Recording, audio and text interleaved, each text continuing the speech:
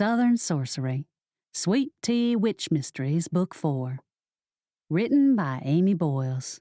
Narrated by Hollis McCarthy. 1. I happened to be standing in the middle of my little old southern shop, familiar place, when all heck broke loose. Well, it wasn't really all heck, but that's what it appeared to be at first. The door shot open as if a great wind had pushed it. I jerked, stumbling as a swell of magic pushed me back. The birds squawked, the kittens meowed, the puppies barked. Hugo the dragon fluttered up. His neck stretched forward and his mouth opened as if ready to shoot an arrow of flame. Oh yeah, in case you didn't know, the shop is actually a magical pet store that I own. Name's Dunn. I'm a witch who matches pet familiars with their owners.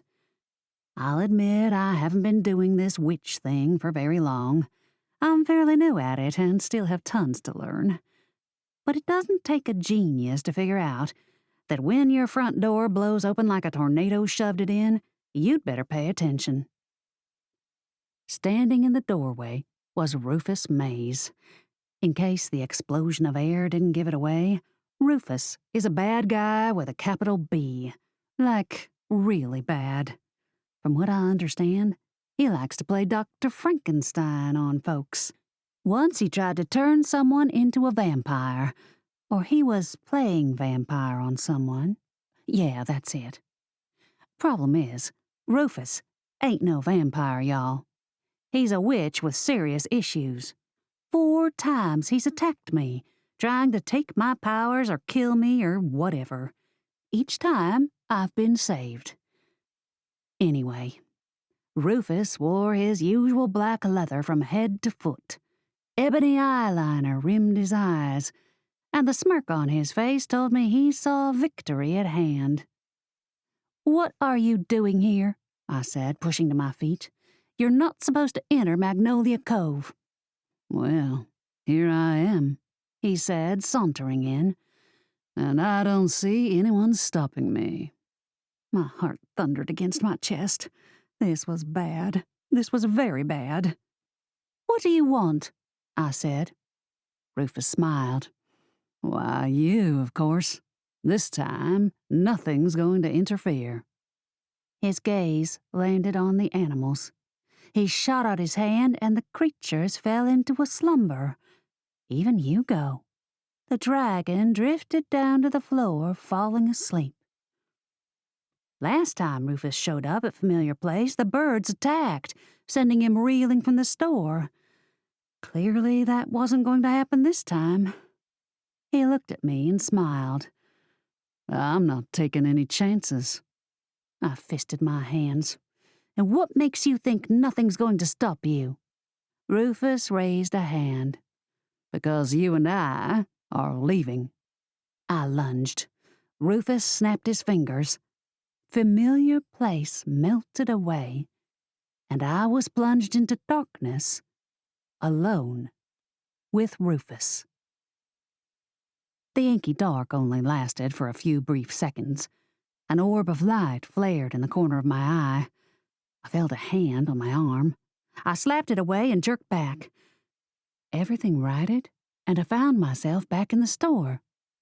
Rufus stood about a foot from me. I stepped back. "What happened?" I said. He looked at his gloved hands. "I don't know. We were supposed to leave, but something didn't work. Drat. This always happens when I enter this cursed place. Something always goes wrong. Why me? All I ever ask is to be able to work one feeble spell correctly, and I'm foiled." He glanced at the ceiling as if speaking to whatever deity he deemed his patron saint or whatever. "Every single time. Is it too much to ask for a little magic to go my way?" I fisted my hands. "Get out of here before I call the cops. I happen to live with the sheriff's sweetheart, so if you don't get the heck out of town, I'm pretty sure you'll be bucked out by the next ornery mule you see." Rufus's lips spread wide as he laughed. Do you really think I'm going to let a little hiccup interrupt my plan? Well, I kinda hoped so. His dark eyes brightened as he stared at me.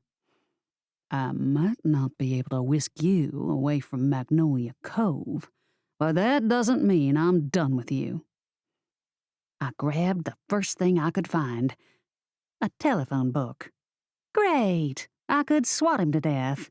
This was like that horrible Facebook question where you're suddenly thrown into the zombie apocalypse and whatever item is to your left is now your only weapon.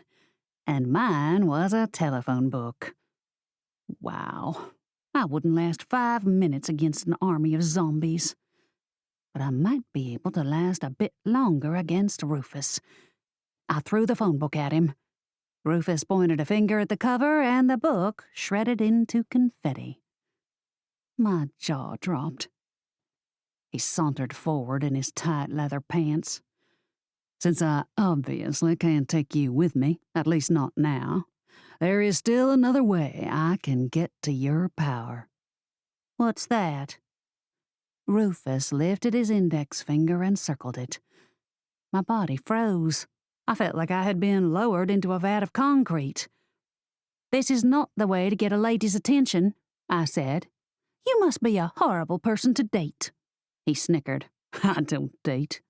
Well, not the way you act, you don't. You should be ashamed of yourself. Didn't your mama teach you any better?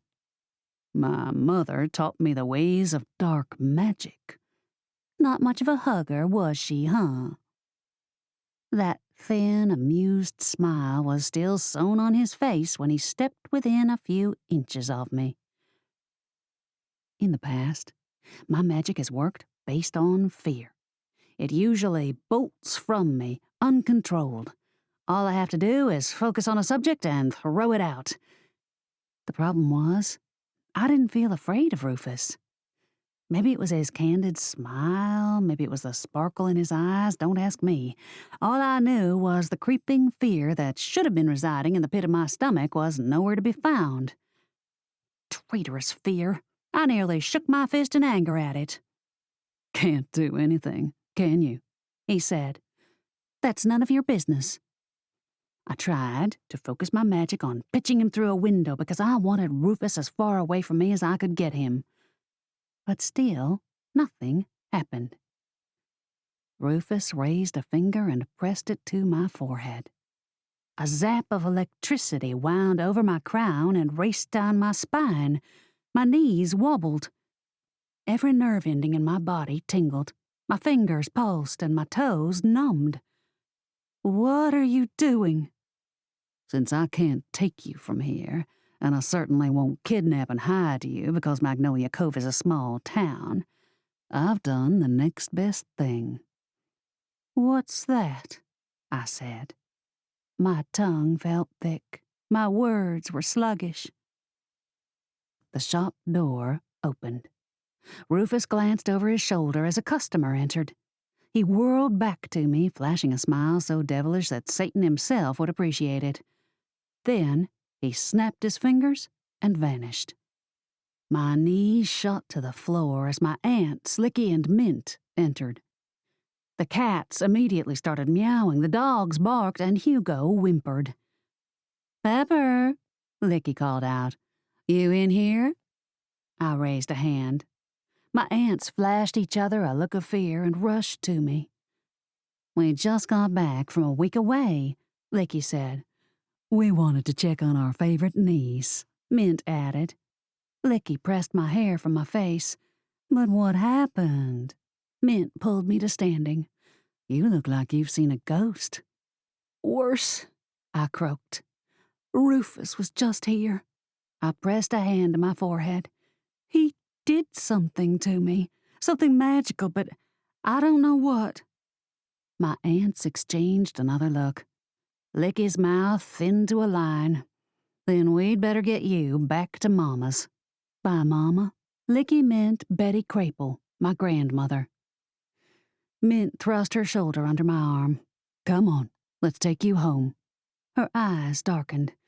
If Rufus is on the loose, there's no telling what he did to you. Time is of the essence. Surely my day could only go up from here. What a wonderful surprise. Have you finally come to join us? Admit it to yourself that your depends can no longer fix the leak in your brain, much less the one in your bladder. Very funny, Argus. We're here on important business. Argus forked a square of chicken into his mouth. Really? Now, what could you ladies possibly need with an old first wizard like myself? Betty pressed a hand to her hip. It's not the first wizard part we're interested in. He dabbed the corners of his lips with a linen napkin. No? What then? Betty placed her palms on the table, wedging herself between two women. We're interested in the first sorcerer part of you. Argus's mouth twitched. His gaze narrowed on Betty, and then, without cutting his eyes from her, he said, Everyone, will you please excuse us? The other residents at the table scattered like cockroaches. I mean, never in my life had I seen old folks move like lightning, greased lightning at that. Argus gestured with his non-pinky-ringed hand. Ladies, please have a seat. Mattie hopped in my lap. She raised her nose, getting a good whiff of the chicken, I'm sure. Argus sliced the meat. You wish to speak about the art of sorcery? Something I discuss with a very few privileged people? Can the dramatics, Argus, Betty snapped. You and I both know this entire town is aware of your past. Just because you talk like a gentleman now doesn't erase what you used to dabble in. He gave Betty a tight smile. Then, what can I do for you? Betty nodded toward me. My granddaughter ran into a sorcerer today. I think he did something to her, but since my magic doesn't bend to the ways of your kind, I can't tell what. His gaze flickered to me. And how can you be sure, young lady, that it was sorcery you encountered? Rufus Mayes walked into her store and zapped her with his finger. Argus choked on what I could only presume was a chicken bone. He lifted his water glass and took several long sips. Rufus Mayes? He's banned from Magnolia Cove. Tell him that, Betty spat. Someone somehow let him in.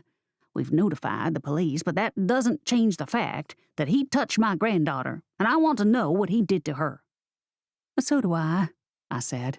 Please, Mr. Amulet, if you can help me, I would be forever grateful.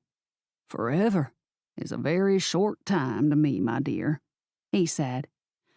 I nearly rolled my eyes. Yes, I knew he was old, and he wouldn't live for another 10 years or so, probably, but hey, he could still show a little respect for my thankfulness. Sheesh, some people. With a feeble hand, Argus clasped the cane resting beside the table. He pushed his chair back and rose, leaning on the instrument. Ladies, come with me.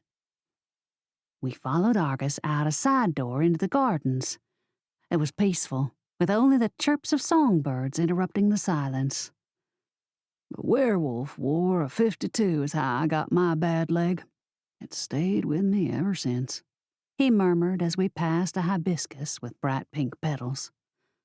Werewolf War? I said. Yes, most of my kin fought in the faction that won. I was lucky enough to be among them, though I didn't get away scot-free. Lost my leg. The synthetic one that replaced it isn't quite as good, but I've gotten used to it over the years. Was there a bombing or something? Is that how you lost it? A rich, velvety laugh escaped Argus. Of course not, my dear. I was attacked by a sorcerer.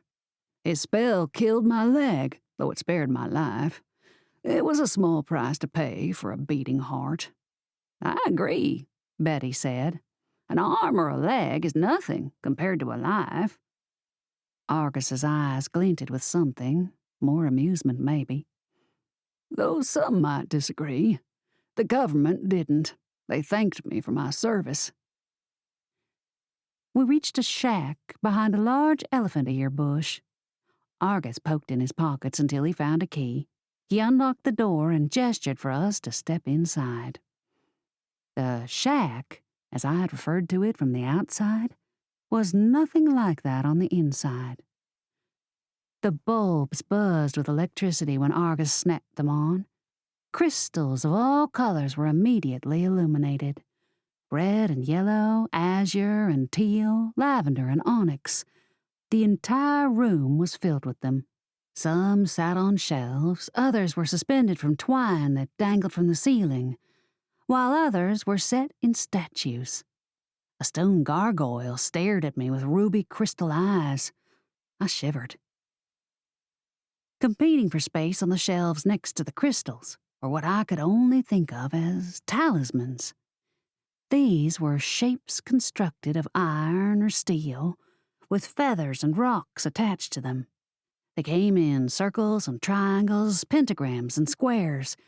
Even though the designs were simple, there was something intimidating about them. In fact, the entire room seemed to hum with an undercurrent of energy. One corner in particular stole my attention. It was a rack of shelves lined with clear vials. In the vials were colored powders, eyeballs, feathers, bones, an assortment of organic substances that I could only figure were used in the art of sorcery. "What in hell's bells is this place?" I said. Betty swatted me. "What?"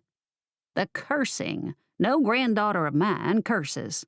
I rolled my eyes. I don't consider hell to be a curse word. When it's a place as well as an expression, it's PG. "Says you," she huffed. "That's exactly right," I said smugly. "Ladies," Argus said, "this is my retreat from the sterile halls of the center.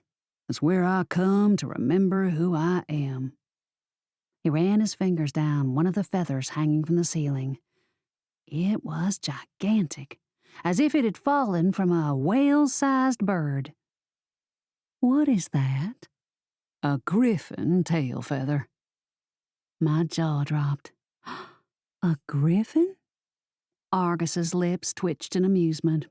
"Yes, my dear. I am a collector of many things, including magical creature elements." Mental note: do not let Argus near Hugo.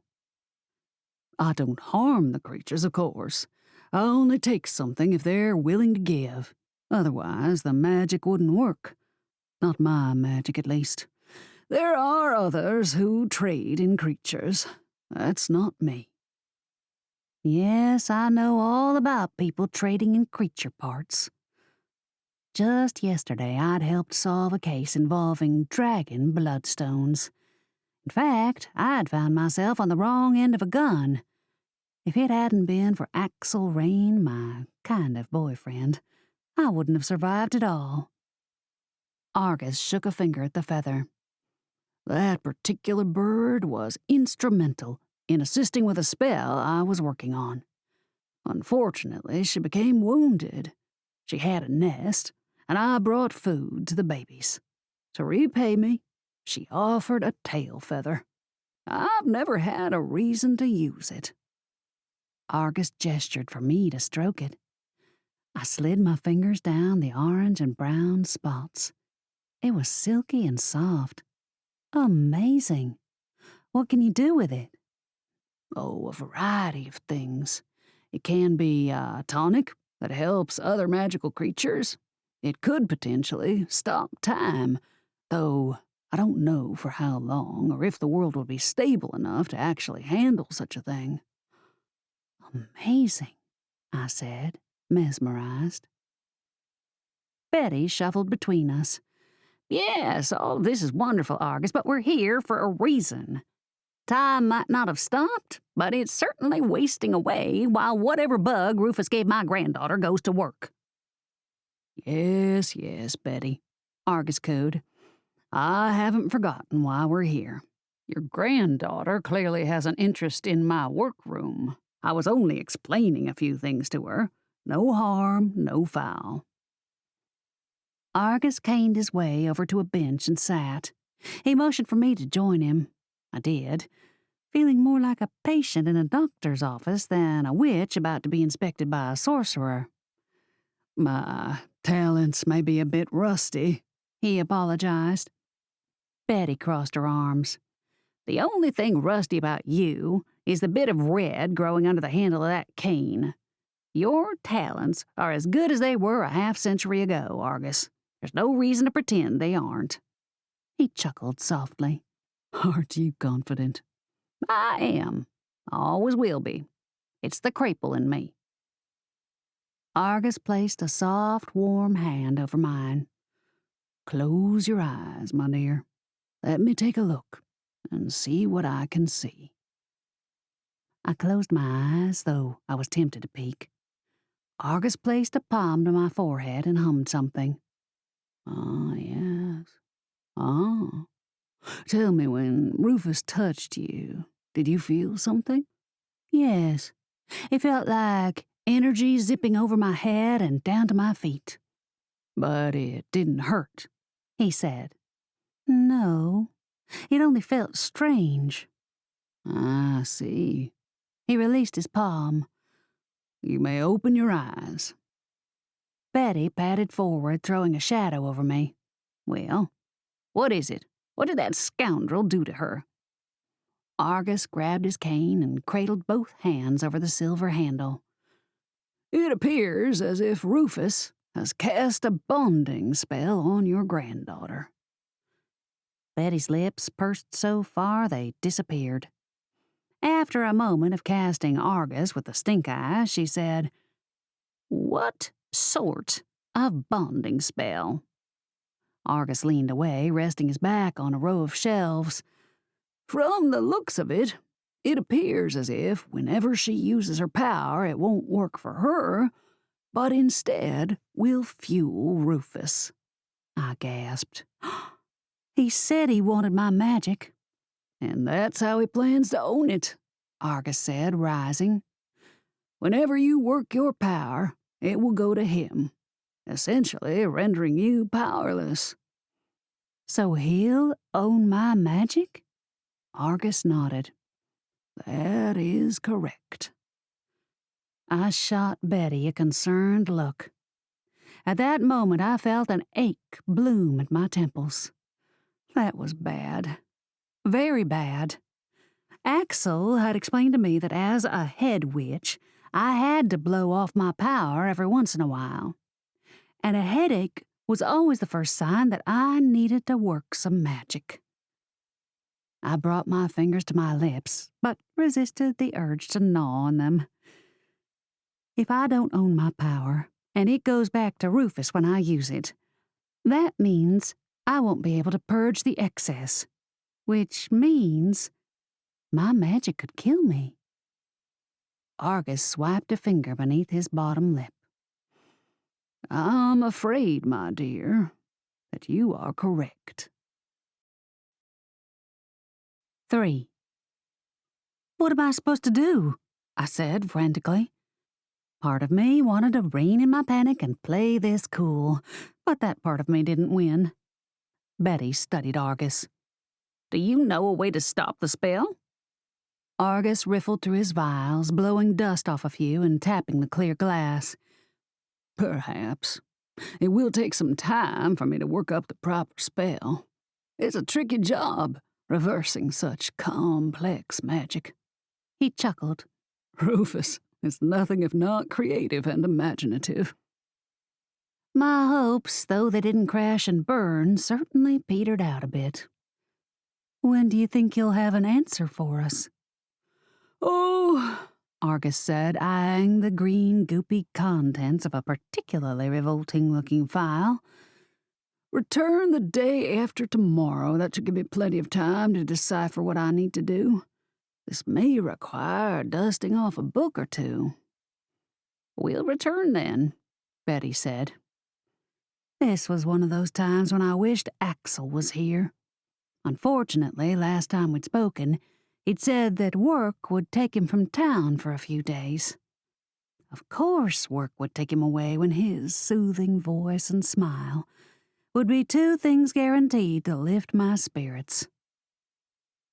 Betty and I followed Argus out, where we were met by a young man in a suit.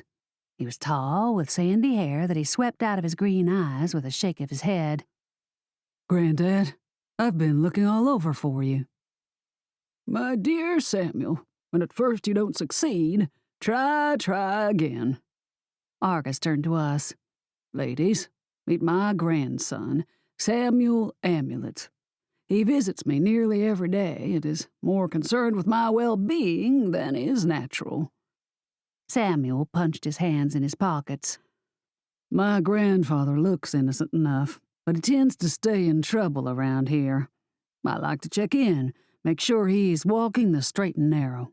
"And how narrow do you think he's going to do that with a sorcerer's shack out here?"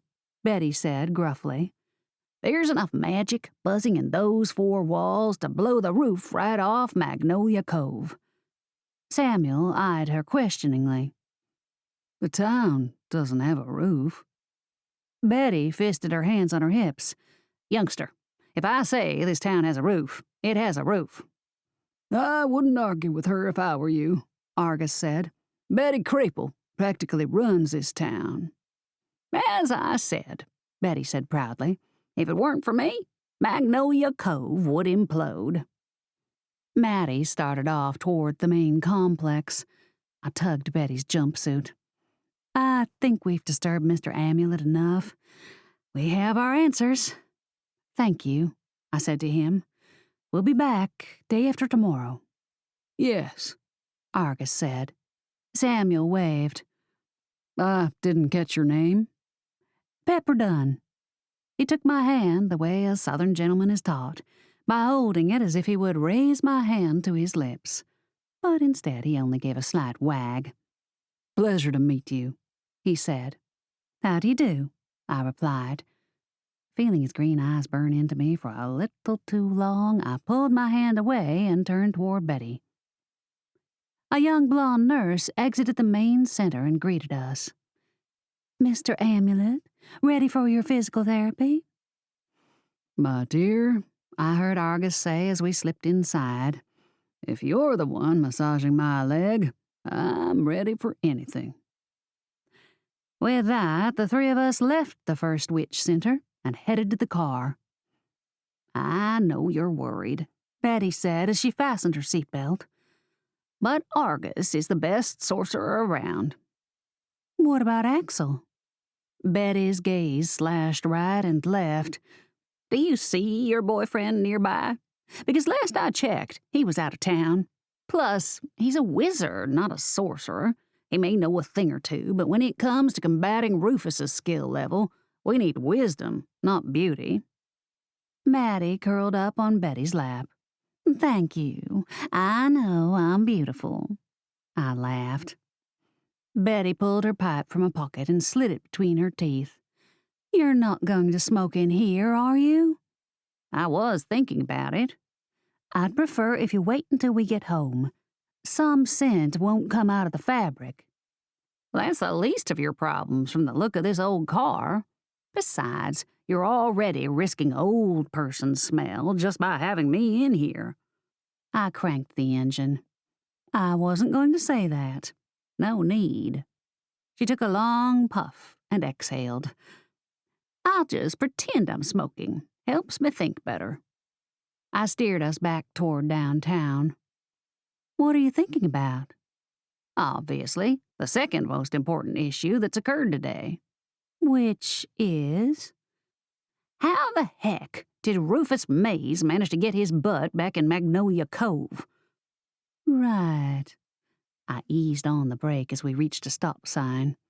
They didn't want to work, so I pumped them a few times until the brake fluid finally lubricated the joints enough to stop.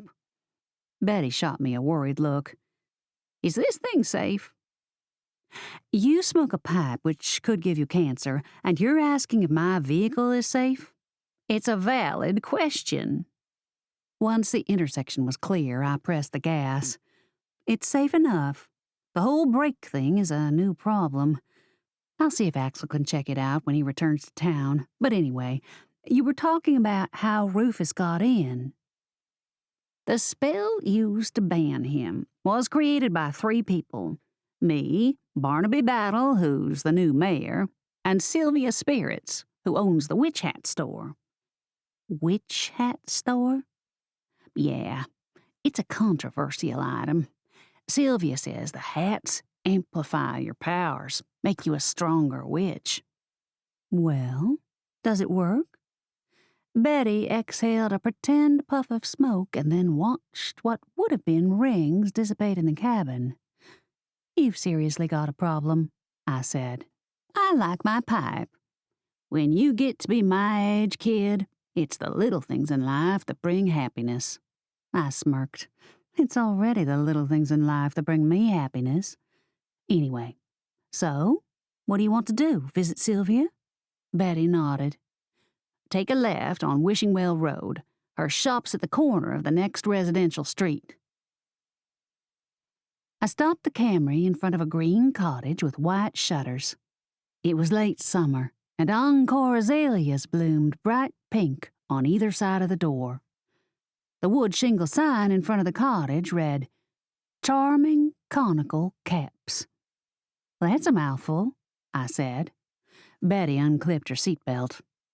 As I explained, it's more for advanced witches than a newbie, and even then, many magical sorts don't buy into it. I tapped the steering wheel. Glancing at my chipped polish, I realized that, boy, I sure could use a manicure. Perhaps there was a magical store in town that would do such a thing. In fact, if I asked, I was bound to find one. But if Sylvia was one of the 3 of you who created the spell that kept Rufus from entering, she must be a powerful witch. Oh, she's one of the best, that's for sure. But the whole hat thing isn't for me. Why not? She smiled secretively. You'll see. We hopped out. Maddie stretched her back legs. Y'all, I'm going to head back home if you don't mind. I've had enough riding around to last me a week. Nap time, I said. You got it, sugar. Maddie padded off as Betty and I made our way to the cottage. I let her lead, unsure if a hat would pop out and attack me on entering. Hey, crazier things have happened. Like today with Rufus, for instance. When she opened the door, hats of all shapes and sizes greeted us. Some sat on mannequin heads, while others were draped over pegs. Several were propped on hat stands, and a few hovered in the air about head height. They bobbed and spun in gorgeous pinks, ivory, citrine, onyx, emerald, lime, lavender, aquamarine. I swear, Sylvia covered every color of the rainbow with her hats. If you needed one to match an outfit, you wouldn't be disappointed. Greetings, Sylvia said, gliding over. Like many of the female residents of Magnolia Cove, Sylvia Spirits had red hair. Hers shimmered cherry red and hung straight, parted directly in the middle. Sylvia wore a crimson mermaid-shaped gown, and she slithered over the floor as if sliding on rollers. I was immediately intimidated, to say the least. Most of the other shop owners that I'd met were regular people. They weren't extras from the cast of the Addams Family, as Sylvia seemed to be. She ear-kissed both my grandmother's cheeks. Betty Crapel, what a wonderful surprise. She stood about a foot taller than my grandmother, though Sylvia made bending to kiss her appear effortless. They parted, and her gold eyes landed on me. And this must be the granddaughter that the entire town has buzzed about. I gave an embarrassed wave. Pepper, how do you do? Very well, thank you. All these niceties are great, but we've got a serious problem, Sylvia. Sylvia waved the air dismissively. Yes, I'm sure. But first, why don't you take a look at my newest collection? She slid over to a row of pointed hats in autumnal colors. Fall will be here in a few weeks, and to prepare for Halloween, I've created a new conical that's guaranteed to amplify any holiday spells you might make. Conical? I said. The shape of the hat, Betty said behind her hand. My grandmother rolled her eyes. Got it. Sylvia took a beautiful nut-brown hat from a peg and placed it on my head. This would look absolutely wonderful on you. Try it out. Give it a whirl. Sylvia, she can't, Betty said. That's why we're here. Sylvia's eyes widened. Oh? Rufus got in. Impossible, she hissed. Rufus Mayes, you must be mistaken. Betty shook her head. I am not mistaken. He attacked my granddaughter this morning, placed some sort of spell on her. But I didn't feel any breaking or thinning of the spell. Betty cocked an eye at her. Are you sure? Sylvia opened and shut her mouth. No. Yes, I'm positive. Come, let us see. She tapped a wall lined with hats. The wall swung back, revealing a dark room. Inside, a bubbling cauldron with icky yellow liquid bubbled and boiled. Sylvia grazed her hand across the opening and shut her eyes. A rainbow of light shot up from the center and then crashed back down, hovering over the cauldron. It looked like a miniature galaxy. It was amazing. What's that? I said, totally mystified. That, Betty said proudly, is the spell that keeps Rufus locked out of Magnolia Cove. At least it was. Sylvia studied the lines and circles, the dots and swirls. Nothing appears to be wrong. Everything's in place. Why, you say he got in? Betty drummed her fingers on the lip of the cauldron. He broke in and, as far as I know, is still here. I don't see where the spell has been tampered with, she said. Every line is perfect. Betty frowned. If it has been messed with, that can only mean one thing. I tucked a few strands of crimson and honey hair behind my ear. What? Betty's lower lip trembled. Oh, crap. It had to be bad if her lower lip was acting that way. I never, and I mean never, saw her in any way, shape, or form reveal the tiniest hint of vulnerability. The shinola had finally hit the crap fan. When Betty spoke, I held my breath. That spell was fine-tuned to Rufus's body, the magic inside of him. He couldn't have broken it. Sylvia scraped black-tipped nails down her face. It can only mean that someone helped him. She stopped and took a moment to stare at the two of us in turn. Someone inside Magnolia Cove found a way to sneak Rufus inside. Someone's working with him. 4. But who? Who could be helping Rufus? The three of us sat at a table in the back of Sylvia's shop. She'd poured us cups of coffee. Luckily, I had a stash of jelly beans in my purse, ready to plop into the bitter liquid. Sylvia shook out her mane of hair. That I don't know. It's the sort of information the police will have to drag from him. I glanced at Betty. Speaking of that, maybe we should see where they are in their search. Good idea. Sylvia, thank you for the coffee. Sylvia nodded. Pepper, are you sure you wouldn't like to try on a hat? I shook my head. No thanks. Now's not a good time, Betty said. Sylvia walked us to the door. Let me know if there's anything else I can do. When we got inside the Camry, I turned to Betty. So, where are we headed? To the police station. I want to see how Garrick's getting along in his search for Rufus. I cranked the engine just as a horn blared outside. It sounded like a tornado siren, a sound I'm all too familiar with, living in the South. In the springtime, sirens blare in cities at the first whiff that there's a twister nearby. It's a good thing, too, because Alabama is practically its own tornado alley. What's that?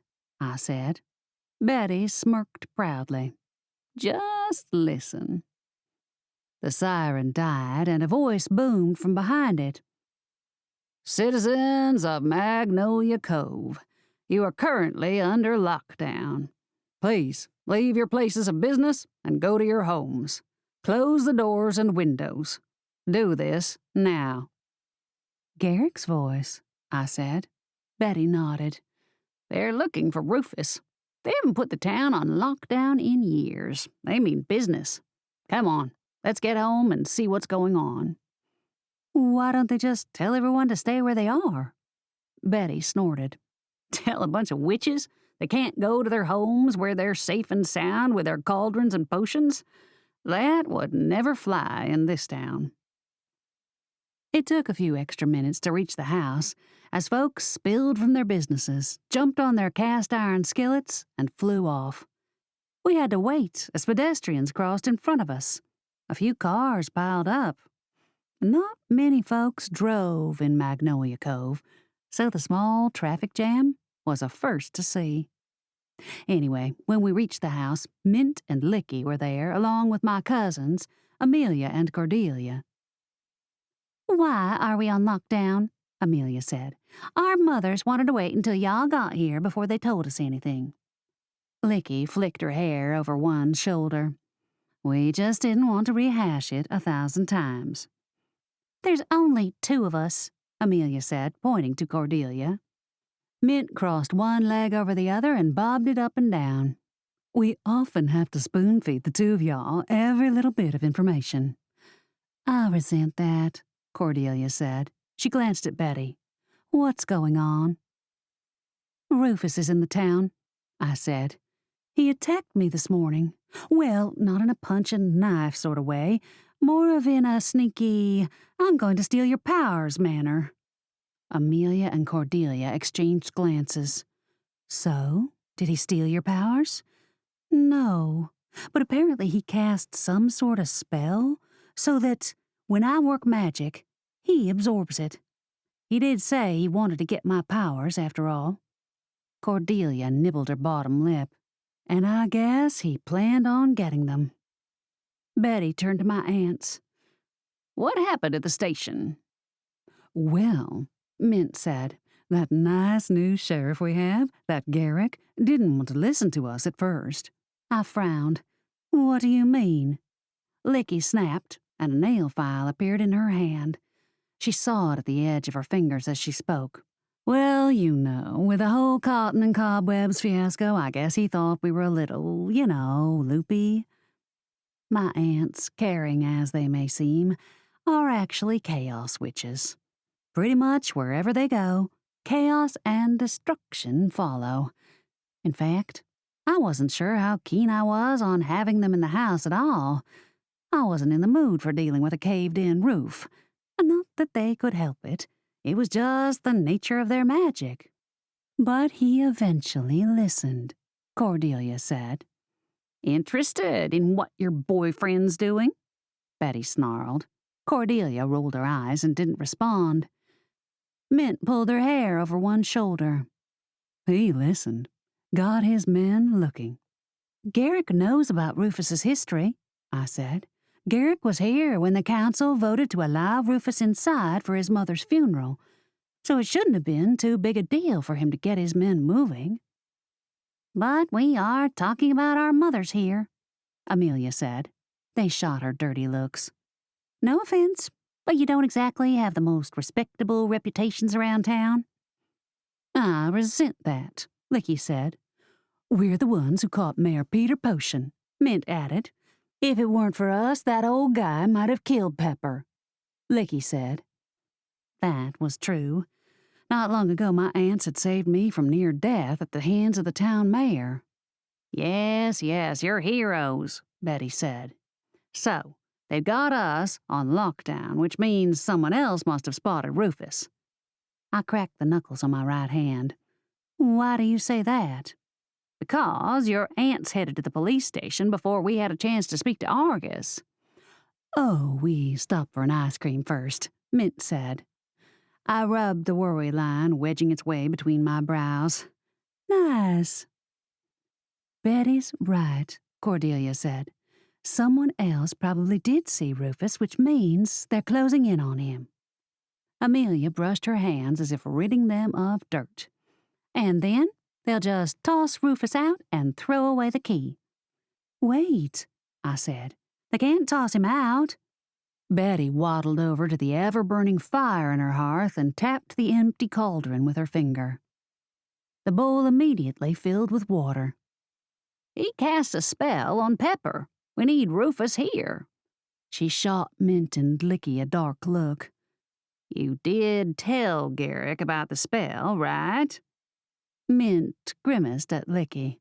We told him, right? Licky clicked her tongue. I'm pretty sure we did. I almost remember doing it.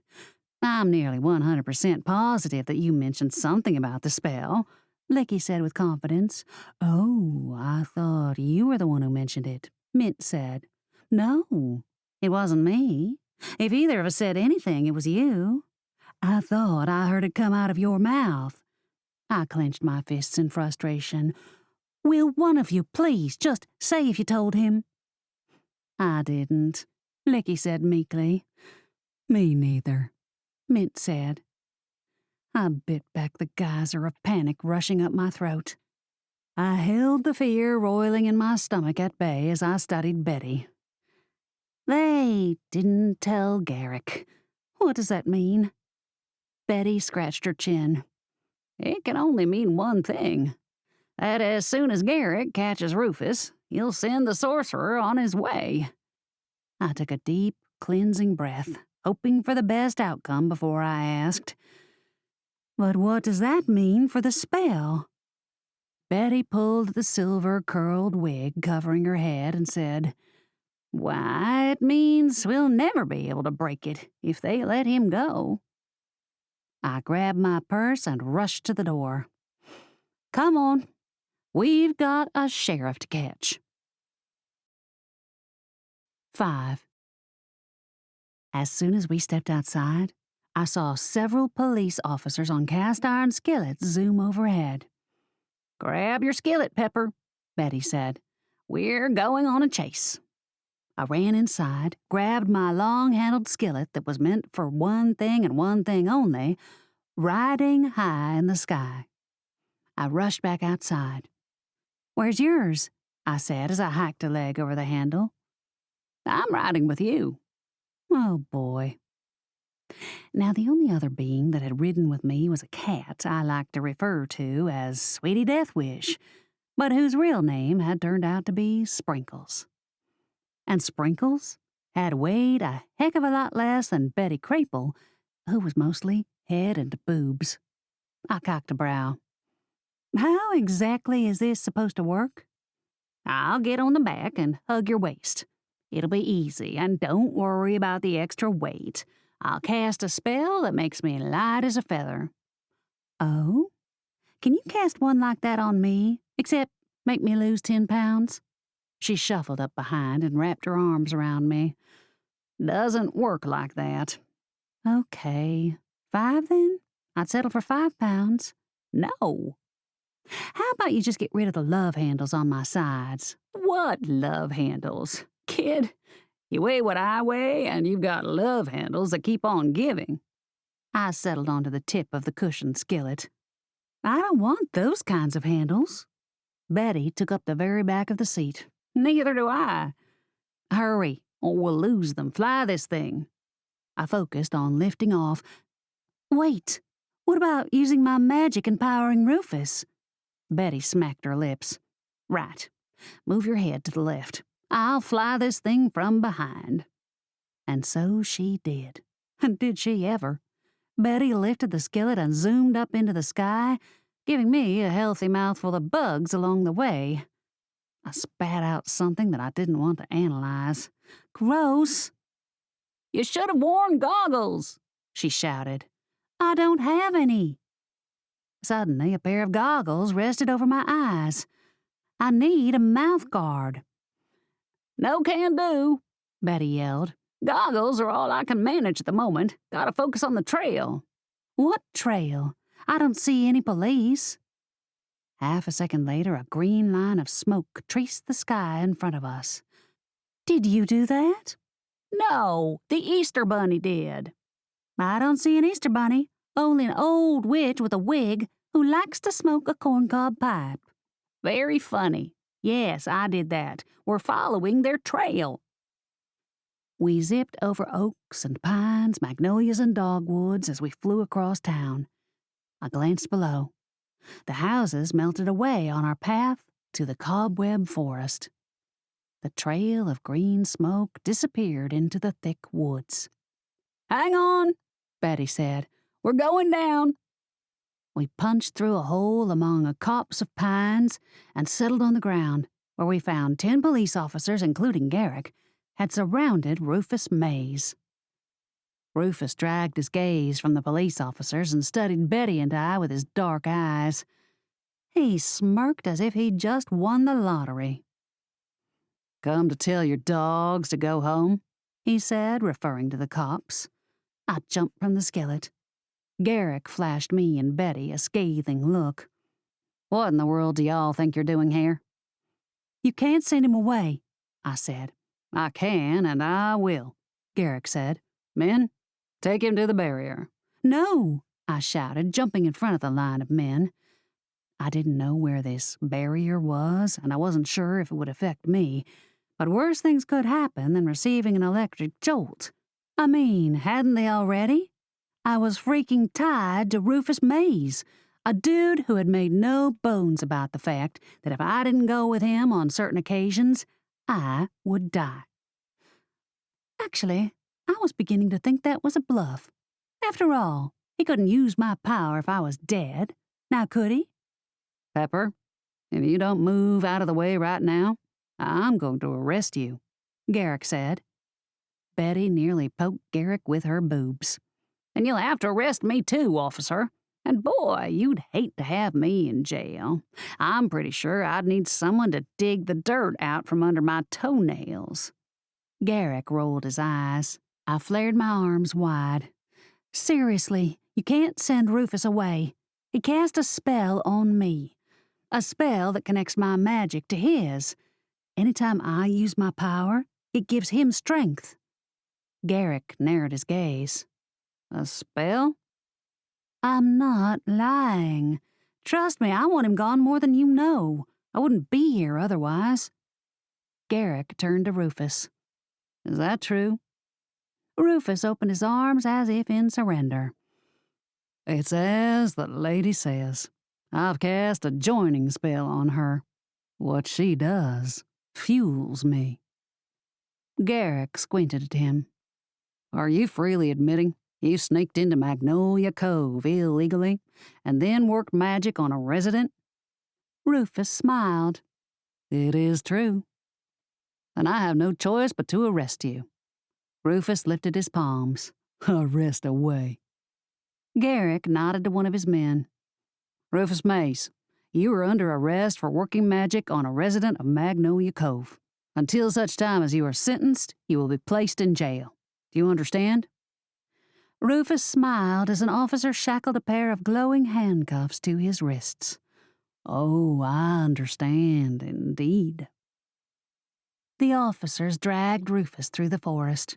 Rufus shot me a smile that made vomit creep up the back of my throat. "It looks like I won't be going home after all." Garrick crossed to me. "I don't know what you're thinking, pulling a stunt like showing up during a lockdown and arrest. For goodness sake, at the worst, one of us could have blasted you with magic." I folded my arms. And at the horrific, which in my opinion is 1,000 times worse than the word worst, you could have sent Rufus back to be free in the world, and I'd be tied to him for the rest of my life. Which, unless Argus figured out how to break the spell, could be very short, given the fact that my headache hadn't dampened one iota. "Well, just be sure to stay out of trouble," Garrick said. "Don't worry, I plan on it." Garrick followed the trail of officers as they climbed on board their skillets. They placed Rufus on his own, but then magically roped it to another officer's ride so that he couldn't get away. Rufus smiled at me as they lifted up into the trees and disappeared in the green canopy. I kicked a pine cone on my way over to Betty. She held the skillet with one hand and scratched her chin with the other. "Something's not right, is it?" I said. She dragged her gaze from the men. What? "Oh, I don't know. I was just lost in my thoughts." "I'll say it again, then. Something's not right. The way Rufus is acting, it's almost as if he wanted to be arrested." That's what I was thinking. I dug my fingers into the worry lines sprouting on my forehead. Now I'm worried. Not that I wasn't before, but I really am now. If Rufus's plan was to be arrested, I have a bad feeling he wants more than just my magic. Betty nodded. That makes two of us. Rufus Mayes may have big plans for Magnolia Cove. Big bad plans. Ones that involve you. I climbed on the skillet. Then what do you suggest we do? Betty rubbed her chin. I say we have some dinner, 'cause I'm starved, and then we head back over to Argus, see if he's found anything out. But he said to give him 2 days. I glanced over my shoulder. Betty pulled out her corncob pipe. Yes, she snapped. I'm going to smoke and ride. I hope you don't have a problem with that. I shrugged. If you're talented enough to make that work with the wind blasting your face, then I'm impressed. But anyway, about Argus. What if he's not ready? Betty's face hardened. Argus won't have a choice but to be ready. The safety of every citizen might be riding on him. 6. Dinner was a quiet, somber affair. Even the meal itself seemed sad. Limp turnip greens, black-eyed peas, and ham hock with more hock than ham made a scrimpy supper. Mint and Licky hadn't stayed around, and Amelia and Cordelia pushed their food around their plates with their forks. What was left of the ham bone I gave to Hugo, who gnawed it greedily on a newspaper laid out on the kitchen floor. If I've got to sit here with a bunch of whining and complaining babies, I'll be happy to throw every one of you out, Betty snapped. My cousins and I exchanged confused glances. Cordelia jabbed a pea. What are you talking about? We're sitting here. It's the way you're sitting here, Betty said, slathering butter on a cornbread muffin. Y'all are sitting here like the world's ending, like you're contestants in a moping contest, to see who wins by getting the most mopes. I don't think mopes is a word, Amelia said. And you, Betty snapped, you're the worst. Amelia frowned. I'm the worst? We're all worried about Pepper and this stupid spell, and I'm the worst? What am I doing? A spark of fire lit in Betty's eyes. Oh, crap. I didn't know what was coming, but I knew she was goading Amelia for a reason. I was just afraid to find out exactly what that was. You've been complaining about your job for days. Amelia shook her head. No, I haven't. She hasn't, Cordelia added. Betty leaned back in her chair and studied Amelia. You can say you haven't, but I've heard your silent cries for help. Amelia's grip on her fork tightened. I don't know what you're talking about. I love my job. Filing, Betty said. Amelia sniffed. I'm good at it. Betty snapped her fingers and a magical Rolodex appeared. Not this again, Amelia said. I thought after the last catastrophe you were going to stay out of my love life. This isn't about your love life. The Rolodex shot a beam of light upward like a projector. An image appeared of a woman in a chef's hat stirring something in a ceramic bowl. What's that? Amelia said. I'm trying to find you a new job. Amelia shook her head. But I don't want a new job. You might want this one. Betty shuffled through the Rolodex again. Images whizzed by until she stopped. The picture on the screen showed a vault and a man with a key. Amelia's eyes widened. "Oh, what's that?" "I thought you weren't interested in a new job," Betty said smugly. "I might be interested in that one. What is it?" Betty crossed her arms and looked very proud of herself. "Magnolia Cove has an opening for a vault keeper." "Vault keeper?" I said. Cordelia folded her napkin. "The vault keeper helps guard the town's riches, whatever those might be, potions, jewels, whatever." Amelia tapped her fingers together. "Oh, that sounds fascinating.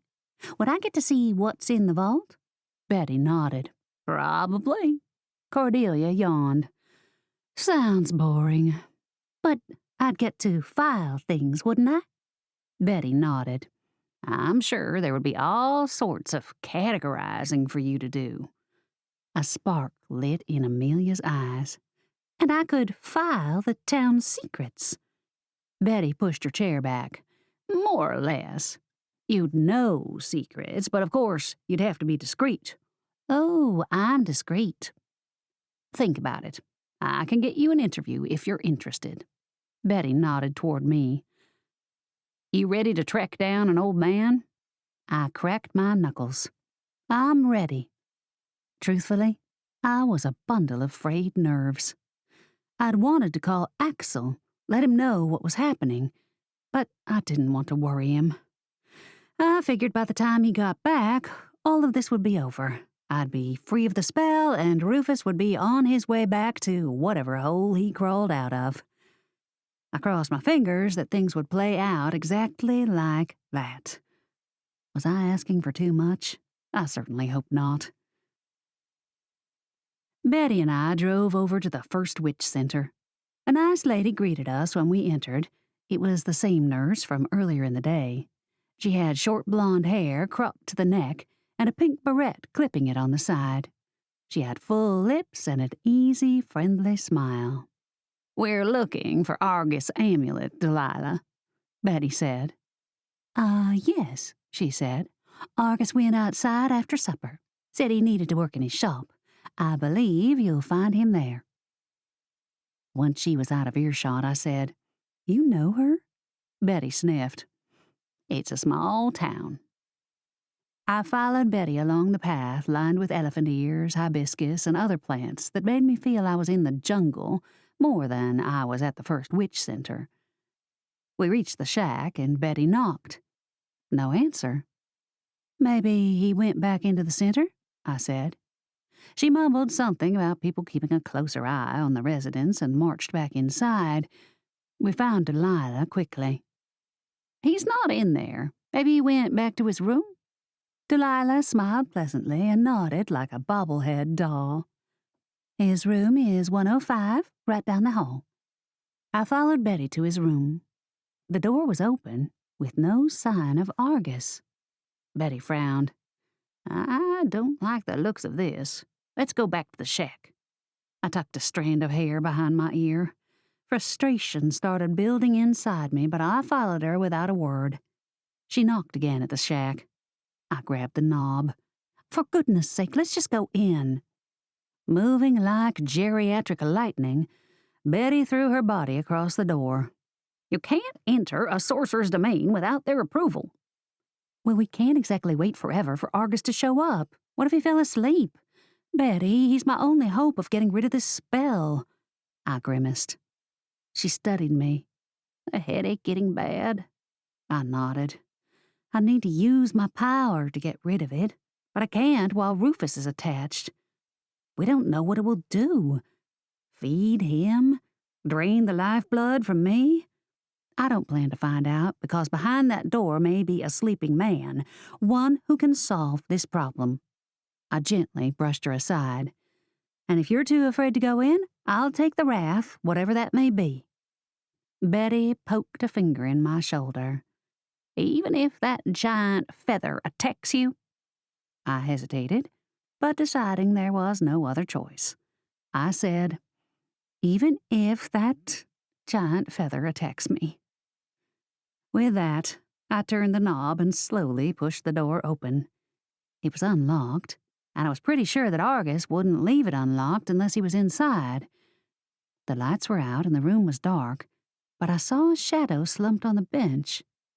I glanced over my shoulder. He's just asleep like we thought. I padded inside with Betty directly behind. A skylight allowed slivers of light to pierce the darkness. Mr. Amulet? Sorry to intrude, but my grandmother and I were hoping you'd been able to crack that spell. See, we think something bad's going to happen. That Rufus is up to something that could affect all of Magnolia Cove. The figure didn't move. Mr. Amulet? I reached out and touched his shoulder. Mr. Amulet fell to the floor. I jumped back. Holy shrimp and grits! Argus Amulet's sightless eyes gazed upward. Rubber tubing was tied around his arm, and dangling from his skin was a syringe. Well, Betty said, stepping forward, it appears our best hope of getting you out of this mess is now dead. I crumpled to the floor beside Argus. Betty was right. Argus was dead, and unless my luck changed, I might be right behind him. 7.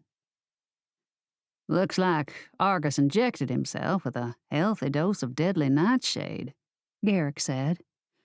We stood outside. Even though the humid night was warm, a chill settled on my skin, making me shiver. Deadly nightshade? I said. He lifted a bottle in a plastic bag. The label read, Deadly Nightshade. Oh, I said. I guess it's obvious then. Sorcerers often use this stuff to achieve a trance-like state, he explained. It can help them see whatever it is they need, meaning it assists in contacting the spirits. So it basically works like LSD? I said. Betty glared at me. How do you know about those sorts of drugs? I shrugged. I know it's a hallucinogen. I imagine that's what the nightshade does. Garrick nodded, but he dosed himself way too large for that. I rocked back on my heels. You mean you think this was intentional? That's what it looks like. I raked my fingers down my cheeks. There's no way. Argus was helping me. He was trying to break the spell that Rufus cast. He wouldn't have killed himself. Garrick's lips thinned to a line. He wrapped a hand on my shoulder and said, He was an old man, and I'm sure one in a lot of pain. There's no evidence of foul play. Now, maybe it wasn't suicide, could have just been an accident, but there's no way to know. Argus is gone and won't be able to help you. I glanced at Betty. What do we do now? She tapped her foot impatiently and glared at Garrick. That's an excellent question. What are we supposed to do now? You're holding Rufus because of a spell he cast on Pepper. How long can you detain him? Garrick glanced at the ground as if thinking. A couple of days, tops. But I need evidence of a spell. Otherwise I'll have to escort him out of town. Makes people uncomfortable having him here. No one said anything, but I can tell. They don't like him. I twisted my hair over one shoulder.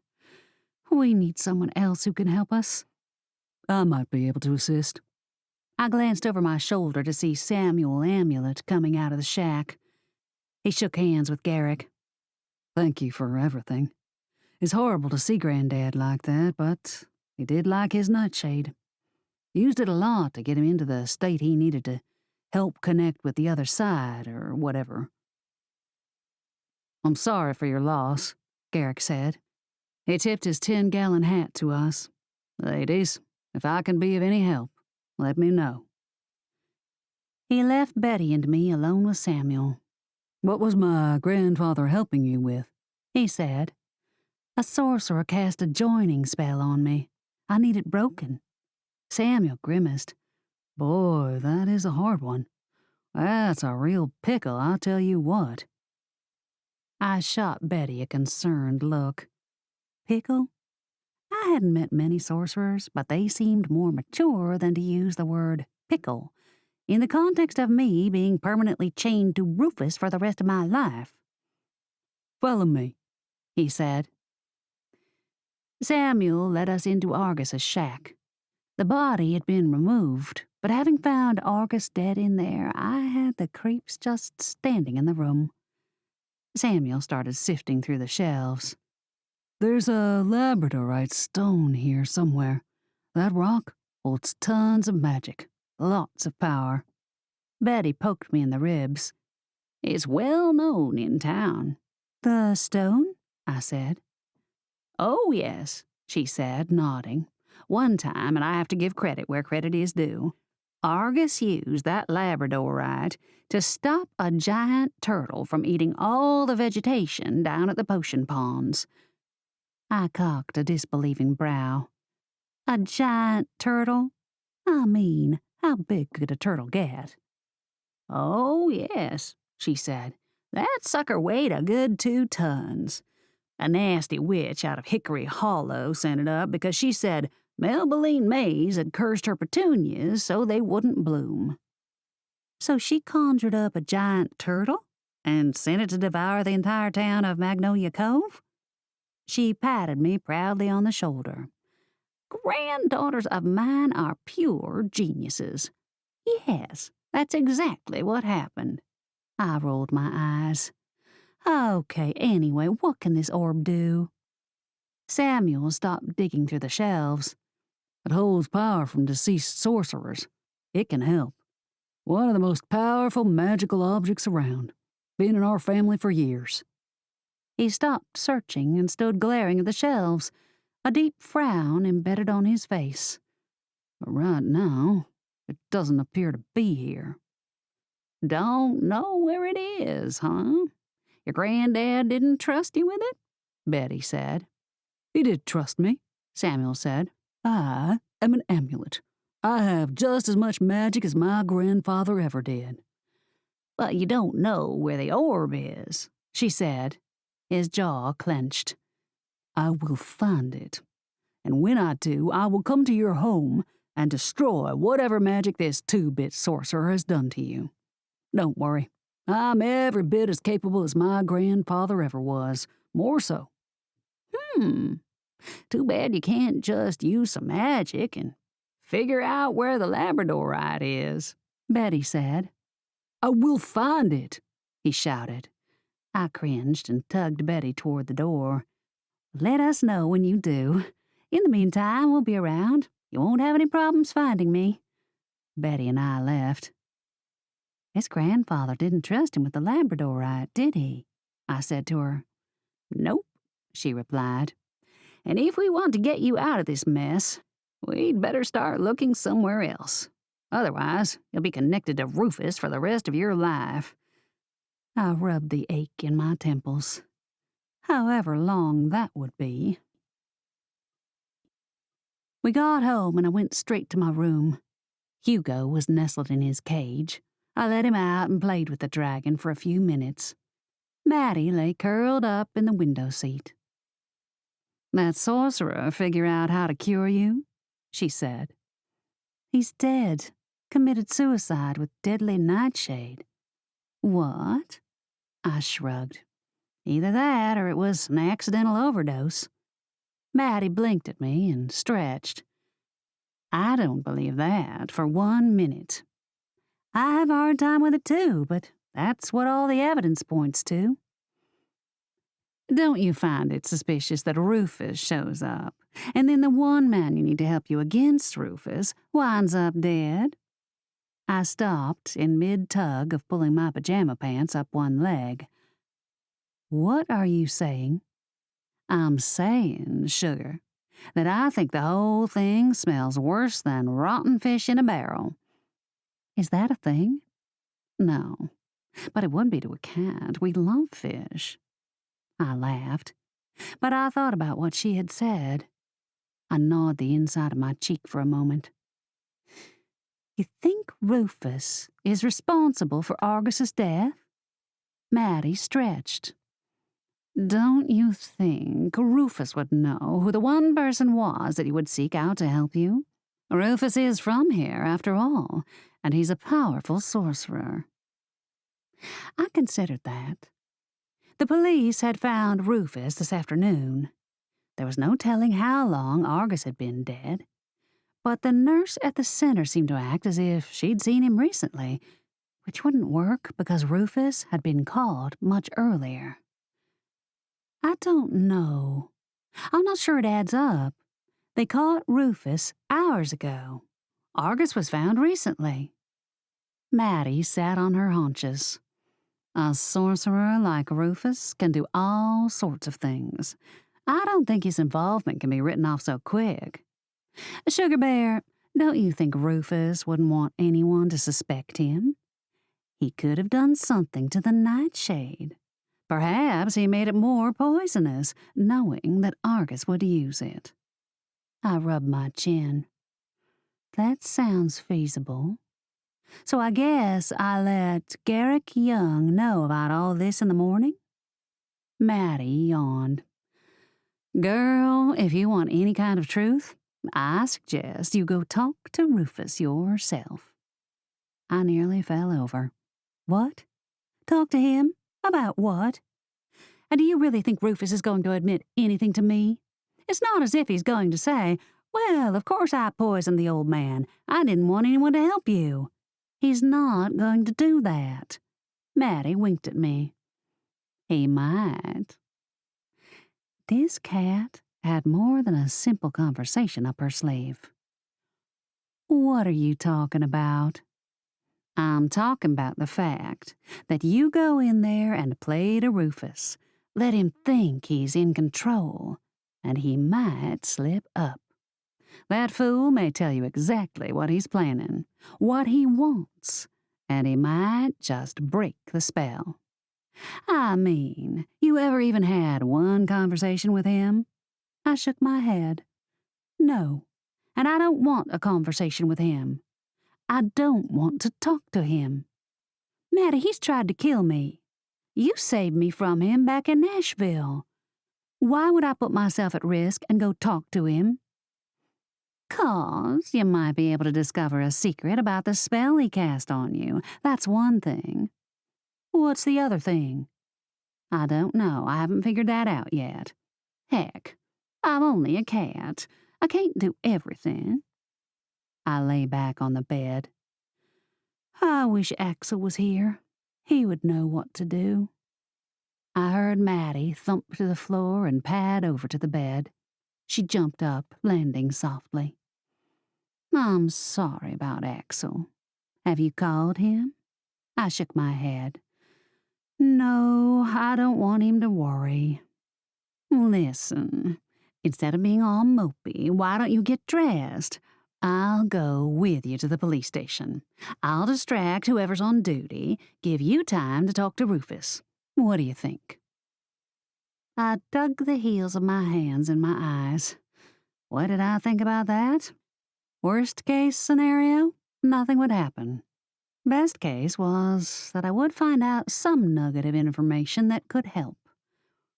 I sat up and glanced at the gray cat staring blankly at me. All right, let's get down to the station.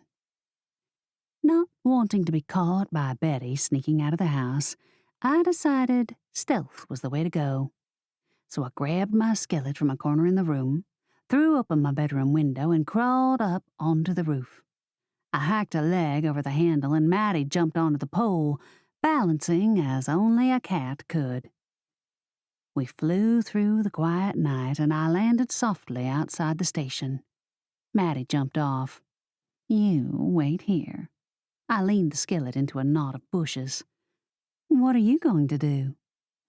I'm going to jump up on the desk and grab something that'll really tick off the officer who's on duty. Maybe his keys. Then I'm going to run out the front door and keep him busy for about 10 minutes. How are you going to get in and out of the door? Maddie blinked at me. Why, magic, of course. I can open a door if I need to. I nodded appreciatively. Wow, I'm impressed. I didn't know you could do that. Sugar Bear, I'm not just a pretty face. There's lots I can do. I hid a laugh behind my hand, as you've proven. Okay, now get ready. I waited across the street while Maddie wiggled her way inside the station. I held my breath as she stayed out of sight for several seconds. Suddenly, the glass door flew open.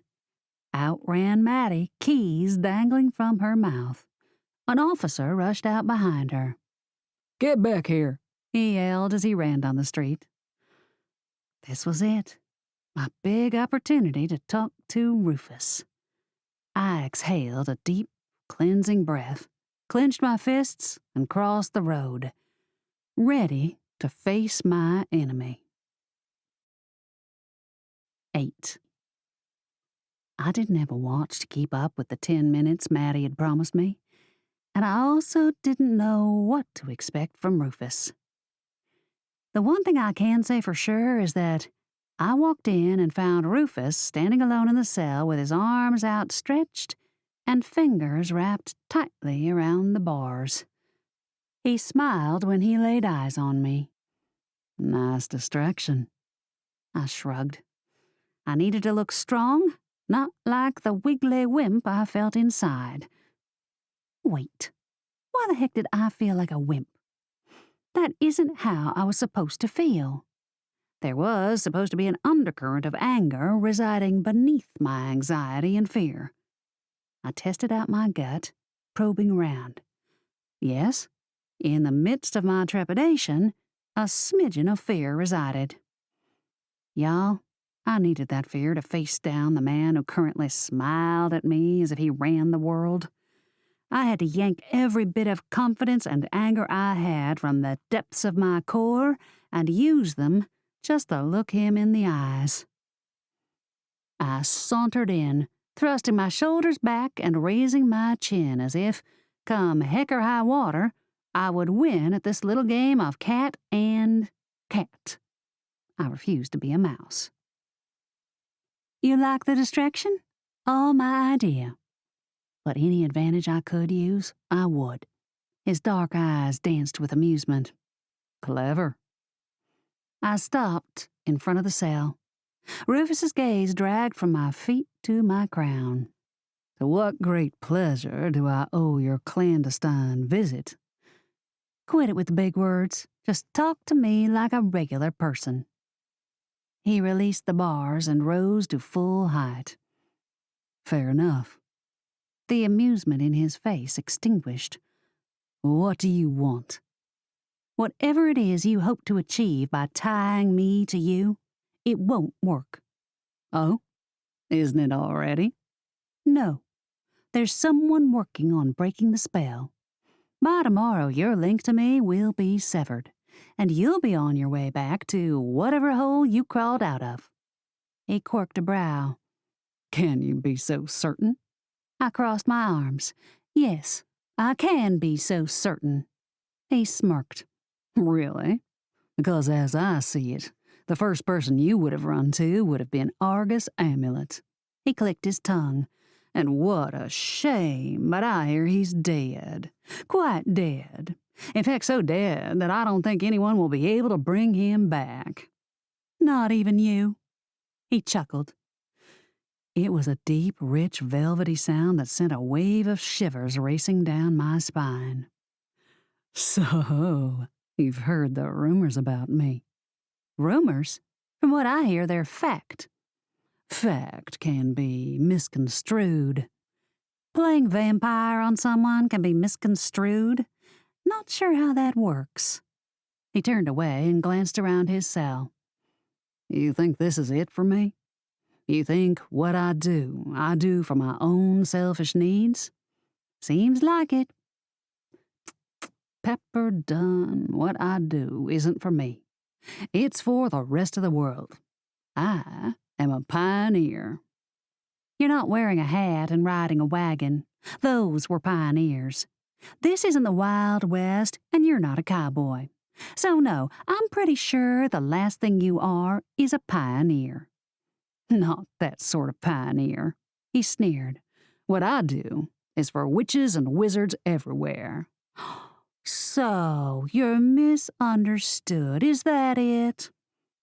The work I perform may not be understood for a very, very long time, but believe me, it's cutting edge.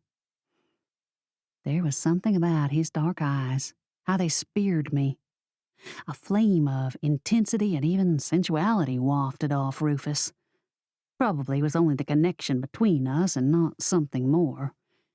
But if Rufus approached a young woman and asked if he could suck her blood, I could see where it would be very easy to say yes. Something truly mesmerizing lay in his eyes. That simple knowledge sent a sliver of ice straight to my heart. Did you kill Argus? You know about his death. Rufus laughed. No, why would I kill him? So that he couldn't break the connection between us, if one even exists. His eyes narrowed to slits. So, you don't think it's true? No, I said, bluffing. Rufus held up his palm and blew into it. Tendrils of magic floated in the air toward me. Of course, most of my magic has been neutralized. Everything except what's between us. Magic curled toward me. Push it back to me, he said. I twitched my head. Surely such a small use of magic wouldn't do much for him. But would I be able to control it? The only times that I'd ever really used my magic effectively, other than being scared to death, that is, was when Hugo had been around. What the heck? Might as well try. I pressed my fingers to my throbbing temples and shoved the magic back to him. I felt a snap, like a rib cracking in my chest. It didn't hurt. It was like popping a very large knuckle. He smiled. You felt it. Oh, my dear, that connection is very real. Incredibly real. What I could do with your power if you just surrendered it to me. Let me warp and use you. Use me? How? Rufus balked. In ways I can't tell you about because they're top secret. I crossed my arms. You don't know what you're going to do you? His face reddened. Of course I know what I'm going to do. I just don't want to tell you because, well, things, reasons. I have them. That's for me to know and you to find out. I rolled my eyes. Okay, well, I see this isn't going anywhere. I turned to go. The Labradorite. I stopped dead. I looked over my shoulder. What did you say? He smiled again. Part snake, part seducer, and all sorcerer.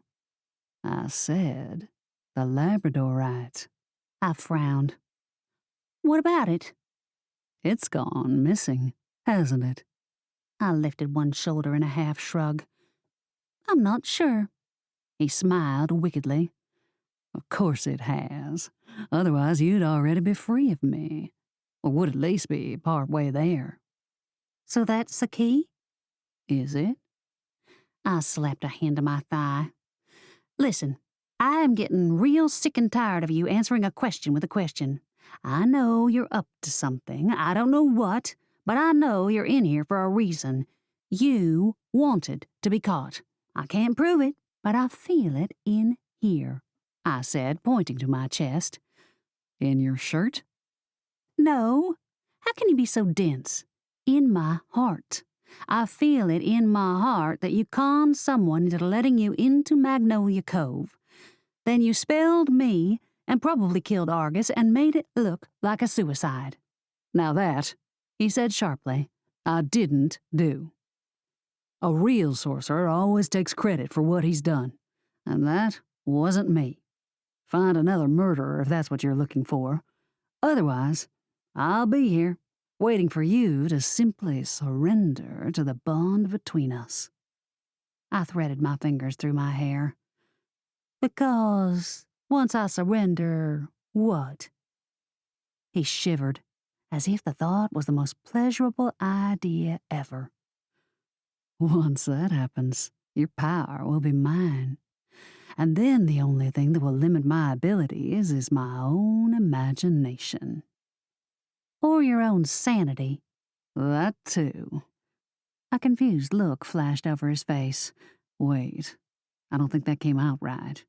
Anyway, surrender, Pepper. Do that, and everything will be so much easier. For you and Magnolia Cove. I rocked back. You are here for a reason other than me. His face fell. I don't know what you're talking about. Feeling a surge of confidence, I strode up to the bars and grabbed them. That's it, isn't it? You're here to do something to the town. With every breath I have, I will find out exactly what that is. Suddenly, it sounded as if an explosion came from behind me. I whirled around to see a cloud of dust filling the space where the front doors had been. Had been. That's right. Past tense. The doors were gone, blown away by some sort of force. I coughed and waved dust from my face. For a moment, panic filled me. Was this someone come to break Rufus out? Then a shadowy figure strode forward. Long, strong thighs crossed the room in less time than it took for my heart to empty of blood on the downbeat. My knees shook when I saw the dark look on his face. Fear rocked my soul as Axel walked to the cell and raised his hand. Rufus slammed against the concrete wall. He groaned. That's for entering Magnolia Cove, Axel said. Daring, Rufus wheezed. He pushed himself off the floor and dusted his black leather pants. Axel gripped the bars of the cell so hard I swore I heard the metal start to bend. What I'm going to do to you for screwing with Pepper will have to wait until they release you. Rufus chuckled. Ah, is the beast upset with me? If I could let the beast rip you to shreds, I would. Rufus sneered. How do you know you can't? The way Rufus watched Axel gave me the creeps. There was some twinge of truth in his words.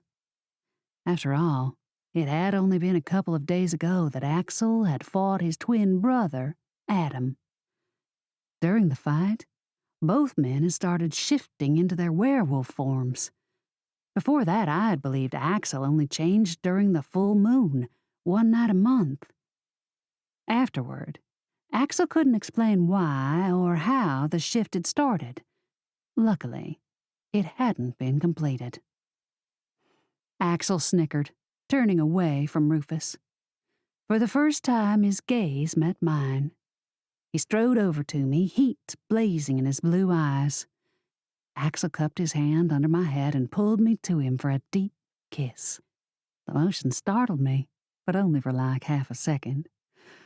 Then I was curling my fingers into his t-shirt and inhaling the wonderful scent of musk and leather that drifted from his skin. When he pulled away, Axel tipped his forehead until it touched mine. We're going to get you out of this. If I thought killing him would help, I'd do it.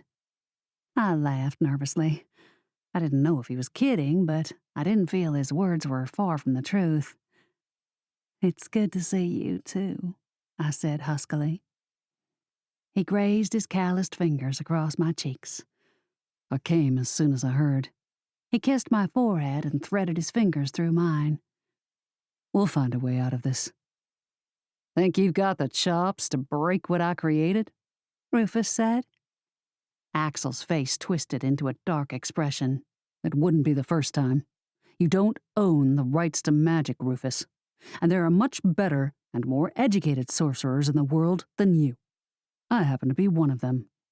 We'll see, beast. Axel stiffened. He released my hand and crossed back to Rufus. You won't see anything. You'll be stuck here, rotting in a cell until they kick you to the curb. So no, you won't see how you're defeated, but you will be. And when I do solve your little spell, I'll personally take you to the boundary." He lifted a finger. "I promise you, that's one trip you won't want to take. So remember that. Sleep with it, and let it fill every second of your thoughts. Because when you see me again, it won't be a charity call." Rufus raked his gloved fingers through his black hair. "Whatever you say, beast. Whatever you say." Rufus's eyes widened. "Looks like it's time for y'all to go." I heard the distinct sound of boot heels on the tile floor. "Do one of y'all want to explain what tornado flew through my station?" I turned around to see Garrick Young standing in the open doorway, the glass doors broken behind him. "I just happened to walk by and saw this mess. What happened to my man?" he said. I cringed. "I think he was distracted. He should be back soon." Axel pointed to the doors. "That's my fault. I'll fix it." Garrick scowled. "I know you're ticked about this situation, but you can't destroy police property. You and I go way back, Rain." Axel ran his fingers through his hair. "I'll fix it. Then we'll get out of your hair." Garrick nodded. "Sounds like a solid plan." Axel kissed my cheek. "Wait for me outside. This will only take a minute." He raised his arms as I scampered across the room, darting around Garrick and hoping his scowl couldn't hurt me in any way, shape, or form. When I reached the threshold, I glanced over my shoulder, catching one last glance of Rufus. His dark eyes probed mine, and he shot me that unwinding, curling smile that sent a shiver of fear straight to my heart. Yes, he had a plan that was bigger than the connection he'd made to me. Of that I was certain. But what I didn't know was how to stop him. Thank goodness Axel was back. As soon as I had him alone, we'd make a plan to defeat Rufus. Or at least, I hoped to heaven and back that we could, because I had a feeling Magnolia Cove had no idea what was coming. Since I didn't know what to expect, I also didn't know how to stop it. 9. Maddie ran up as soon as I stepped outside. "I think I lost him, sugar. You get what you needed?" Her gaze swept to the broken doors and Garrick and Axel. "Oh, well, it looks like you might have gotten more than you bargained for." I grimaced. "I think you're right." Maddie licked her paw and rubbed one side of her whiskers. "Since you don't need me any more, I'm going on home." "Are you sure you don't want to ride?" "Oh, I'm sure, honey. You and Axel probably got a lot of kissing to do." I rolled my eyes. "Okay, well, I'll see you at the house." "Sounds good." With that, Maddie disappeared into the night. A few moments later, the police officer who'd chased her appeared, took one look at the doors, and started cussing. I quietly excused myself to a row of trees in the distance, where I watched Axel fix the doors in a storm of power that looked more like a lightning shower than magic.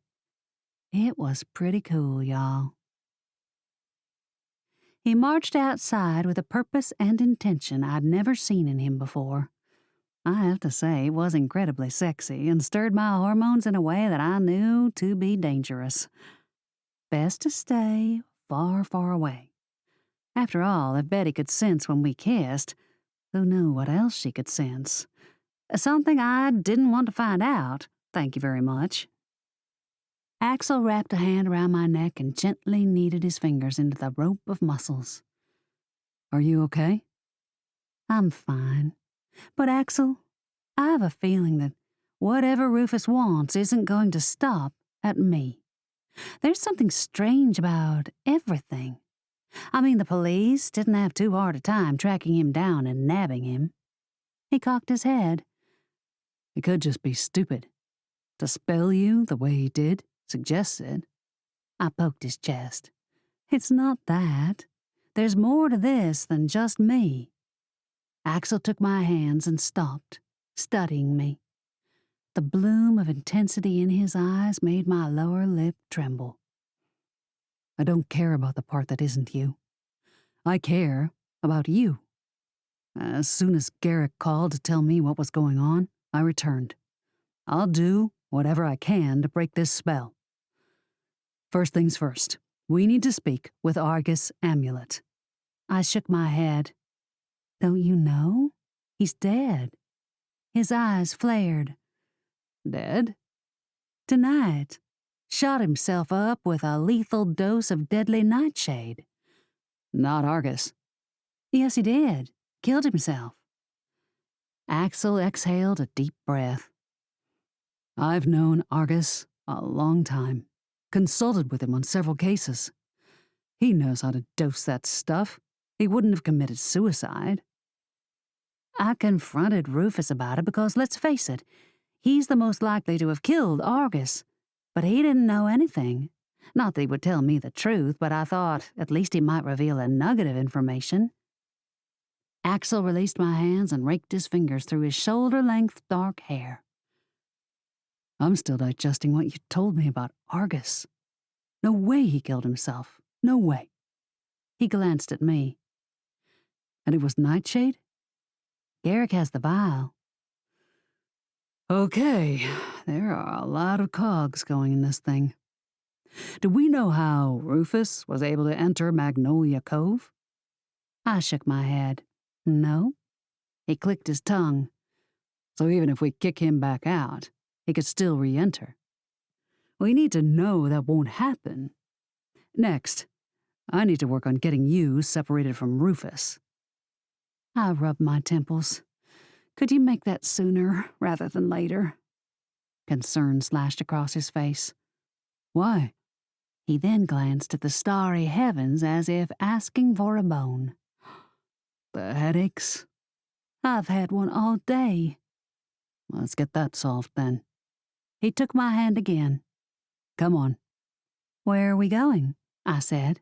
To Argus's shack. At this hour? You're kidding. He shook his head. Not kidding. We've got to break that spell.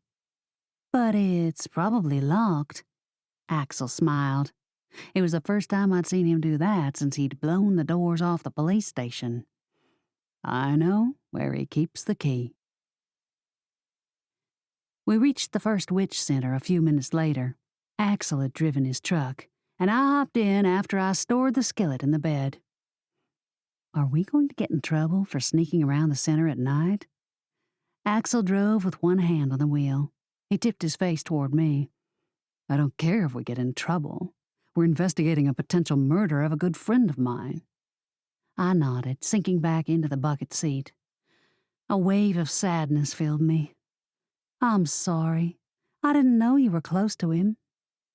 Seems like that's just how it's been going lately. I was close to your uncle, too. I know. Axel had helped out my great-uncle Donovan quite a bit before he passed away. In fact, Axel had shown me things about my store that I wouldn't have learned otherwise, simply because he and Donovan had been so close. The pickup rolled through town, eventually coming to the center. Most of the lights were off except those illuminating the foyer. We parked, and Axel killed the engine. We're going around back. With all that dense shrubbery? Won't there be spiders? His lips coiled into a grin. I'll protect you. How does that sound? By going first and breaking all the webs? He nodded. Exactly. I slid from the seat and quietly shut the door. Axel came around and threaded his fingers through mine. He guided me around back, speaking softly as we walked. It's against my better judgment to have even brought you. Why? He glanced over his shoulder. Because I'm trying to keep you safe. Well, I'm not exactly a wilting flower. In case you haven't noticed, I'm not going to sit at the house and wait for you to fix this. I've noticed, he said sharply. I pulled my fingers from his. What does that mean? We'd walked around back and were facing the dense foliage. "It means you have a knack for finding trouble." I crossed my arms and didn't move. "I know you're not saying I was asking for Rufus to do this to me." "Of course not," he sighed. "All I'm saying is, I want to keep you safe. I probably shouldn't have brought you, but I did." "If I'd known you were coming, I would have insisted on going with you." "That's what I mean. I can't keep you away from trouble." I scoffed. "It's not as if it's your job to keep me from trouble. I can take care of myself." He shook his head. "Why is this suddenly an argument? I want to keep you safe. But obviously I can't." "But it's not my fault." His voice rose. "I didn't say it was your fault." "Well, that's how it sounded." "You're making something out of nothing."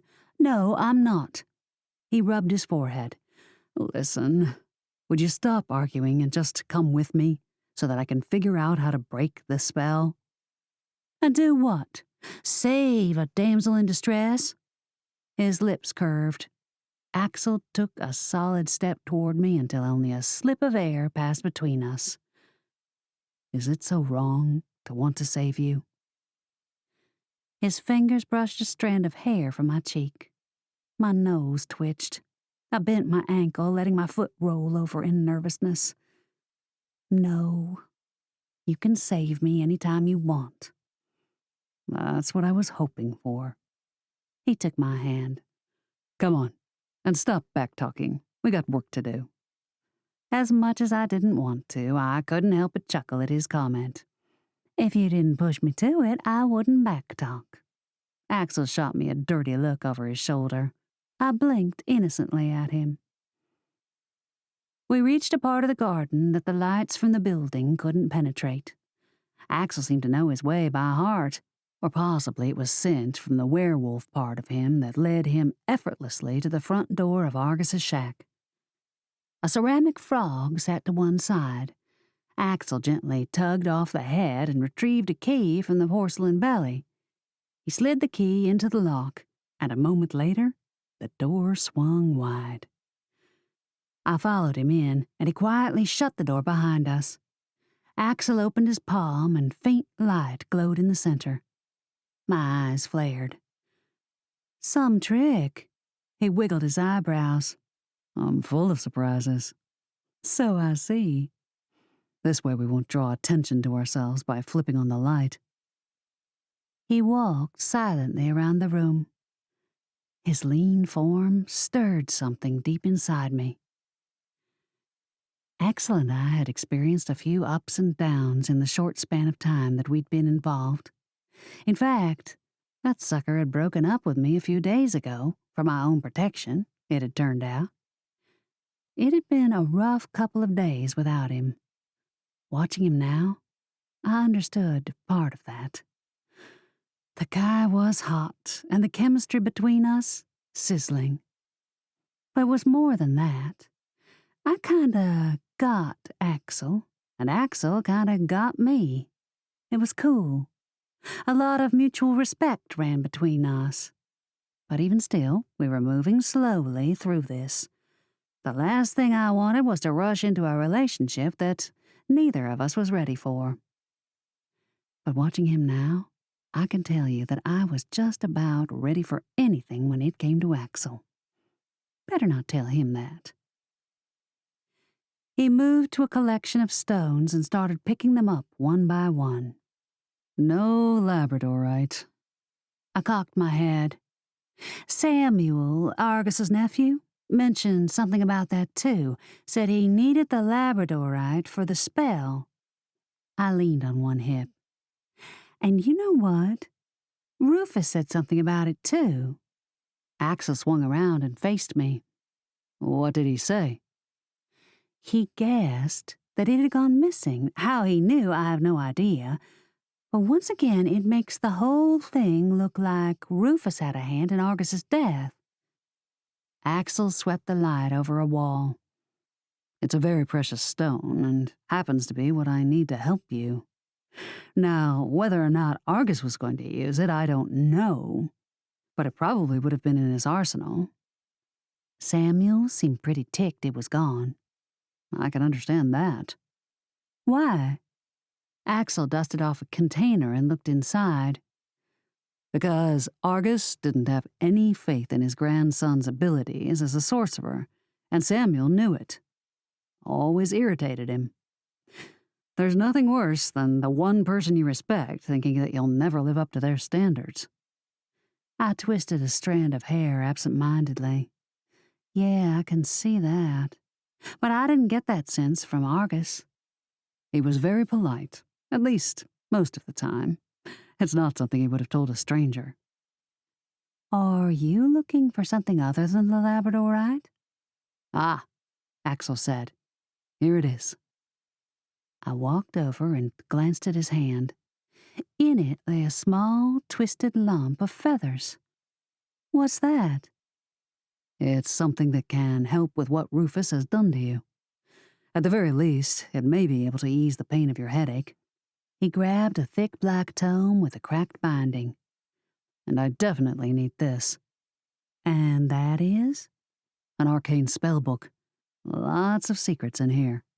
In fact, I wouldn't be surprised if the very spell Rufus used lay hidden inside somewhere. I shoved my hands in my pockets. It would be amazing if that were the case. He handed it to me, and I hugged the book to my chest. What else do you need? That I won't know until I'm in the thick of things.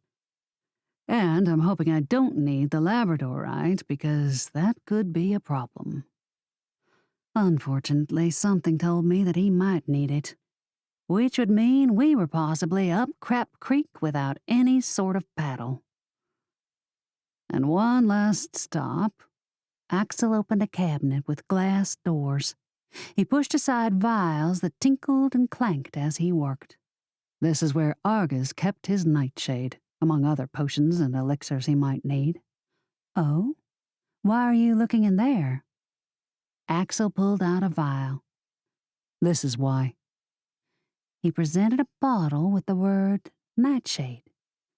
I don't understand. There was already one bottle found with that in it, the one Argus used to kill himself with. Axel's mouth tightened. That's my point. Argus only ever kept one bottle of the stuff at a time in here, for safety purposes. I pressed at the worry lines creasing my forehead. So what you're saying is that the other bottle labeled Nightshade wasn't his? Axel nodded. Right. It wasn't. And I'm going to prove that Argus was murdered. 10. Axel took the few items and we slinked from the shack, heading back toward the pickup. Did you find the Labradorite? The voice popped out of the darkness. I shrieked, throwing my hands into the air. Axel pushed me behind him in a protective stance. Who's there? Axel said.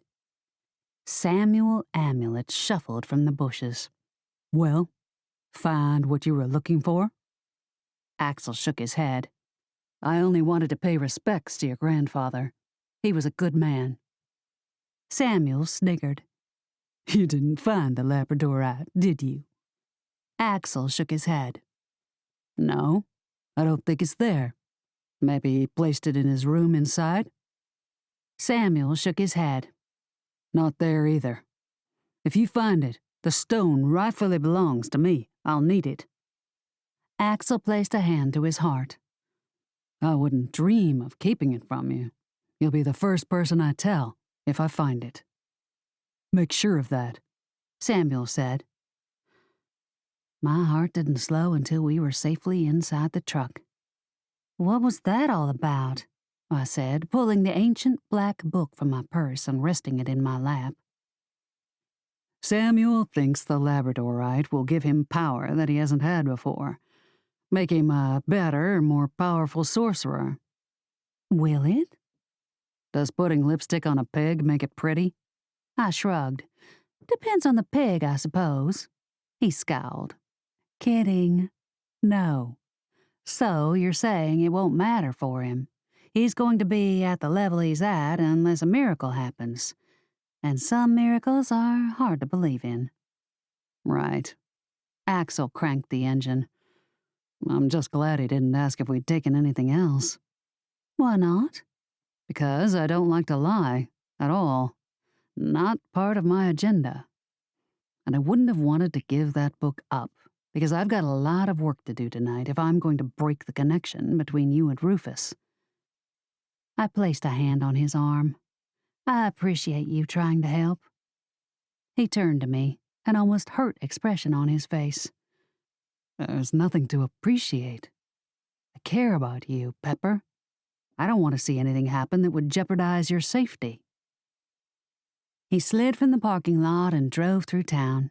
When we passed my street, I frowned. Where are we going? My place. My eyebrows shot to peaks. Your place? He laughed. Don't worry. I'm not trying to seduce you, but I do want to ease that headache. I should be able to, but everything I need is at my house. So that's where we're headed. I nestled back into the seat and pressed my fingertips into my temples. Good, because the sooner the better. This one's getting bad. He rubbed my shoulder. Hang on, just a few minutes longer. We reached Axel's house shortly after. Unlike all the gingerbread-looking structures in town, Axel's house was constructed of glass and long wooden panels. It looked ultra-modern on the outside, and I could attest that it was also ultra-modern on the inside with sleek countertops, soft colors, and sparse furnishings. It did not surprise me in the least that Axel rubbed against the grain of Magnolia Cove in terms of the structure. It fit who he was, a man who crashed into oncoming waves in many ways, not just in how he appeared to live. I'll try not to keep you here all night, he said. I pressed my temples. It's okay. I can stay however long I need to. No one knows I left the house, so Betty won't be waiting up for me. He quirked a brow. I elbowed him. Don't get any ideas. He guided me inside, where he snapped on a lamp, revealing soft brown leather furniture that looked as slippery as butter. Axel guided me to the couch, and I nestled down onto it. He found a blanket and draped it over me. Get comfortable. I'll grab some things and come back. I rested in the living room while sounds of rummaging wafted from the kitchen and some other room. After a few moments, he popped back into view. I've got everything I need to calm that ache. My eyelids fluttered open. Axel sat on the glass coffee table, a wide display of objects scattered atop the surface. I sat up. A wave of nausea made me pause. What's all that? This, Axel said proudly, are the tricks of my trade. A few objects that will ease pain, hopefully diminish it. They won't be able to stem the root of the problem, which is that you must burn off some of your power, but they can at least calm the tidal wave you're experiencing. How does it work? He grabbed a small cauldron and started dropping items inside. Leaves, twigs, fur. He explained as he worked. Bark of a willow, a drop of venom from a viper. That's not going to kill me, is it? Shh. I have to concentrate. I lay back on the pillow. Yep, better let Axel concentrate so that he didn't accidentally kill me, because I did not need to be killed. No, ma'am. He mortared the mixture, pounding it into a paste. Then he added a few purple drops of liquid from a clear vial. The concoction hissed and wheezed. He laid a hand atop it, mumbled a few words I couldn't understand. A great puff of smoke erupted from the cauldron. It's done. He poured the contents into a flask and passed it to me. Snake venom? It's a common ingredient in blood pressure medicine. If it doesn't kill those folks, you'll be fine. I glared at him. Trust me on this. I know what I'm doing. But you're a wizard, not a sorcerer. He raked strong, muscular fingers through his hair. I've got advanced training. Drink it. It will help. I sniffed. Whoa, that smells horrible. It did. It smelled like mildewed socks and sweaty armpits. Do I really have to? Will you stop being such a baby? I pushed up on my elbow. I'm not being a baby. Yes, you are. But it smells. Baby. Our eyes locked and we both burst into laughter. I sat up and cradled the cup in my palms. This better not kill me. Axel brushed a strand of hair from my cheek.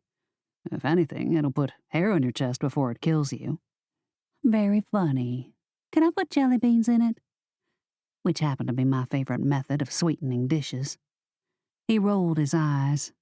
No, the sugar will ruin the perfect blend. Just drink. So I did what I used to do as a child. I pinched my nose between 2 fingers and downed the contents.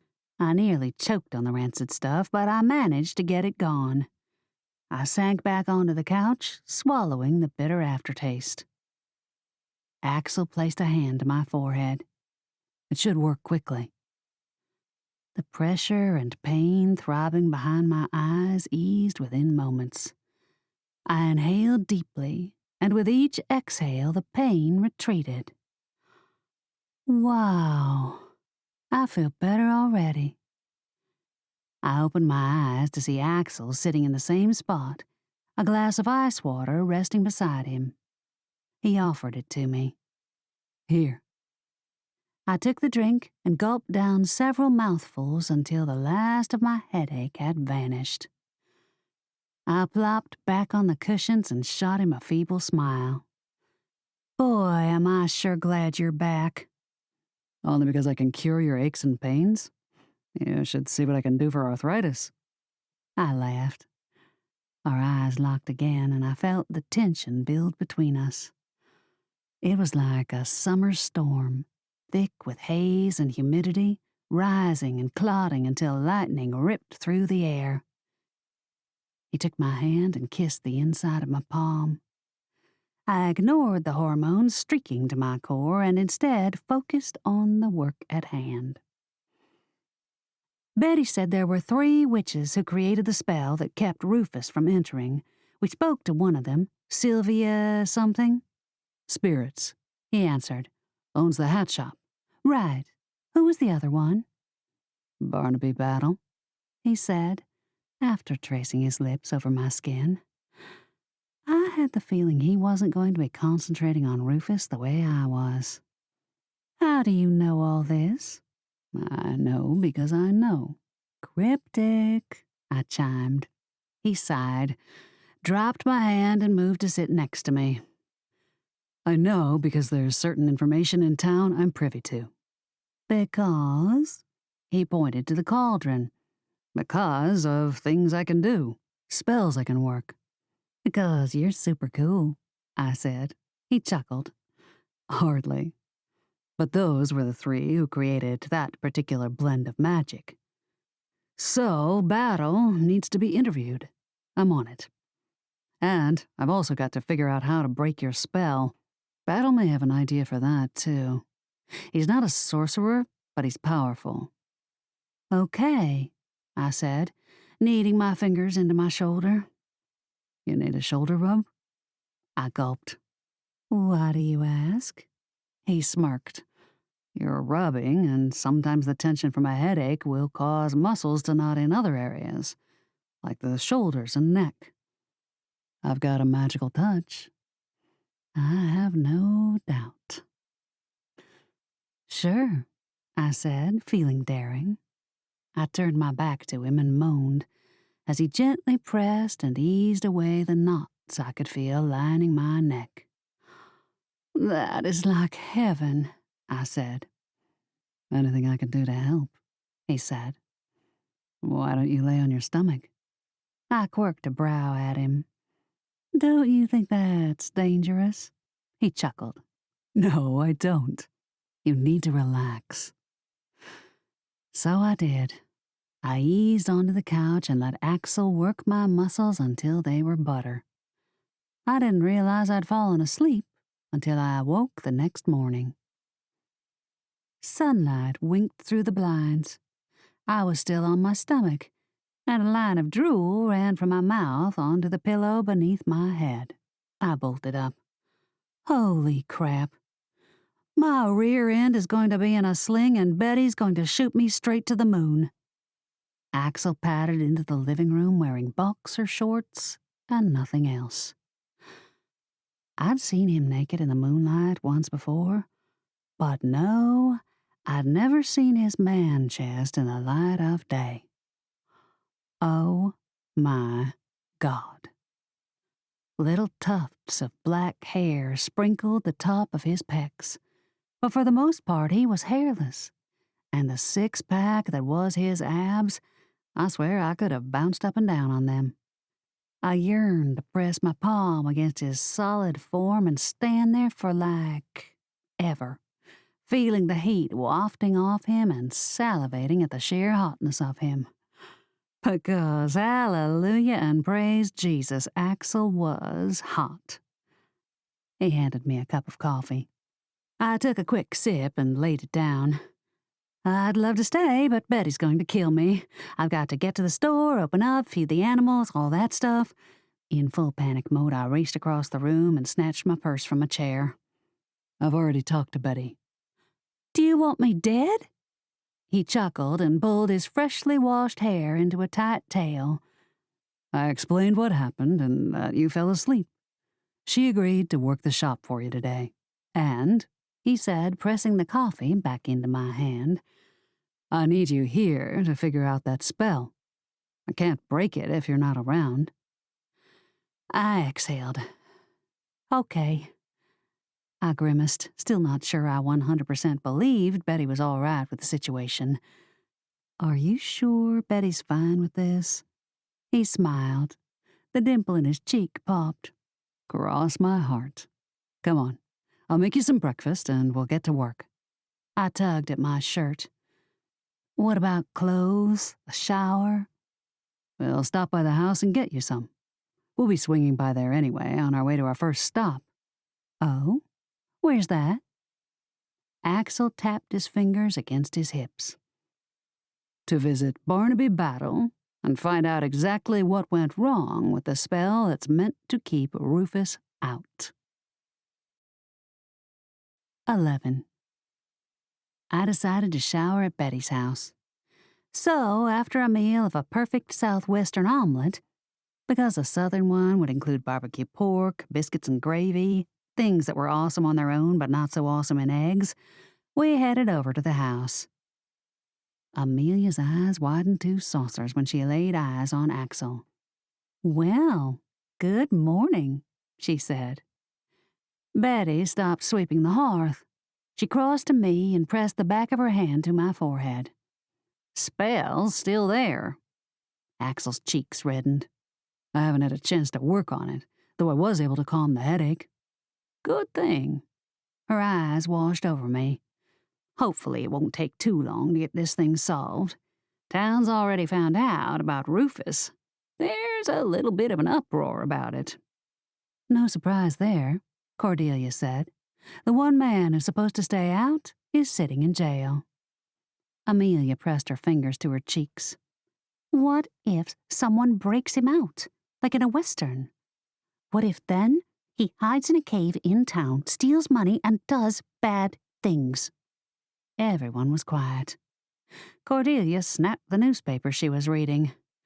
Your imagination's running away again. Amelia crunched on a slice of bacon. Can't help it. It's what I do. She glanced at her watch. Oh, I'd better hurry. I don't want to be late for my job interview. My jaw dropped. At the vault? Amelia straightened the hem of her skirt. That's right. Betty got me in overnight. Worked some kind of magic. Everyone, wish me luck. We all wished her luck, and Amelia left. I went upstairs to shower and dress.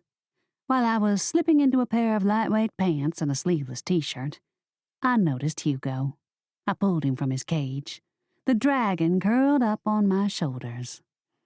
Looks like you're coming with me today, boy.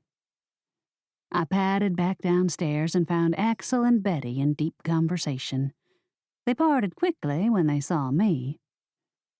"You ready?" I said. Axel rose. He coming with us? "Is it okay?" Axel nodded. That's great. We might need him. "You think?" He placed a hand to my back. You never know.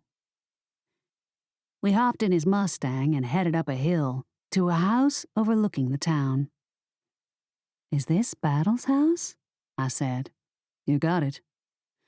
We parked and climbed out.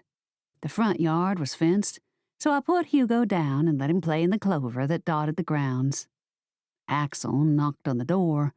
It swung wide, and there stood a tall man with a gleaming smile, a shock of white hair, and a tan so deep it looked like he sprayed it on every morning. The men shook hands. Axel Rain, good to see you. I hear we've got a bit of a situation in town. Come on in. The home was older, with tall ceilings and simple cloth furniture. The tables and chairs were dark oak and mahogany, clearly antiques. The living room smelled of Old English, suggesting that Battle took good care of his belongings, or at least someone did. We sat in the living room and a young blonde woman entered. "Daddy, can I get you anything?" It was Delilah, the nurse from the first witch center. Delilah, come in and meet Axel Rain if you haven't before. Delilah nodded at Axel. "I know him from the home." She turned her pretty brown eyes on me. "And you're Pepper, Betty Craple's granddaughter. Nice to officially meet you, though I know I saw you last night, right before Mr. Amulet's body was found." She shuddered. "Horrible. He was such a wonderful man." I nudged Axel. "Delilah saw Argus not long before he died." She nodded. "At least, it didn't seem like that long. But then, before I knew it, he was dead. Killed himself." Her gaze drifted to her father. "But I see y'all have business to discuss. Can I bring some tea? Coffee?" Barnaby extended his hand toward a room with large pocket doors. That'll be fine. The doors rumbled as Barnaby slid them apart.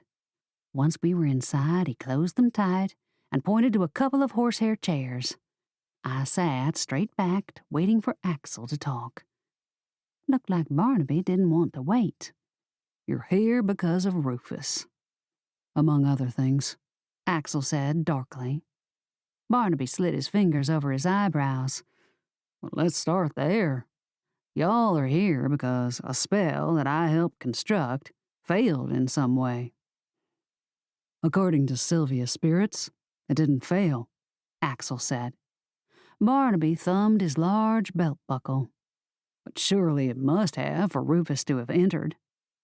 I cleared my throat. "Excuse me, but I was with Sylvia when she took a look at an image of the spell. To her, every piece seemed to be in place." You'll excuse me if I'll disagree with you. "Well, no need to be excused," I said. Barnaby stared at me. "What I mean is that I don't take any offense to you disagreeing at all. Disagreement is a healthy thing. I mean, if we all got along all the time, the world would be, wow, so boring, don't you think?" He stared blankly at me. "Sorry, I talk a lot when I get nervous." No need to apologize, my dear. A rap came from the door. Barnaby slid one side open, and Delilah entered, carrying a tray of coffee and tea. She settled the tray on the table. "Is there anything else I can get y'all?" "No, that'll be fine," Barnaby said. She exited, and Barnaby started serving. Poor girl's a mess since the whole thing with Argus happened. Who can blame her? They were close, those two. So close. Sugar in your coffee? "Yes, please," I said. I took the cup and sipped. Axel raised his hand, passing on the refreshments. "But from what you're telling me," Barnaby said, "it seems as if the spell was either undermined to the point that Sylvia couldn't tell that it had been tampered with, or Rufus found a way around it." "How?" I said. It would have slipped through, Axel said, not disturbing it. I don't understand. Barnaby sat on the couch. Think of the spell as intersecting lines, sort of like a very dense, very thick web. Under normal circumstances, Rufus wouldn't be able to slip through, but if he found a way to bend those threads, those fibers, just enough that something could pass, then Rufus could slip into Magnolia Cove. And that's what you think happened? I said. Either that, or Sylvia lied, Axel said. Barnaby shook his head. I've no reason to think she would work with Rufus. None of us would. That's why we were each picked. We uphold the law and believe in Magnolia Cove. We don't support the sort of magic that Rufus Mayes practices. So, where does that leave us? Axel flicked dirt out from under his nails. It leaves us with the fact that once Rufus is gone, we have to change the spell again, hopefully to one he won't be able to break. Barnaby snickered. We didn't think he could overcome that one. Magic is fluid, Axel said, ever changing. Which brings you to your next point, Barnaby said. Axel lowered his voice. I think Argus Amulet was murdered. Barnaby exhaled deeply. He smoothed his eyebrows again with his thumb. Proof? I was hoping you could help me with that. What do you need? Axel pulled the vial labeled Deadly Nightshade from his pocket. I need skunk root. Do you have any? Barnaby nodded. He crossed to what looked like a cigar box and opened it. The shiny lacquered wood reflected the sunlight and made the wood appear to ripple like water. He plucked a vial from the velvet lining and handed it to Axel. A pinch? Axel nodded. Barnaby uncorked the bottle and poured a small amount in his palm. He then pinched a tiny amount between his forefinger and thumb. Axel opened the vial, and Barnaby dropped it in. "What are you doing?" I said. Black smoke blew from the top. It poured from the lip, slipping down the sides like a dark rolling fog. Something about it gave me the willies. I shivered. I'm checking to see if this is really nightshade, Axel said, studying the reaction. But you said last night that it was. He shook his head. This isn't that vial. This is the one the police had. My jaw dropped. How did you get it? His cheek twitched. I didn't. Betty did. Nabbed it from Garrick before he ever even made it out of the first witch center. She's got some stones, that's for sure, Barnaby said, chuckling. Leave it to Betty to steal evidence right out from under the nose of the police. I folded my arms. So she didn't buy that Argus was a suicide either. There's not much Betty Crapel buys, Barnaby said. Ain't that the truth? I said. Okay, so the vile, leaking black mist that's almost as thick as blood is the original vial that Argus injected himself with. What have you learned? Axel studied me. His lips ticked up into a smile that sent a wave of tingling nerves crashing through me. I bit down on my lips, trying not to let the smile that wanted to tease out do so. Why? I don't know. I guess I wanted to focus on the task at hand. I've learned, Axel said, still locking gazes with me, that when nightshade reacts with skunk root, it creates a reaction. Skunk root is a reagent and is used to test other potions. It can tell you if something is deadly or if a potion is fit to be drunk simply by its color. But when skunk root reacts with nightshade, it creates a very simple yet lovely teal-colored reaction. That's black, I said. Axel nodded. So it's not nightshade. What is it? Barnaby snapped the cigar box closed. Skunk root reacts with two liquids that give off black mist. I know because I've studied the chemistry of the substance for years. The first reaction is when skunk root is mixed with water. Something about the way the carbons attach causes it to give off ebony vapors. That's not water, I said. No, it isn't, Axel said. The second reaction that Barnaby is referring to is a very well-known but uncommon substance. Hard to get a hold of, but can be made with the right ingredients. What is it? I said. Strychnine, Axel said. And there's no way Argus voluntarily injected himself with poison. No, Barnaby said. Argus Amulet was murdered, and this reaction proves it. 12. Axel corked the vial and tucked it in his pocket. I'll take this to Garrick. Let him know what he's really up against. Barnaby traced a finger over a glossy mahogany desk. I'll get together with Sylvia and Betty. See if we can figure out how Rufus slipped in. Thank you, I said. He smiled. Don't thank me. There's a reason we've kept that young man out of this town. The only question, though, is whether or not he had something to do with Argus's murder. Anger flashed in Axel's eyes. I'm going to let Garrick decipher that. I'm more concerned with the spell he cast on Pepper. Barnaby nodded. Let me know if there's any way I can help. Will do, Axel said. The two men shook hands and we left.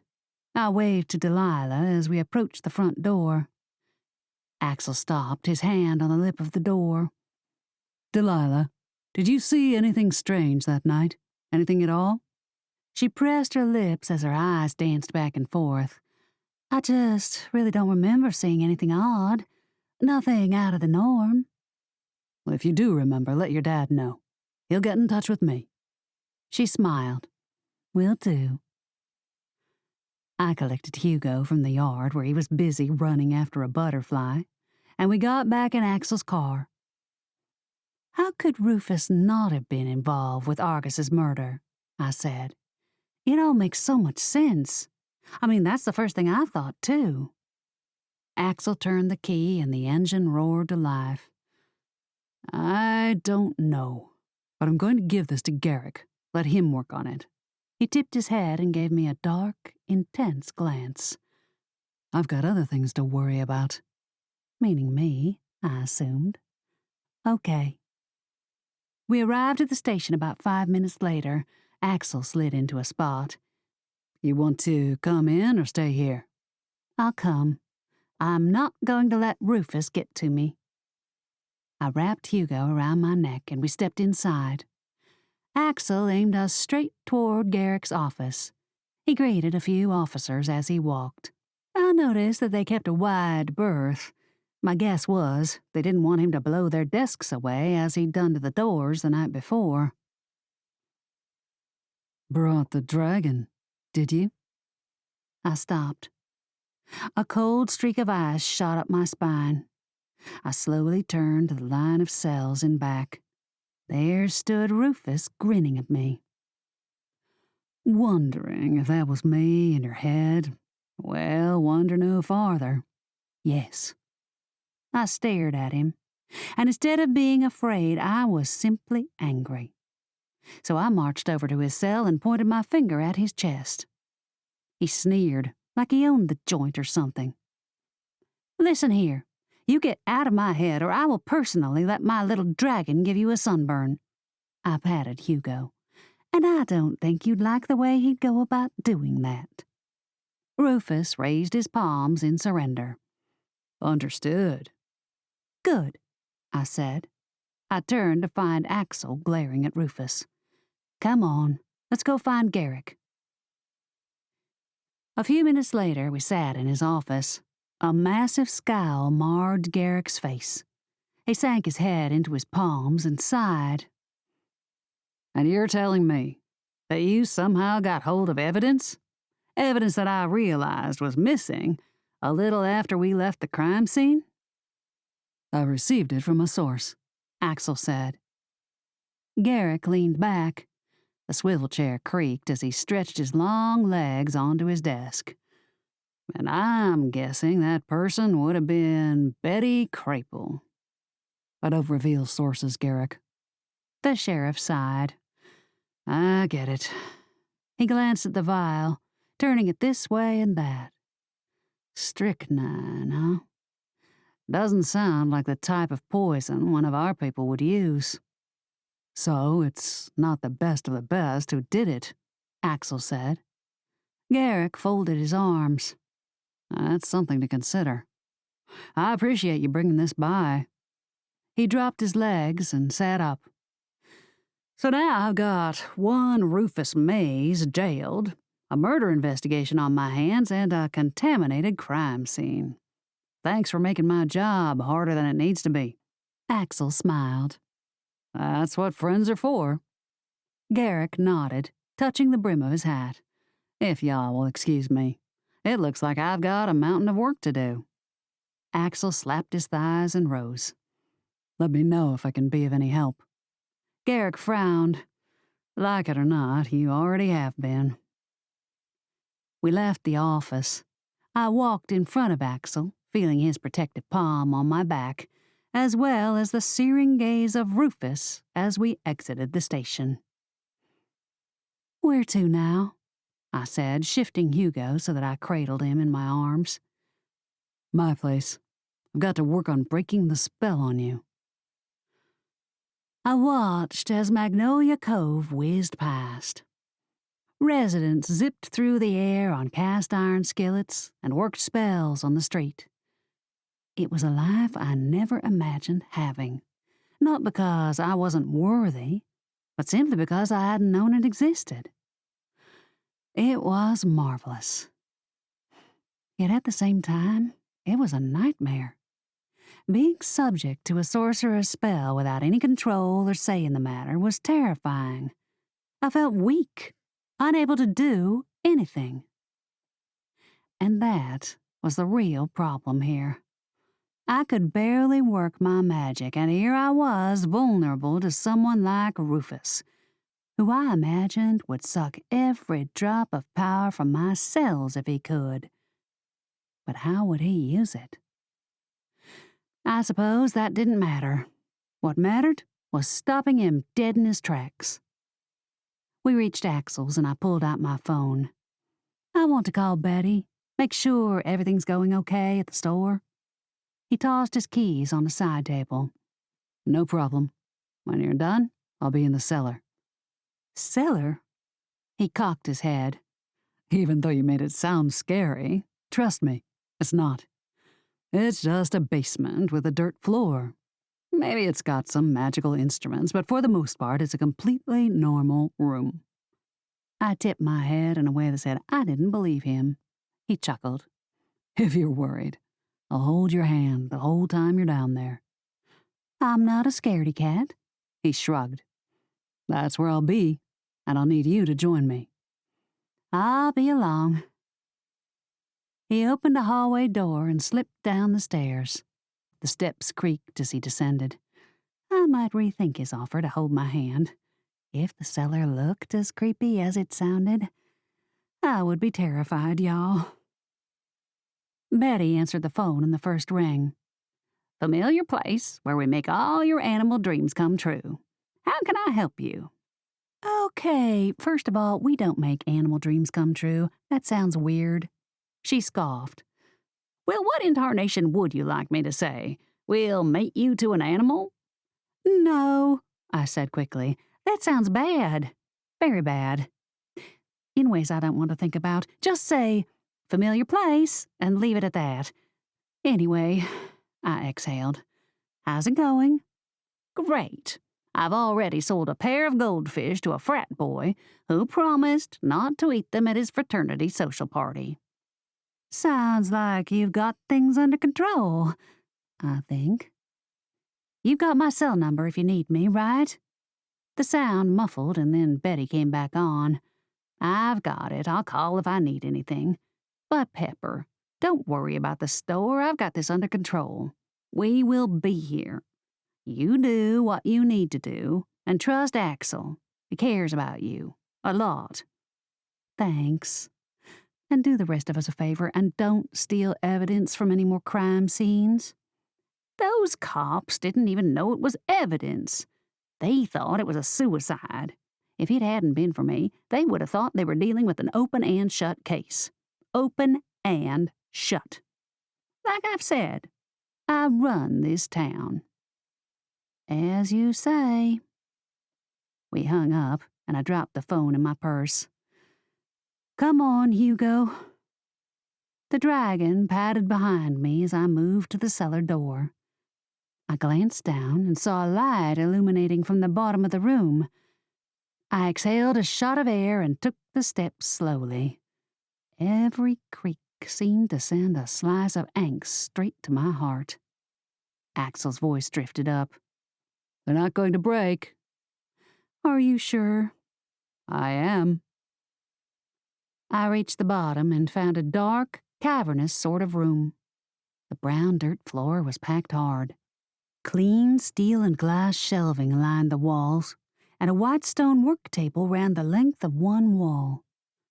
The room might have been dug from a hole in the ground, but unless you knew that, it could have existed anywhere, including a world-class laboratory. I exhaled a low whistle. "This is where you do spells?" Axel turned around.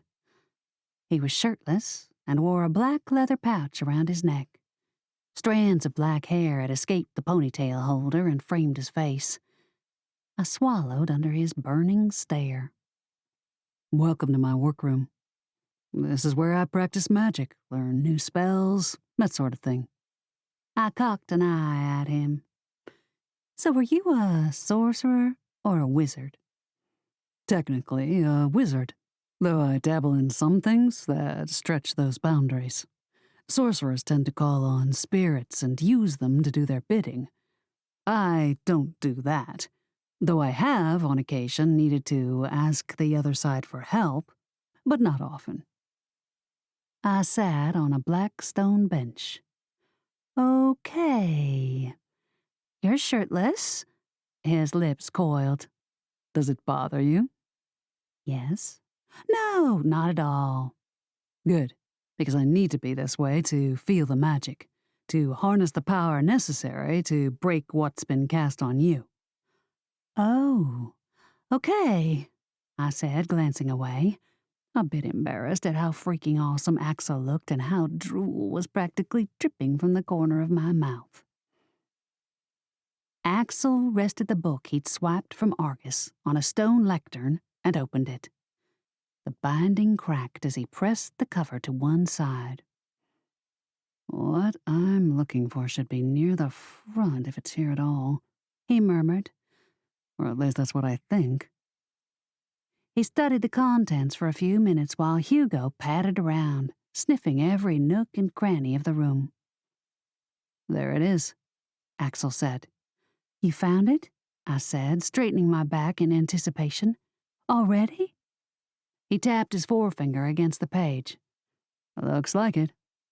"But if Argus had the answer at the very beginning of his book, why did he tell us to give him a day and a half?" Axel shook his head.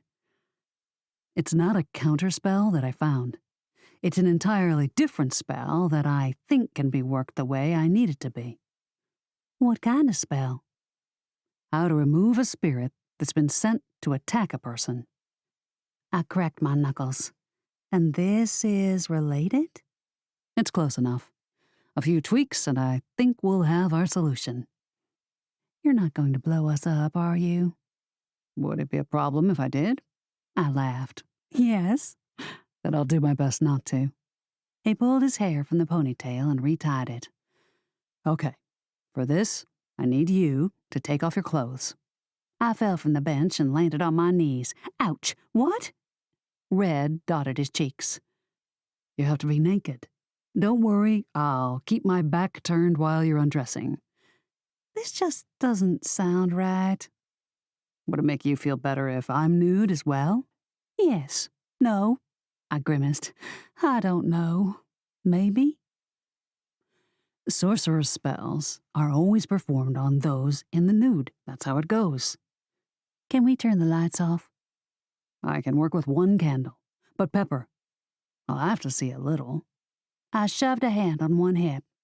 Why? You need to sprinkle me with pixie dust? How'd you guess? Seriously? Not pixie dust, but close. Yes, I have to put magical items on you.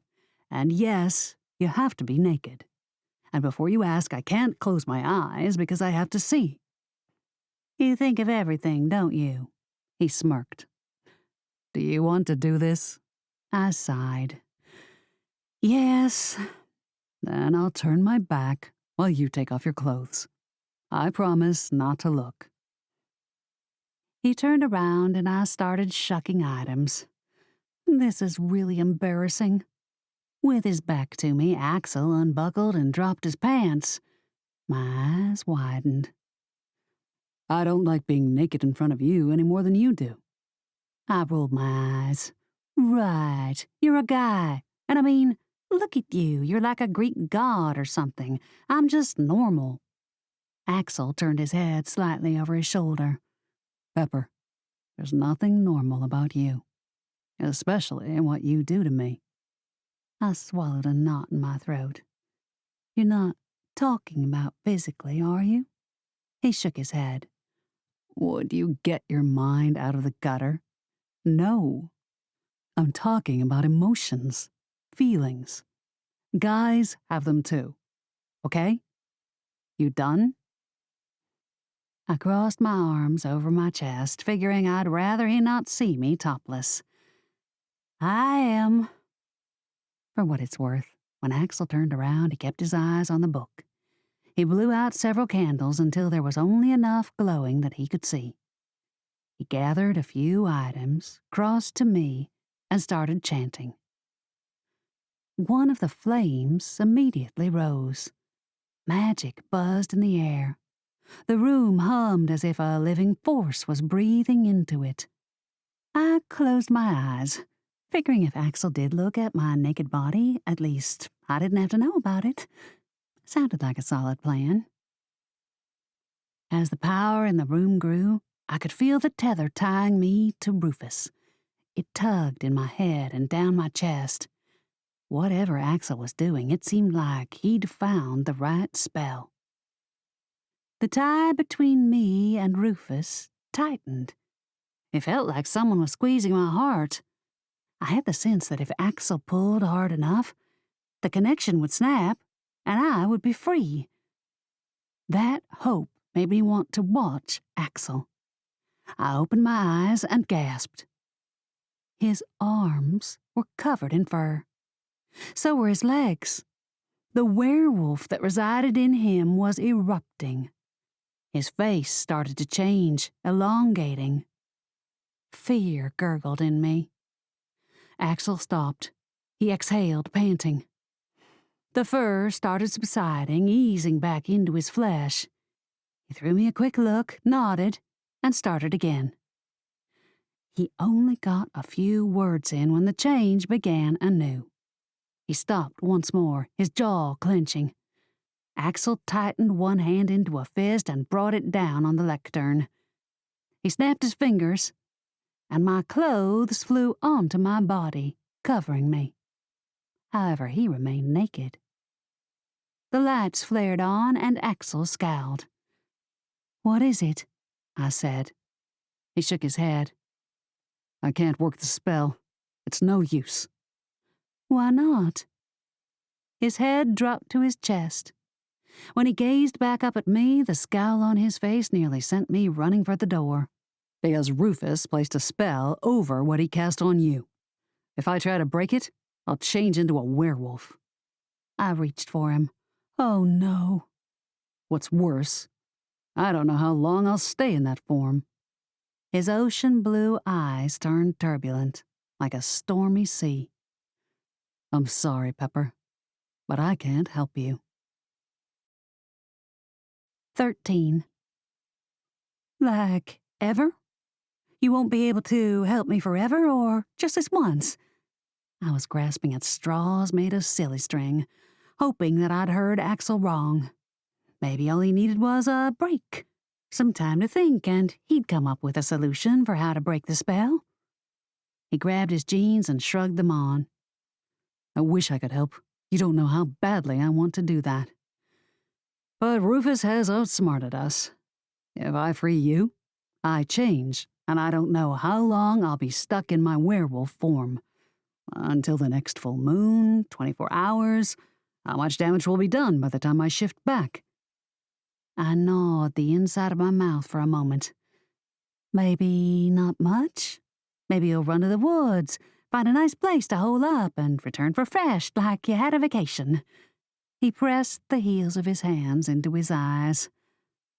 I wish it was that simple. I sighed. Sorry, I know this is heavy. I'm just trying to lighten things up. I don't like being tied to Rufus any more than you dislike that you can't help me. That was a complicated sentence. I clicked my tongue. I'm a complicated girl. I sank onto the ebony bench. Do you think there are any other spells in the book that could help? Something to guide us in the general direction? As Axel flipped through the pages, something fell from the book and clanged to the floor. Hugo bounded over and sniffed. I rose. What's that? A key with a tag. A tag? Axel nodded. He scooped it up and read the slip of paper. Labradorite. That's what it says? He glanced back at the book. That's it. There's nothing else here. He rocked back on his heels. Of course. What is it? He palmed the key. This key obviously opens some sort of box with a labradorite in it. That stone may be the key to freeing you. I quirked a brow. How? If I have the stone and conduct my power through it when I cast the spell, it's likely that I won't change into the wolf. I'll stay exactly like I am. I clapped my hands. Great. So, where does that key lead? Axel squeezed it in his palm. That's a question we need answered, and there's one person in town who knows just about everything. I smiled. Luckily, we're intimately acquainted with her. Betty Crapel. We reached familiar place a few minutes later. Betty was alone when we entered, and she eyed me up and down as if trying to decipher if I'd been kissing Axel, which I hadn't given the incredibly stressful situation. Seeming satisfied with her assessment, she pulled her corncob pipe from the pocket of her floral moo-moo and gnashed it between her teeth. "The spell's not broken," she stated. "Nope," Axel said. "But we found a key. I'm wondering if you know where it leads." "What? Do I look like the Smithsonian or something? I might know a lot, but I'm not sure I can pinpoint where a key goes." I folded my arms. "Don't you run this town?" She scowled. Very funny, using my own words against me. "I'm a funny gal." I sighed and slumped onto the stool behind the counter. Rufus placed some sort of counterspell on whatever he cursed me with. If Axel frees me, he turns into a werewolf. Betty snickered. Gotta hand it to old Rufus. He's no idiot. She lit the pipe and watched as the smoke ring drifted into the air. I'm pretty sure Uncle Donovan wanted this store to be smoke-free. Betty blew another ring. "What makes you say that?" "The sign by the door." Betty's eyes swiveled to the no smoking sign. "That's for customers." "Right." She turned to Axel. "Do you think you're the only person the spell affects?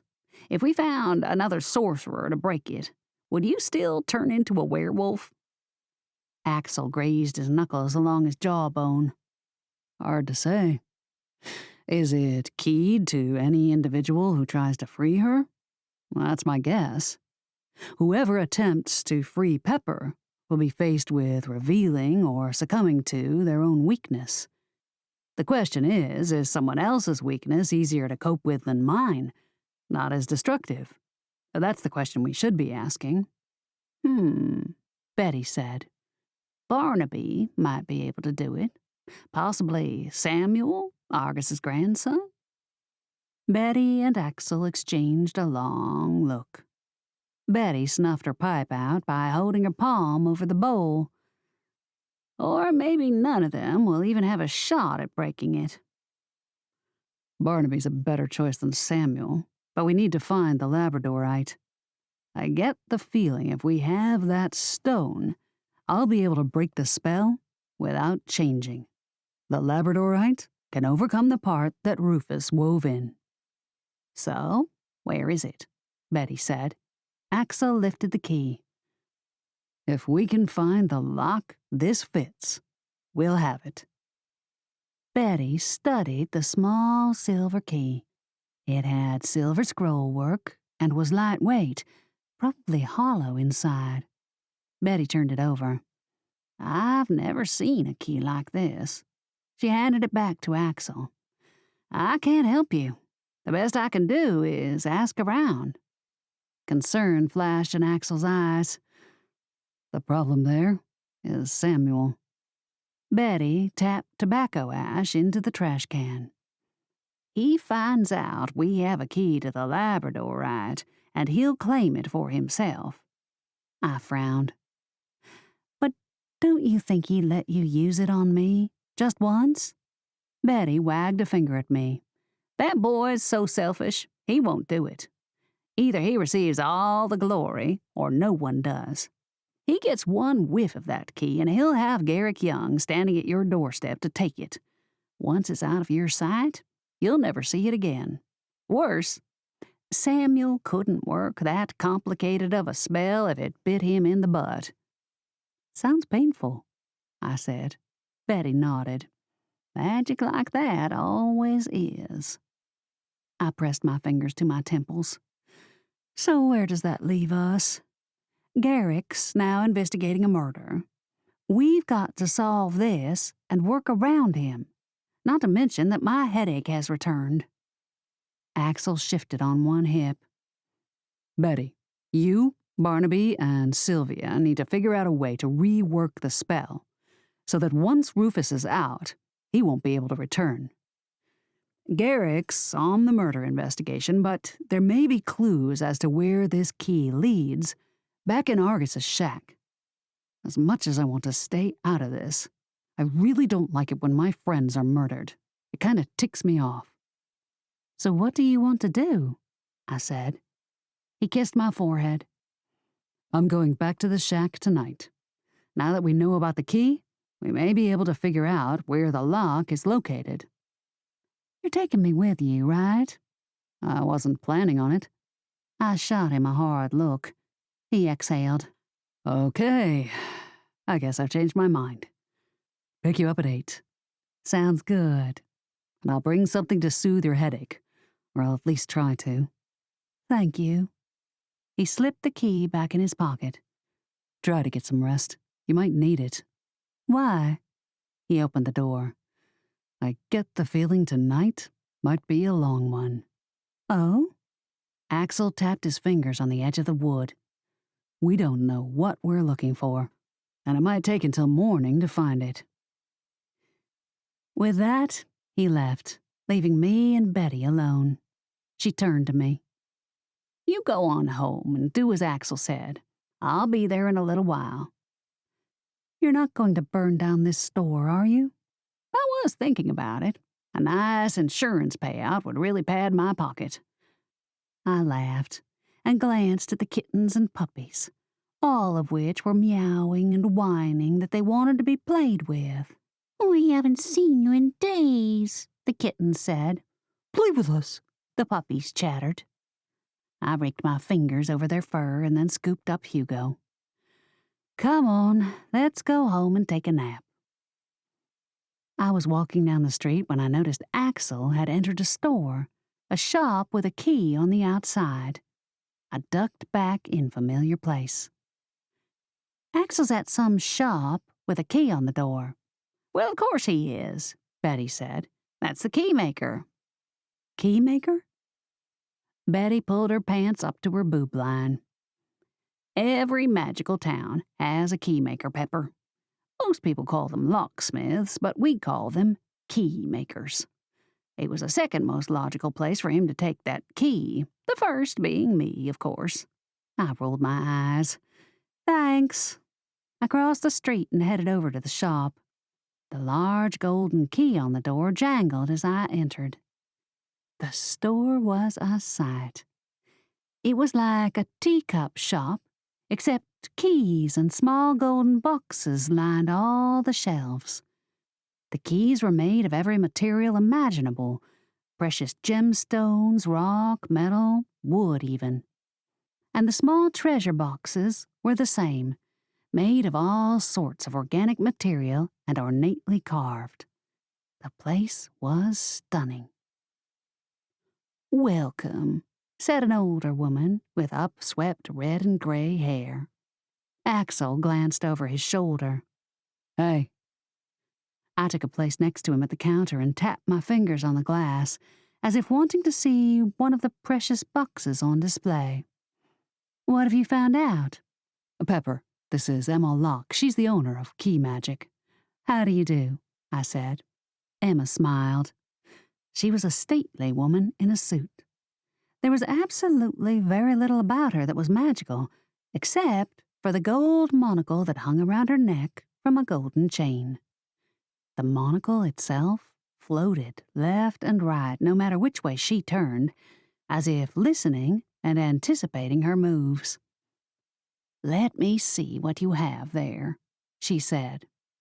Axel retrieved the key from his pocket. Emma's monocle flew onto her eye and wedged itself under her brow. "Ah, yes, I remember this key," she said. She leaned over. "I understand your questioning is of a delicate nature, and trust me, Mr. Rain, the work we do here at Key Magic is often very delicate. If I remember correctly, this was a very secret request from Argus Amulet." Axel's eyes brightened. That's correct. It belonged to him. Can you tell me what it opened? She sucked on her teeth. "It was the late Mr. Locke who created the particular box, may his soul rest in peace. I remember it was the most brilliant blue and green, as Mr. Amulet requested." "The colors of labradorite," Axel murmured. "Exactly. Just like that." Axel rested a forearm on the counter. "Argus didn't happen to mention where he was going to place the box, did he?" She shook her head. "No, Mr. Amulet never told us that secret. Our clients' secrets stay with them. And Mr. Locke never would have asked. In my business, Mr. Rain, discretion is something we pride ourselves in. In fact, when Mr. Locke constructed the town vault, he had to keep much of the security of the place to himself. Lots of rumors floated around. Trap doors, doors that opened to walls, that sort of thing. But I don't know if any of it's true. I don't have a key that will open the vault, and only those who do know how to maneuver the place." I whistled. "Very mysterious." "Quite so," Emma said. "Now, that's all I can help you with here. If there's something else I can do, let me know, but otherwise, I have keys to make, Mr. Rain." "Thank you for your help," Axel said. We left the store. My skin prickled from the late summer heat. The sun blazed down. I shielded my eyes as the painful throb in my head flared so hard I thought I might pass out on the concrete, which would be horrible.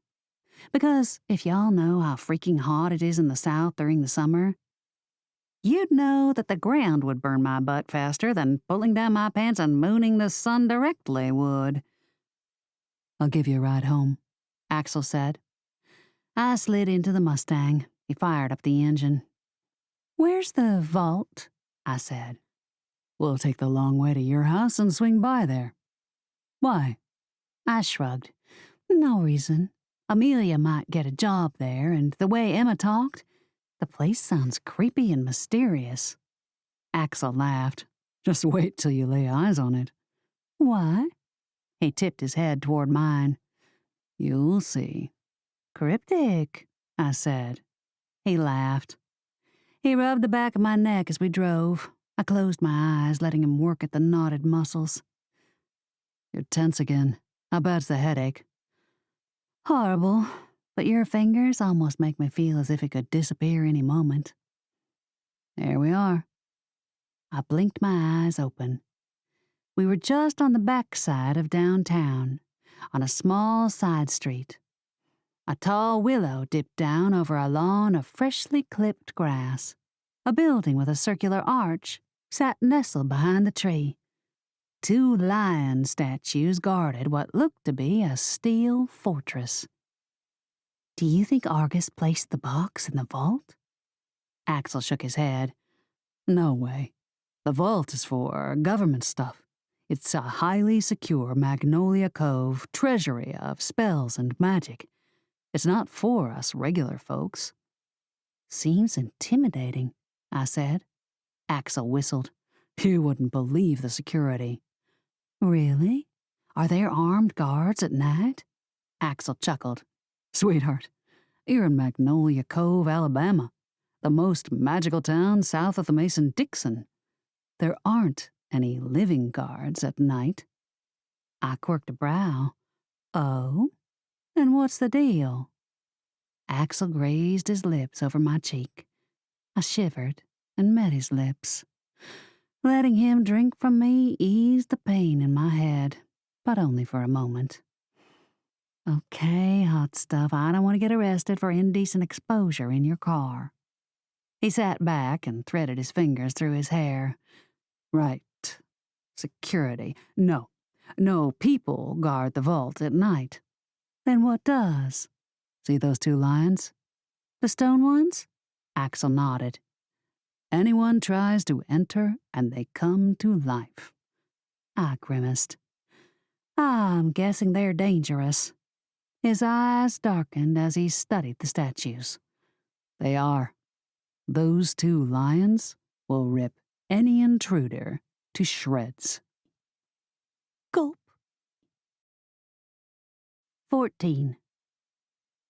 "I got it," Amelia announced at dinner that night. "I got the job at the vault." I gave her a high five. "Awesome. Wow, that was fast." "They must be desperate," Cordelia said. I kicked her under the table. She glared at me. "What's wrong with you?" "Nothing," she grumbled. Amelia rolled her eyes. "Listen, Cordelia, I figured you'd be happy for me. I thought for once your general pessimism would be killed in the face of my super awesome happiness." A smile tugged at the corner of Cordelia's mouth. "Maybe I'm a teensy bit happy." "Well, so am I," Amelia announced. "I start tomorrow." "Great," Betty said, scooping out mashed potatoes onto everyone's plates. "You can come back and tell us the vault's secrets." Amelia shook her head. "You know I'm not allowed to talk about the vault. Its security is the most important thing in Magnolia Cove." "No," I said. "Guarding Axel when he's a werewolf is. Or even keeping Rufus out would have been, but that's a bust." Cordelia sipped her glass of tea. "How's that going?" I shook my head. "It's not, and my headache's back. Maybe Axel can stop it. If it gets really bad, I'm going to have to use my power." Amelia grimaced. "And what about Rufus? What if he morphs your magic to do whatever he wants, like break out of jail, make people disappear into an alternative universe, or even make you gain 20 pounds in like 2 seconds?" I laughed. "But you are right, isn't she, Betty? If I use my power, Rufus can do whatever he wants with it." She shoved a forkful of turnip greens into her mouth. That's not something I want to think about. But it's true. The havoc he could wreak could be devastating. It would be better if he was devastatingly handsome, Cordelia said.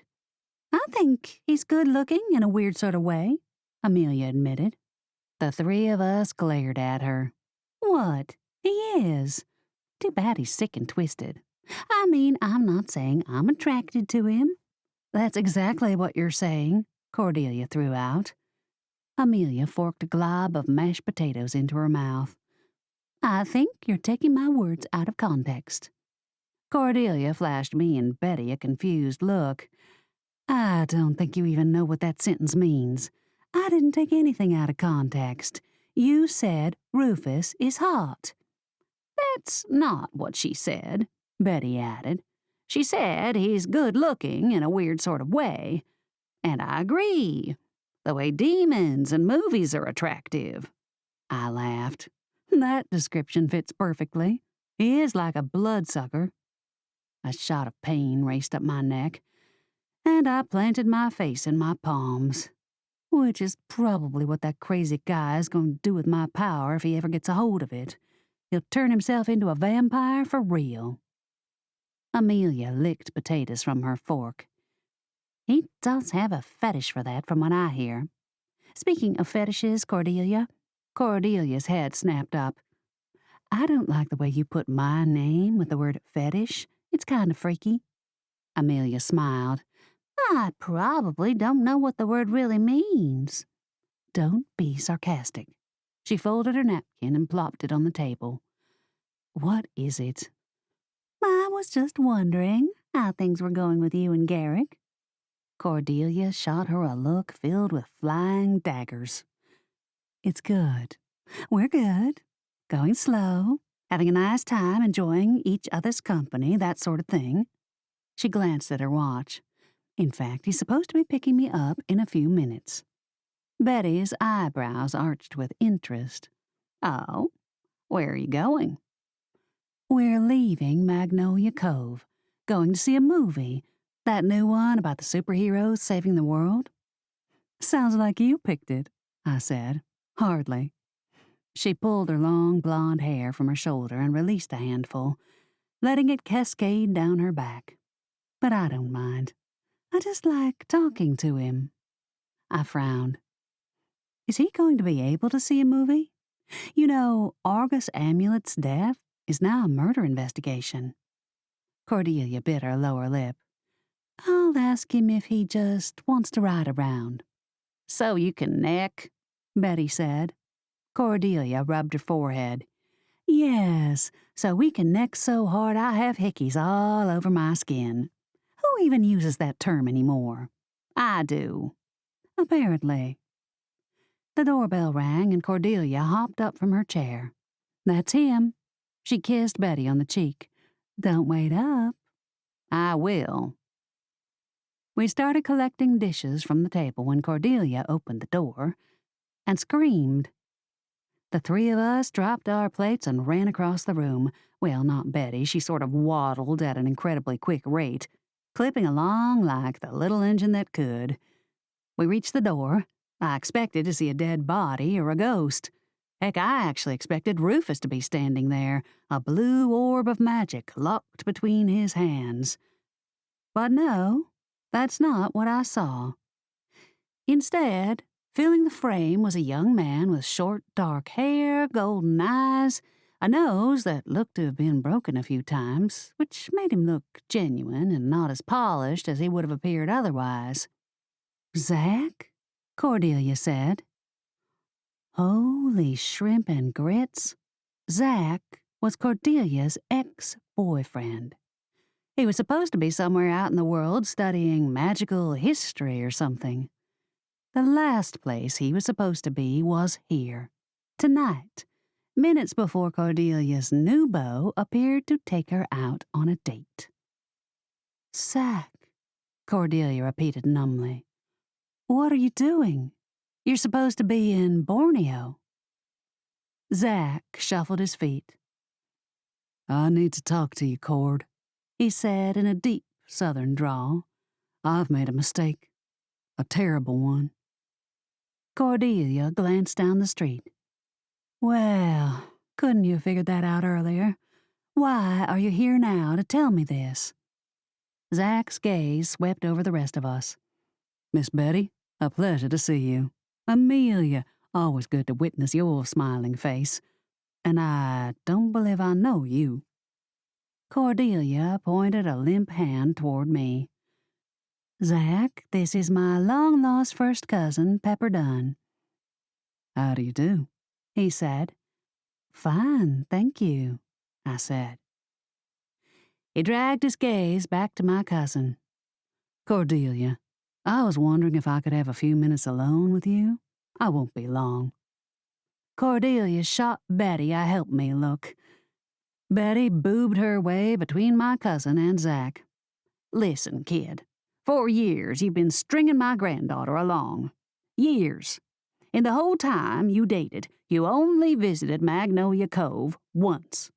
She lifted her finger. One time in all those lonely days. One time while Cordelia sat by the fire staring at it longingly, hoping you'd return again. Okay, Cordelia said, but Betty wasn't finished. Only one time you came, while my granddaughter flipped through wedding magazines, imagining herself on those glossy covers. But the whole time you were investigating early caves with magical carvings, while my granddaughter pined for you like no woman has pined before. That's enough, Cordelia said. She steered Betty out of Zach's direct line of sight, hiding her behind Amelia, who could only hide Betty in height, certainly not in width. I'm here to make up for all of that, Zach said. I've been a fool, Cordelia, and I don't care who knows it. He bent down on one knee and pulled a black box from his pocket. He extended it toward her and popped open the lid. My cousins and I gasped in unison. Betty stuck her head out from around Amelia's waist. What is it? Well, what the heck do you know? The boy's got stones after all. There, cushioned in the box, lay a princess-cut diamond. Cordelia, Zach said, will you marry me? Right then, the beaten porch boards creaked. Garrick stepped up and strode over, dipping his hat to us. He took one look at the ring, at Zach, and then Cordelia. Did I come at a bad time? 15. Garrick, Cordelia said, grabbing Zach by the collar and pulling him to his feet. Zach was just leaving. Concern flashed in Garrick's eyes. His gaze dragged from Zach to Cordelia. He backed up a few feet and raised his palms. It looks like y'all have some things to discuss. Cordelia, I'll call you later. Garrick left the porch and Cordelia turned to Zach. Her face reddened, and I had the feeling that my cousin's lid was about to pressure cook right off her head. Years, Zach. We dated years, and not once did you ever bother to visit except for that one time. Betty grabbed me and Amelia. Come on, let's give them some privacy. She ushered us back inside the house and shut the door. I could still hear Cordelia blasting away at Zach and his pathetic attempts to explain himself. Too little too late, Amelia said. I'd say, I said. A knock came from the back door. I'll get it. I exited to the kitchen and opened the door. Axel stood on the steps. Ready? I clicked my tongue. You saw what was going on the front porch? He nodded. Looked intense, so I came back here. He grazed the back of his fingers across my cheek. What do you say we get out of here? Find ourselves a sorcerer's shack to break into. I laughed. Sounds like a plan. I said goodbye to my family and followed Axel to his car. When we got inside, I inhaled deeply, drinking in his scent. You okay? he said, quirking a brow. Getting congested? No, I said, frowning. Why? You sniffed like you couldn't get enough air. Heat rose on my neck. No, I was not about to tell him the truth, that I was smelling him and loving it. Oh, I'm fine, just testing my nose, wanted to make sure it was working okay. Axel fired up the engine. Is it? Yep. We slid onto the road. I sneaked a glance back at Cordelia, who looked like she was still giving Zack what for and hell's bells. His head hung to his chest, making him appear good and chastened. If you ask me, the guy deserved it for stringing my cousin along for so many years without attempting to make a commitment. Except now he was. I thought about loss for a moment, and how Axel had lost Argus, a friend, and not long ago my uncle, who had left me familiar place. Do you miss my Uncle Donovan? Axel's gaze dragged from the road to me. I do. He loved matching witches and familiars. He was great at it, too. A person could walk in the store, and within minutes, they'd have their familiar. He was also a caring, good person. You would have liked him. I stared out the window, watching the light from the street lamps pool on the road. I'm sorry I didn't have a chance to know him. If he hadn't drank that bad cider and died, do you think he would have left me the shop anyway? I mean, reached out and found me, brought me to Magnolia Cove? Axel nodded. Without a doubt. We reached the first witch center. He slid into a spot and killed the engine. Your uncle knew about you and wanted you here, Pepper. But everyone was forbidden from contacting you. Otherwise, someone would have. He cupped my chin in his hand and kissed me. And I wish I'd known about you sooner, too. I smiled shyly. It must be my amazing conversational skills that make you say that. He chuckled. It's that, and much, much more. You snapped me out of my stupid idea that I couldn't get close to someone because of what I am. I touched his cheek. You're not a creature, no matter what anyone says. That's not the sum of who you are. He smiled. That's what I mean. For so long, that's how I felt. Though there's tension here at the town, it's minimal. I can deal with a few distrustful stares. But the fact that you accepted me and didn't care about all that, he took my palm and kissed it. You don't know what that means to me. I smiled. I'm guessing it means a lot. My heart swells when I see you. We stared at each other for a moment, and then, feeling the tension begin to head, I cleared my throat. You ready to go investigate the heck out of one sorcerer's shack? He grabbed his keys. Let's do it. We reached the shack a few minutes later and crept inside. Axel lit an orb in his hand and threw it up. The ball of light exploded outward, dotting the ceiling like 100 small orbs of illumination. That's cool. Do you do constellations? He winked. You ain't seen nothing yet. I held back a laugh and glanced around the room. So, we've done this once before. Where do we start? Axel rubbed his chin. Garrick's had his way with the place, so we're just looking for a clue as to where that box might be hidden. Maybe he wrote it down on a slip of paper, or maybe we'll find a contract of some sort. No clue. We just need to look. I took the back wall, which held a large cabinet with 2 wooden doors. I opened them. Something furry fell from a shelf directly onto me. Ah! I yelled. Are you okay? Axel said, rushing over. I was attacked, I whispered. Something jumped out at me. He stared at the floor. It's a ball of string. I smirked. It was very scary. Axel patted my shoulder. Keep looking. I dug through the cabinet, finding nothing but dusty bottles until I reached the very bottom. Sitting under a thick coat of grime was a box. A silver box with a small lock that looked to be just about the right size for the silver key. "Axel," I said quickly, "look what I found." He came over. "Well, what do we have here?" He slid the box from the shelf. "It's heavy." He took it to a table and laid it down. I blew the grime off the top and smiled at him expectantly. "Do you think the key will fit?" He fished it from his pocket and grinned. "Let's see." He was about to put it in and said, "This is what I love about my job. As serious as it all is, it's the challenge of putting the puzzle pieces together that fuels me." I elbowed his arm. "Would you just see if it fits?" "At your service."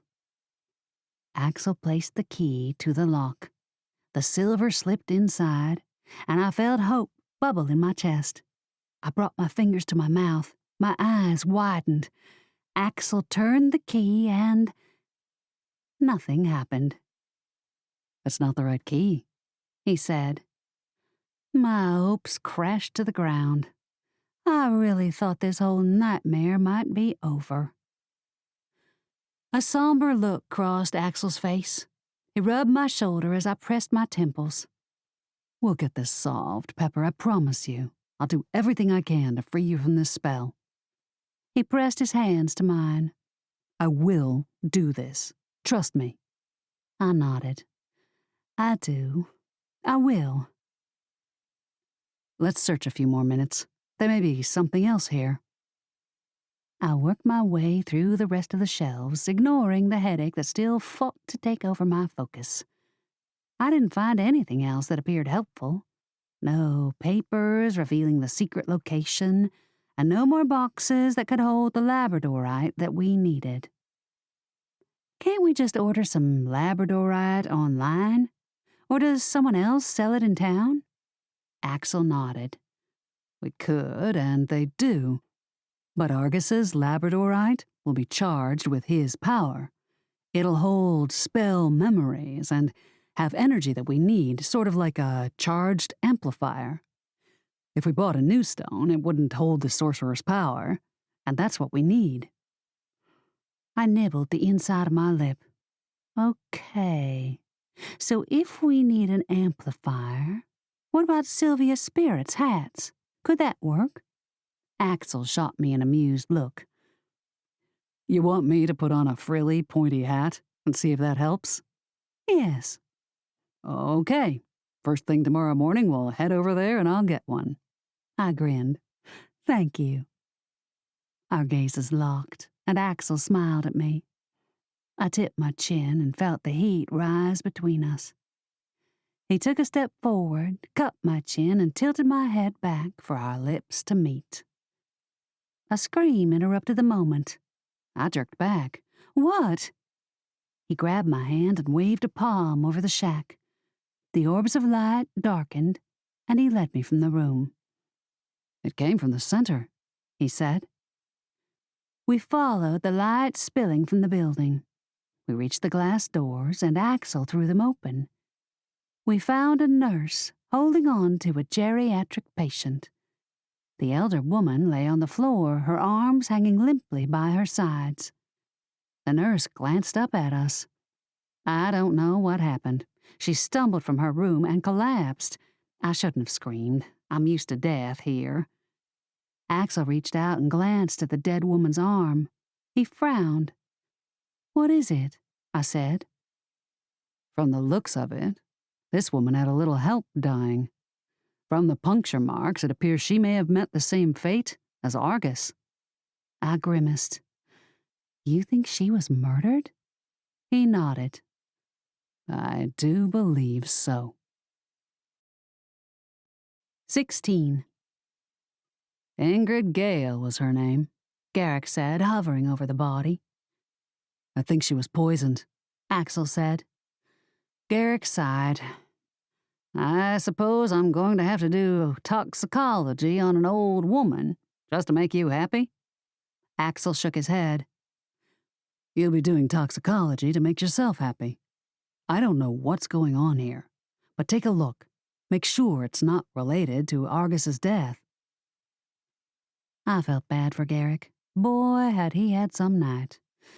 First, he shows up when Zach's proposing to Cordelia, and now he had more work on his hands than I'm sure he wanted. Oh, well, that's how it goes some days, I suppose. When it rains, it unleashes a flood that disrupts everything in our lives. "I'll check into it, Rain," Garrick said. Axel smiled. "Thanks, young. I don't think you'll be disappointed." "Hope not, but I could use one less headache this week." I shot him a comforting smile before Axel and I left. "What do you think's going on?" Axel dipped his head toward me, keeping his voice low. "I don't know, but we need to find out." We had almost reached the car when Samuel Amulet shot out from the darkness. "You have it. I know you do," he said, running toward Axel. "You've got the stone and I want it back." Samuel swung to punch Axel in the face.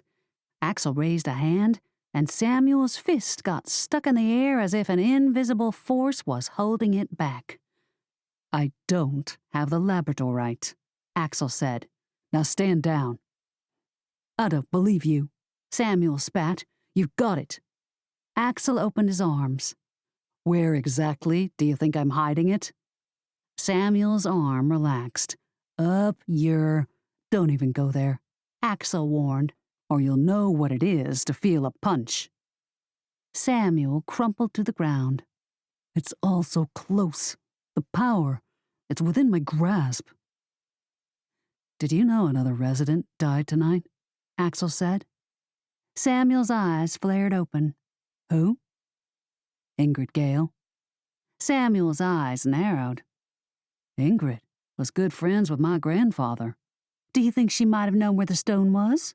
I shot out. Samuel blanched. "I don't know. Why would I know?" "You're the one who wants it so badly," I said.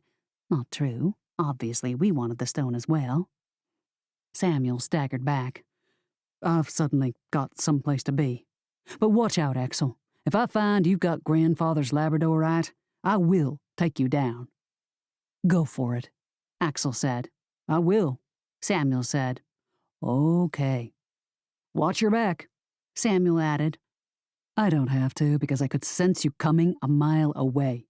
Axel tapped his nose. "Werewolf smell?" Samuel ran into the night. I glanced at Axel. Think he had anything to do with it? Axel's face darkened. "It's strange that he was here." "Why?" I shrugged. "No clue, but let's get going." Axel dropped me off at Betty's. When I reached the porch, Jenny, the guard vine, dipped down. I stroked Jenny's bud, which made the plant shiver in what I assumed was pleasure. But I learned a long time ago never to assume, y'all, because usually my assumptions ended up being wrong. When I opened the door, I was met by Betty, a shotgun strapped over her legs. "Whoa! I thought that whole deal was over, that you trusted me to come in after 10 p.m. Betty stroked the barrel. "It's not for you. It's in case Zach comes back to bother Cordelia." My eyebrows shot to peaks. "Did he do anything stupid?" "If you call showing up and proposing to a girl you kept on the hook for 3 years without making a move stupid, then yes." I smirked. "I meant anything else."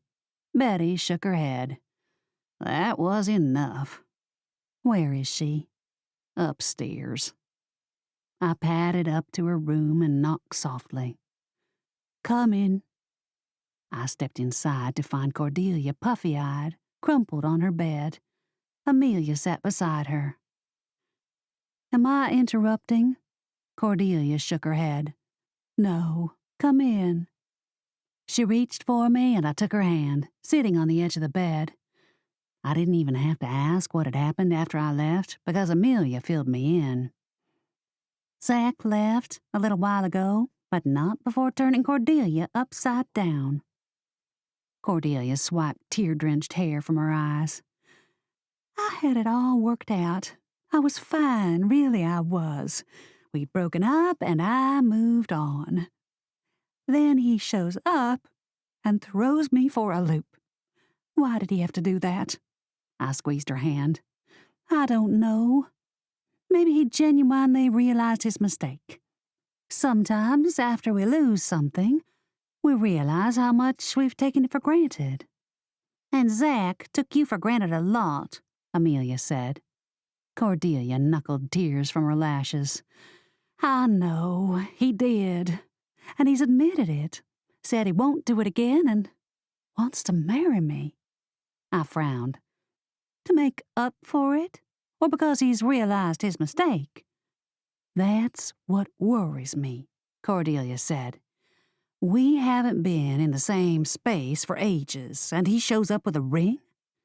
Says he made the worst mistake of his life by letting me go, while here I am, stupid me, trying to move on.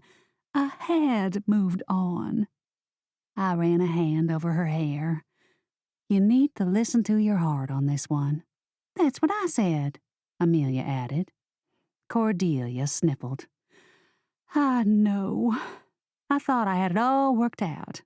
I mean, I'm the one who has her crap together, right? What's that supposed to mean? Amelia said. Cordelia sighed.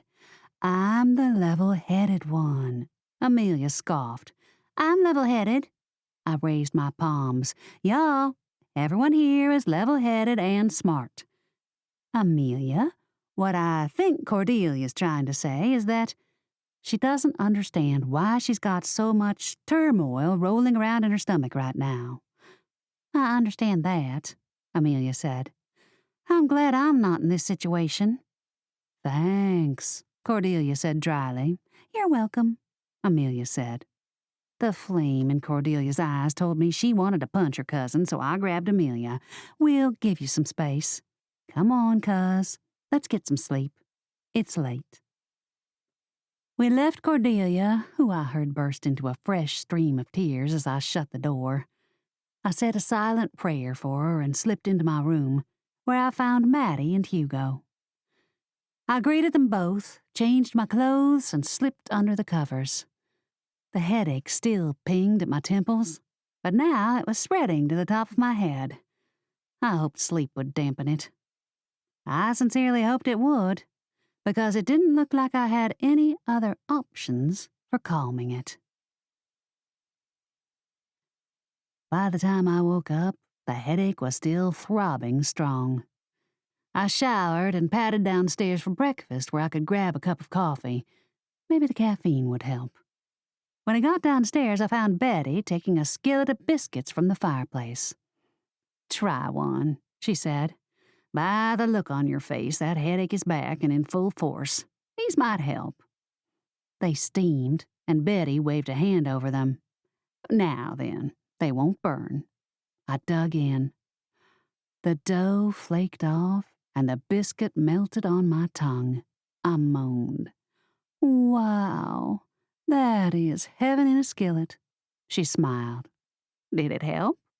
Not yet, but I'm hoping it does soon. I sank into a chair.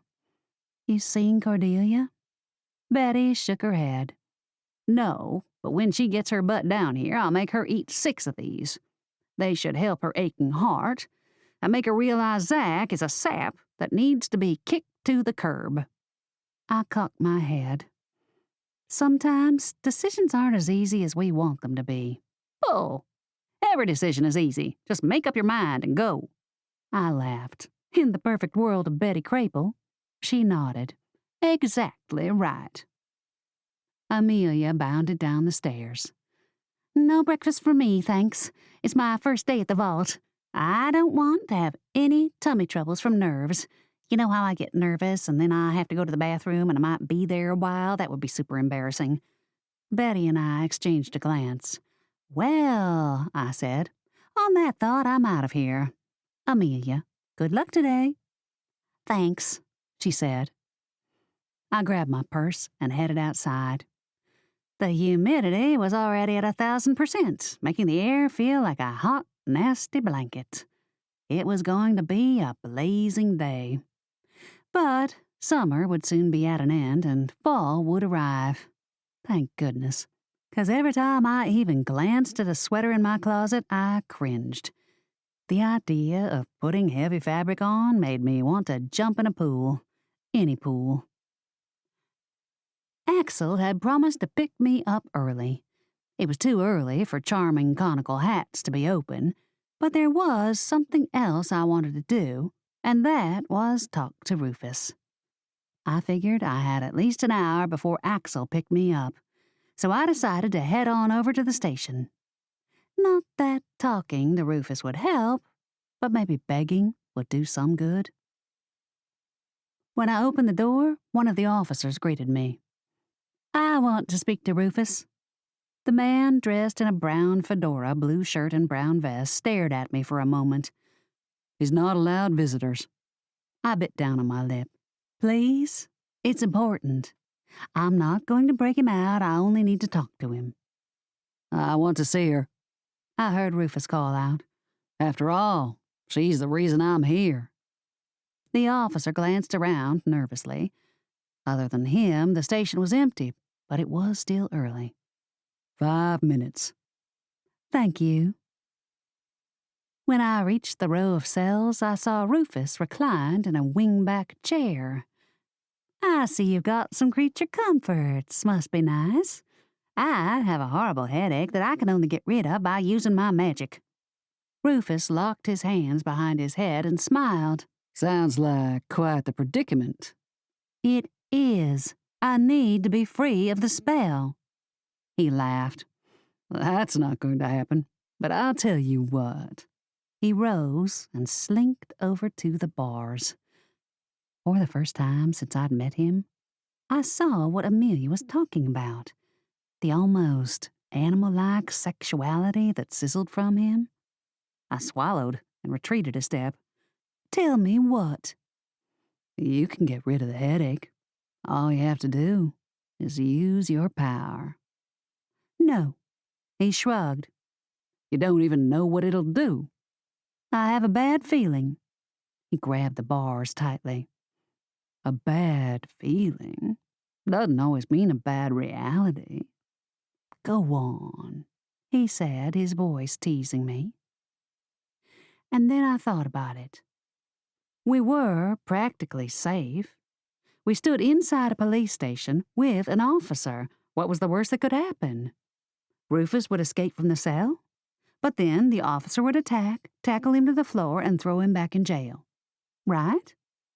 It could happen like that. But what if it went terribly wrong? Then I would be to blame for whatever happened next.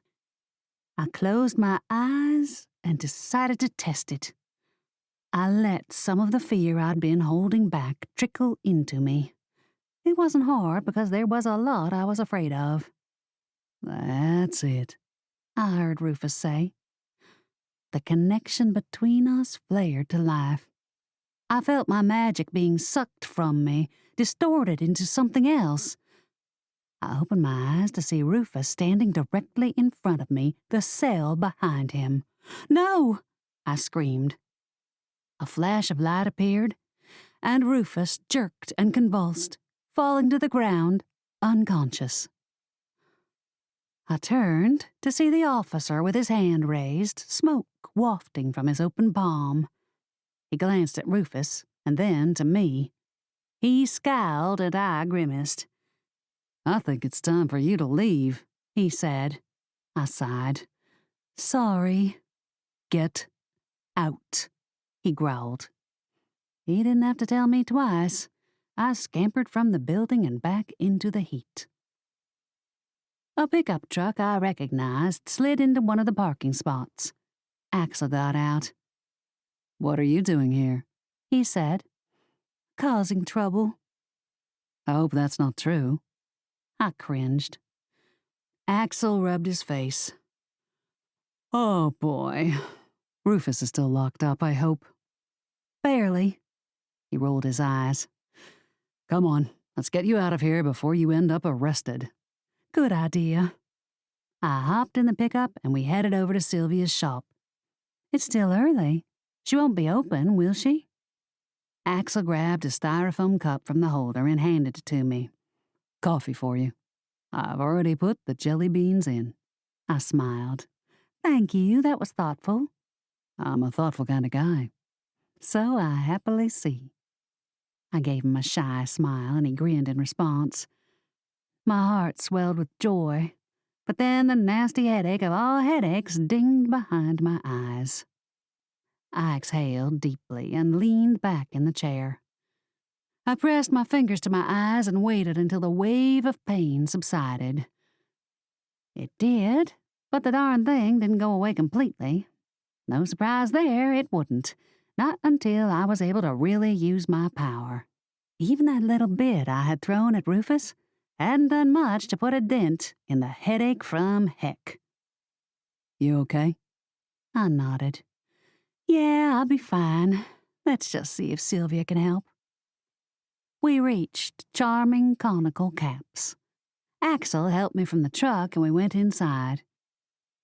We found Sylvia and Barnaby standing over a cauldron. A map of mist floated over the rim of the bubbling iron monstrosity.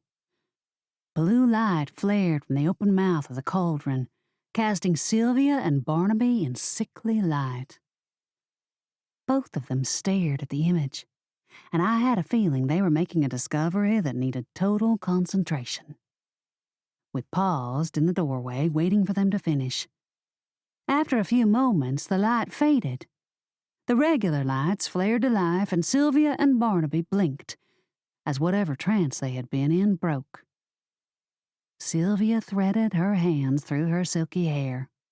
She exhaled and gazed around the room. Her attention settled on us, and she offered a wan smile. Everything okay? Axel said. Barnaby rocked back from the cauldron. He and Sylvia exchanged worried looks. I gnawed my bottom lip. What is it? What could be so bad? Barnaby sighed. You'll find out sooner or later anyway.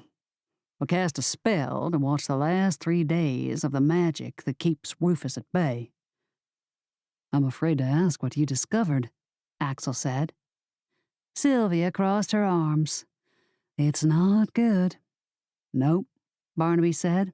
It looks like the spell wasn't tampered with at all. I glanced at Sylvia. That's what you'd said before. Barnaby helped me make sure, just in case I'd missed something when you and your grandmother had been here.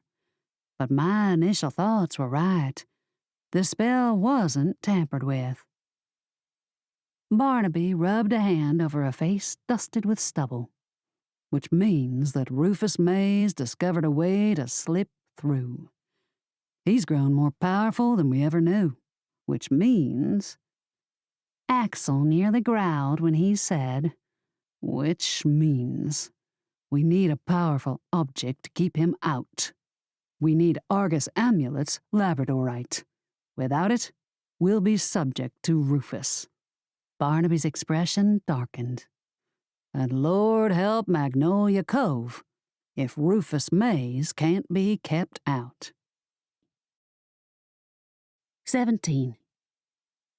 We sat at a table drinking coffee. Sylvia brought out a tray of rolls and set them in the center. Orange rolls, she said. I quirked a brow. Orange? She smiled. The bakery in town makes them. I'm surprised Betty hasn't introduced these to you. I picked up one of the pastries. Sugary frosting coated my fingers. I took a small bite and moaned.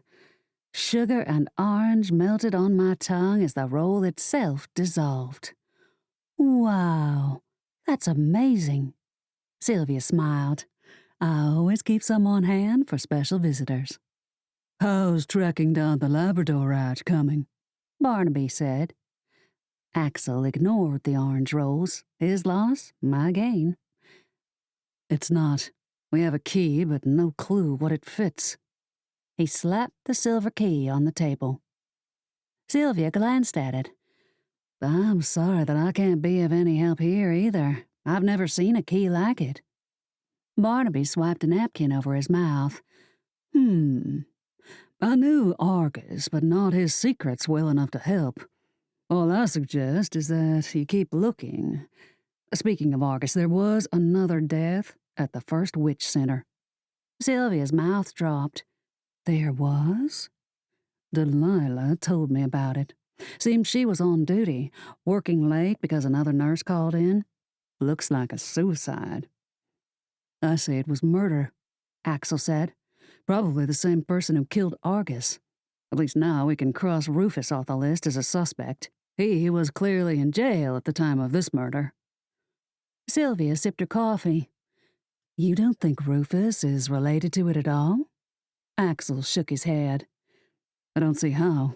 Unless that Ingrid Gale knew where the Labradorite is located, why would anyone want her dead? Everyone was silent for a moment. Barnaby spoke first. If someone knew that Ingrid was aware of the Labradorite, and they didn't want her to tell us, that's motive. But who? I said. Samuel seems the most likely choice, but why would he get rid of people who could potentially tell him where the stone is located? That's all he wants, isn't it? So he says, Axel said. As soon as he gets it, though, he'll vanish and we'll be back to square one. It seems we've all got some searching to do. People to ask more questions of, Barnaby said. If and when you find the Labradorite, bring it to me so that Sylvia, Betty, and I can figure out a way to keep Rufus out, once and for all. That's a plan, Axel said. We finished the snack, and Barnaby laughed. Sylvia flexed her fingers. So, tell me how I can help you. I don't know if you can, Axel said, but I've got my fingers crossed that you're able. Sounds intriguing, Sylvia said, which is right up my alley. I'm trying to break the spell that Rufus placed on Pepper. Problem is, Rufus infused it with a counterspell. If I attempt to break it, I shift into my werewolf form. Sylvia tapped her long nails on the table. Oh, that is a challenge. You need to somehow circumvent that spell. Are you hoping that by amplifying your magic you can work your spell quickly enough that Rufus's counter curse won't take hold? Axel leaned forward. His biceps popped in his t-shirt, nearly making me drool. That's the hope. I'm wondering if it's possible. Have you ever seen anyone do that? Sylvia threaded her fingers through her hair. I have, but not against a foe equal to Rufus. Though even the best sorcerers can be outwitted. At least, that's how I think about things. She poked the air. Anyone can succumb to a spell, but it takes brains more than it does talent to outsmart another witch, or sorcerer in this case. Axel licked his lips. Intense fire burned in his eyes. Okay, so my next question to you is, do you have a hat that can do the job? Sylvia's lips curled into a devilish smile. In fact, I just might. Sylvia left the table and Axel followed. I grabbed the key to Argus's box and tossed it in my purse, with a plan to give it back to Axel. She led us to a large locked cabinet in the main room. Hats topped it and were hooked to the sides, and through the glass doors I saw a wide-brimmed black fedora. It was constructed of leather and weathered with a tattered brim. A purple plume stuck straight up from the band that ran around it. Whenever people ask, I always tell them this is simply a piece that's been in the family for years. Not for sale. And it's not. Sylvia pulled a gold key from her dress pocket and inserted it. The lock snicked, and she opened the doors. A wave of air rushed outward. It felt like I'd been struck by a strong lakeside breeze. What was that? I said. Sylvia tipped her head toward the cabinet. That was the hat. The hat? Her lips quirked into a smile. This piece is old, an heirloom, as I said. My great-great-grandfather wore it when he hunted mythical creatures, vampires, ghouls, that sort of thing. When he died, he infused the hat with some of his spirit, and from the blast of air that just hit us, I'd say my grandfather's ticked that I haven't let him out in a while. I swallowed a knot in my throat. He has consciousness? Sylvia pulled the hat from a velvet stand. As much as a fedora can muster, which isn't saying a lot. The hat jerked from her fingers and spun in the air on its own. Sylvia sighed. Sorry, Grandpapa. I know you're in there. I don't know why I said what I did. If that was supposed to calm the hat, it sure didn't. The fedora spun around the room in a blur of black. Axel chuckled. Looks like you've got some making up to do. Sylvia raised her hands. I've got a job for you. The hat stopped. It hung suspended in the air, the brim folded upward as if the object was listening. Yes, Sylvia added, your services are needed. We need your power to outwit a mischievous sorcerer. The hat released its brim and tipped downward. Clearly the thing was listening. Remind me not to talk bad about any objects in front of them. It was kind of freaky. The hat's antics almost made me forget about my headache. Almost. Grandpapa, meet Axel Rain.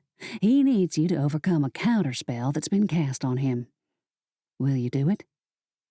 The hat flew over to Axel and stopped about 3 inches from him.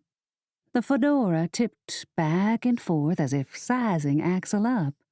It then circled him, inspecting Axel from top to bottom.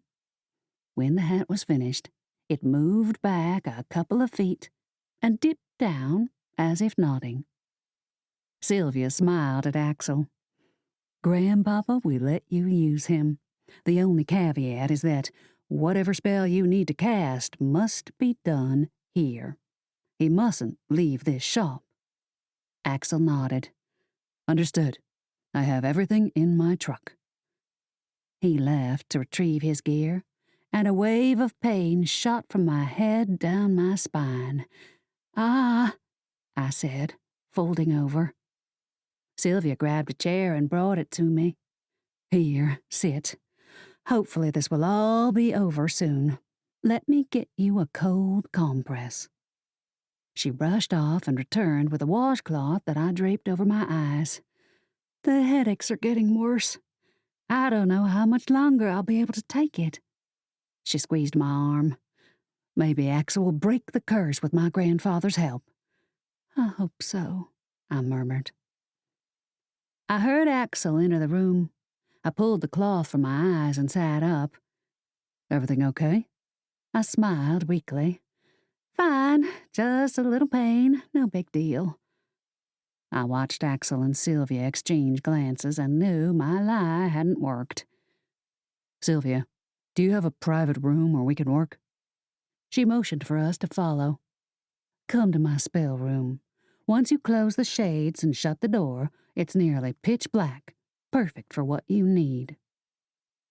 Sylvia left us alone with the hat, and I couldn't help but feel like her grandfather was watching me.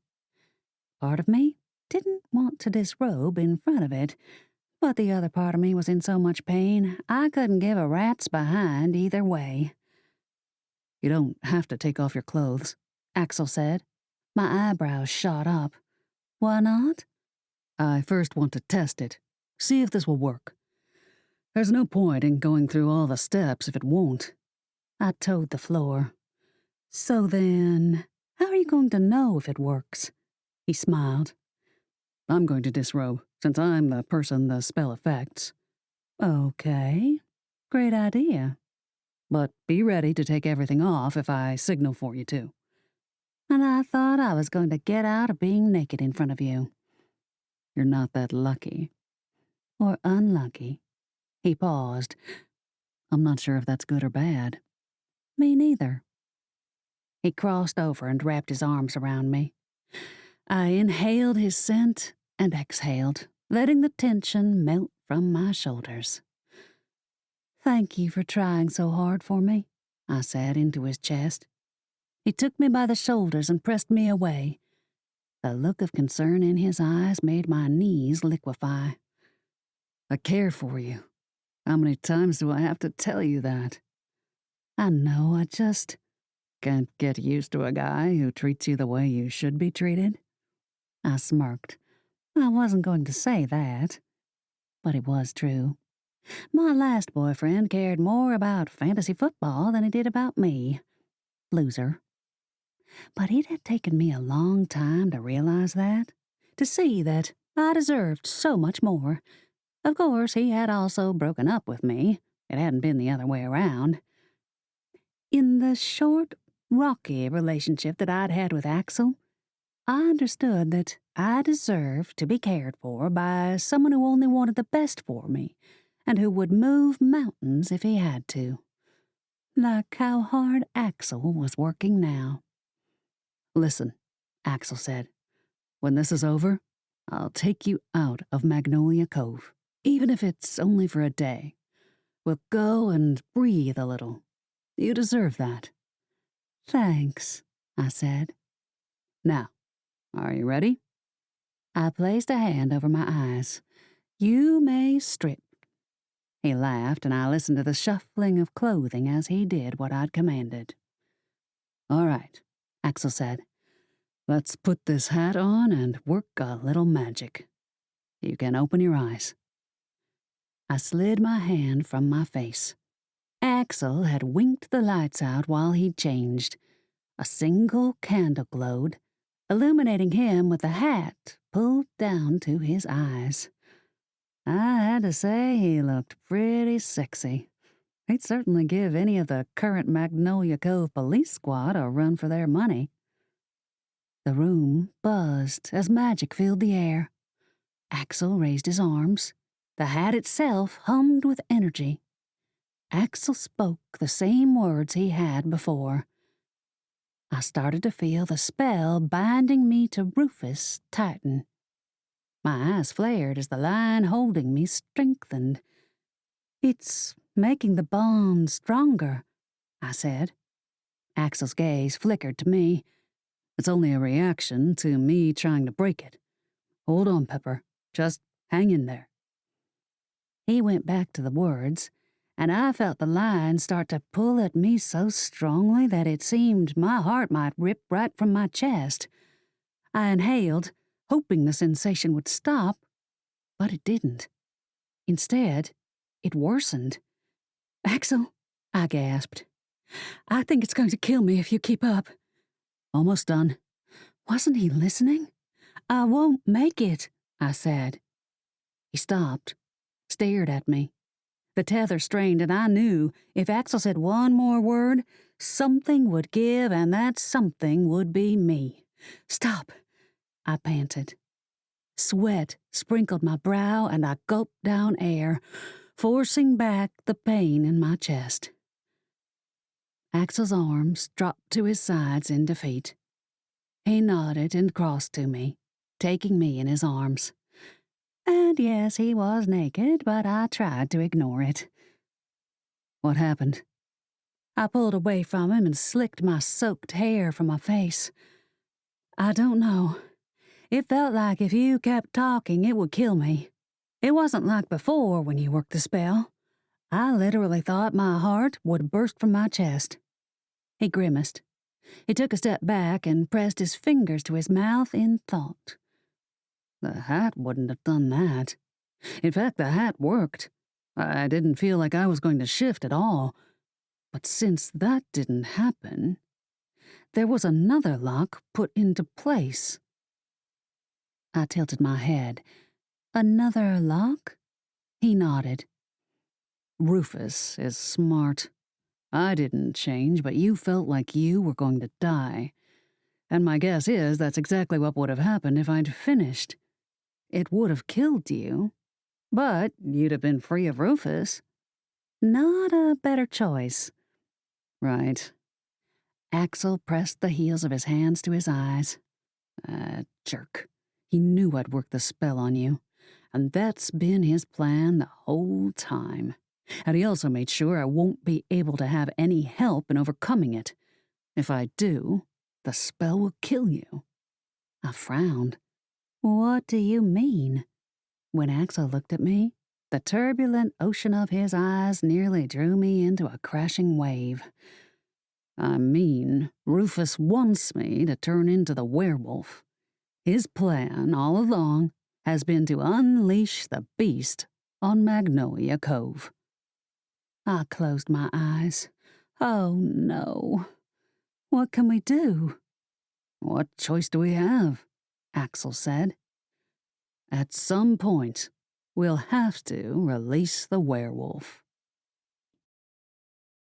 18. The hat won't work, Axel said to Sylvia. She frowned.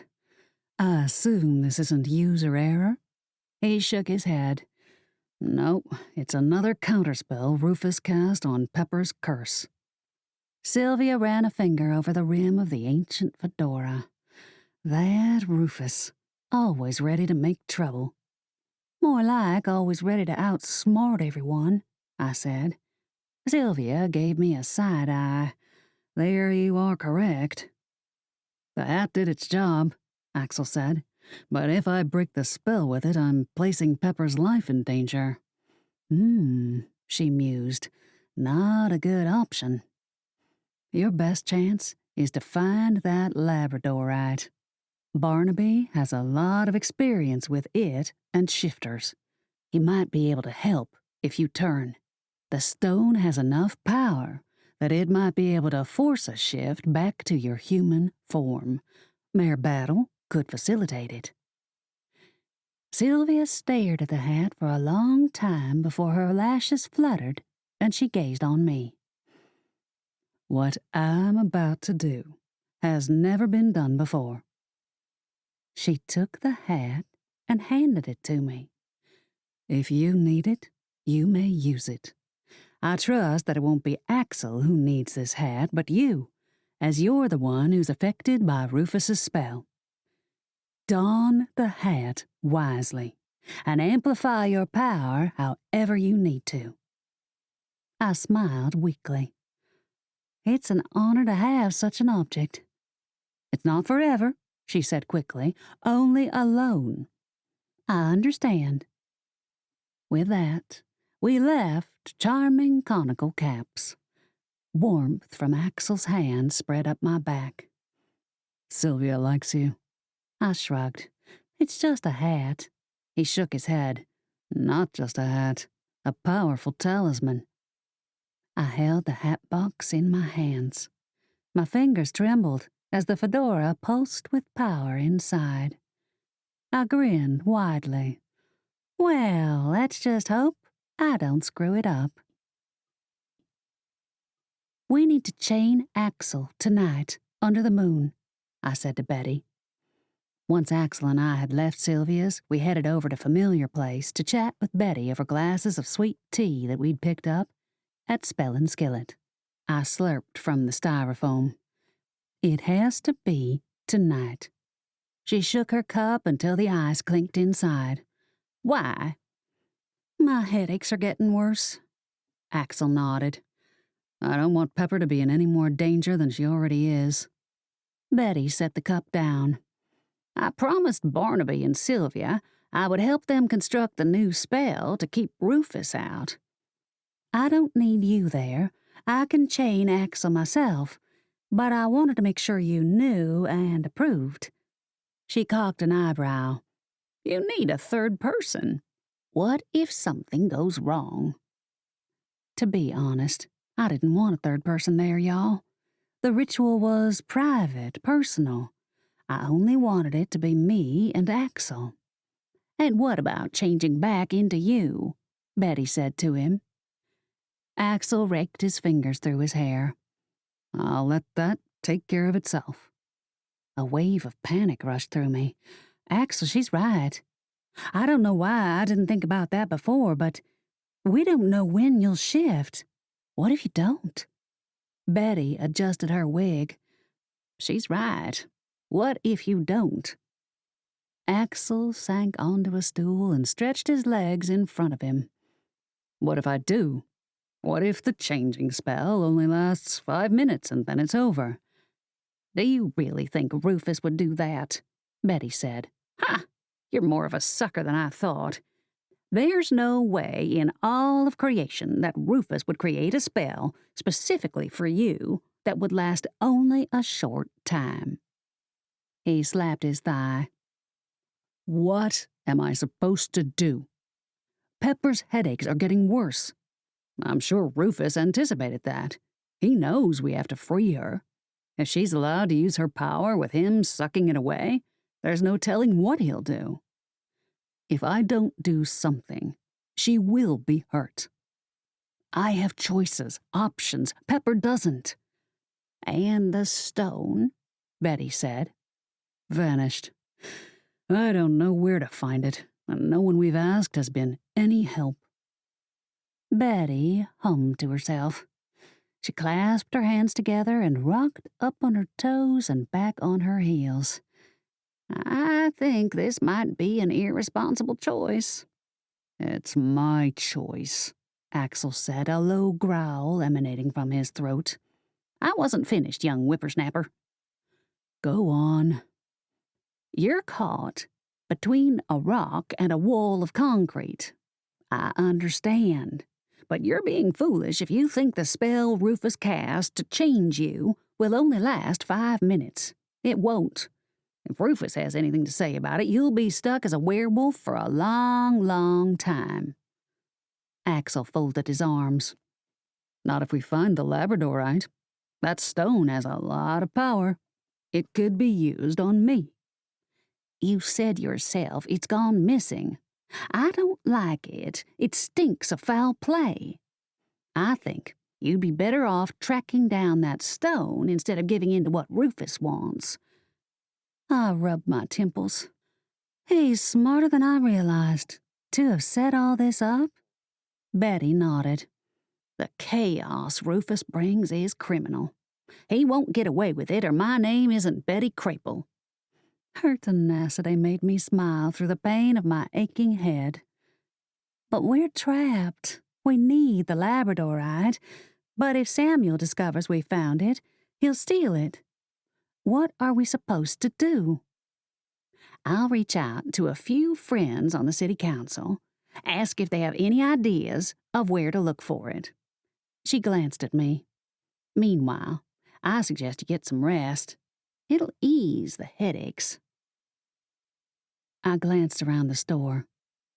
You sure you don't want me to stay? Help you out? She shook her head. No, I'll keep this place going. Don't you worry about that. Axel dropped me off at the house. Do you want me to come in? I shook my head. No, I'll be fine. I'll get some rest. I pressed my forehead to the glass. So everything hinges on the labradorite. He drummed his fingers on the wheel. It doesn't have to. I glanced over at him. What do you mean? He grimaced. I know it's risky, but we're nearly out of options. Your headaches will increase to the point that you won't be able to bear them anymore, and I'll be stuck watching you suffer, knowing the whole time I can fix it. I can make you well. I rubbed his bicep. What are you saying? Axel gripped the steering wheel until his knuckles whitened. I'm saying there is a choice. It's not a perfect one, but it's there. I don't want you turning into a werewolf without a way of changing you back. He shook his head. Don't you see? We might not have a choice. This is what Rufus wants, to make us out of options, out of possibilities, which we are. I'm not putting a whole lot more faith in finding the labradorite. I'm not going to stop looking. After this, I'm heading over to the vault to ask a contact there if they've seen a match to this key. The vault? Where else could the box be? But like I said, I'm not giving this much more time. I'm not going to watch you suffer, especially when I have the means to help you. Axel, I don't want you to sacrifice yourself for me. What am I sacrificing? I won't be a wolf forever. Somehow, I'll shift back. I'm not worried about it." He smiled tenderly at me. "I'm worried about you, Pepper. You. Not me." I rubbed my forehead. So what are you saying? He turned to me and stroked my cheek. "I'm saying that tonight, Labradorite or not, I'm performing the ceremony." Axel? His expression darkened. "I'll become the werewolf." 19. I held my breath. My lungs burned. Finally, I exhaled a deep shot of air. I don't want you to do that. I don't want you to sacrifice anything for me. He stroked my cheek. "What's life without a little sacrifice?" A nice long one. He chuckled. "It's my choice. Don't worry.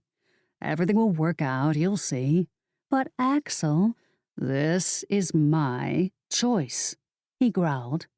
"You can argue with me as much as you want, but it's not going to change my mind. Period. Now go inside and get some rest. We've got a big night ahead of us." I pressed the heels of my hands to my eyes. I sniffed and then drew them away. Okay, I'll accept what you want, but I wish there was another way. "There still may be. Maybe I'll find the box." I squeezed his arm. I hope so. He kissed me long and deep before I headed into the house. As I marched up the steps, a thought knotted my brain. Axel may want to save me. He may think changing is the only way to do it. But I won't let him. No way. When he comes and wants to perform the ceremony, I'll resist. That's what I'll do. It was the best option. The thought of Axel shifting into a werewolf with no idea when he'd change back was awful. Truly horrible. It wasn't something I could deal with, and to be fair, I didn't think Axel deserved to be cursed because of me. He deserved to live his life the way it was supposed to be, not chained up in the cobweb forest until such time as he changed back into his human form. No. Allowing Axel to become the wolf wasn't going to happen. I cared for him too much. I hoped he understood when I explained it to him. I entered the house.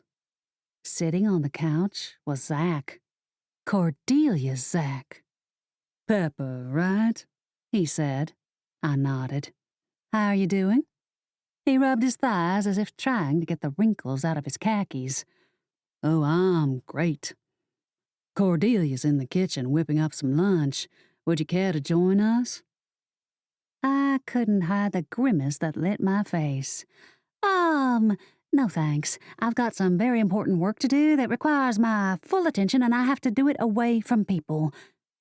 Zach looked at me as if I had two heads. What can I say? When I get nervous, I talk a lot. I went into the kitchen to find Cordelia. Maddie and Hugo were in there with her. Hey, y'all, what's up? Mama, Hugo said. Hey, sugar, Maddie said.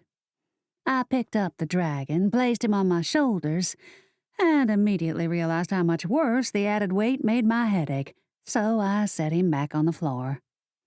Cordelia was building a couple of sandwiches. You putting poison in his? I said.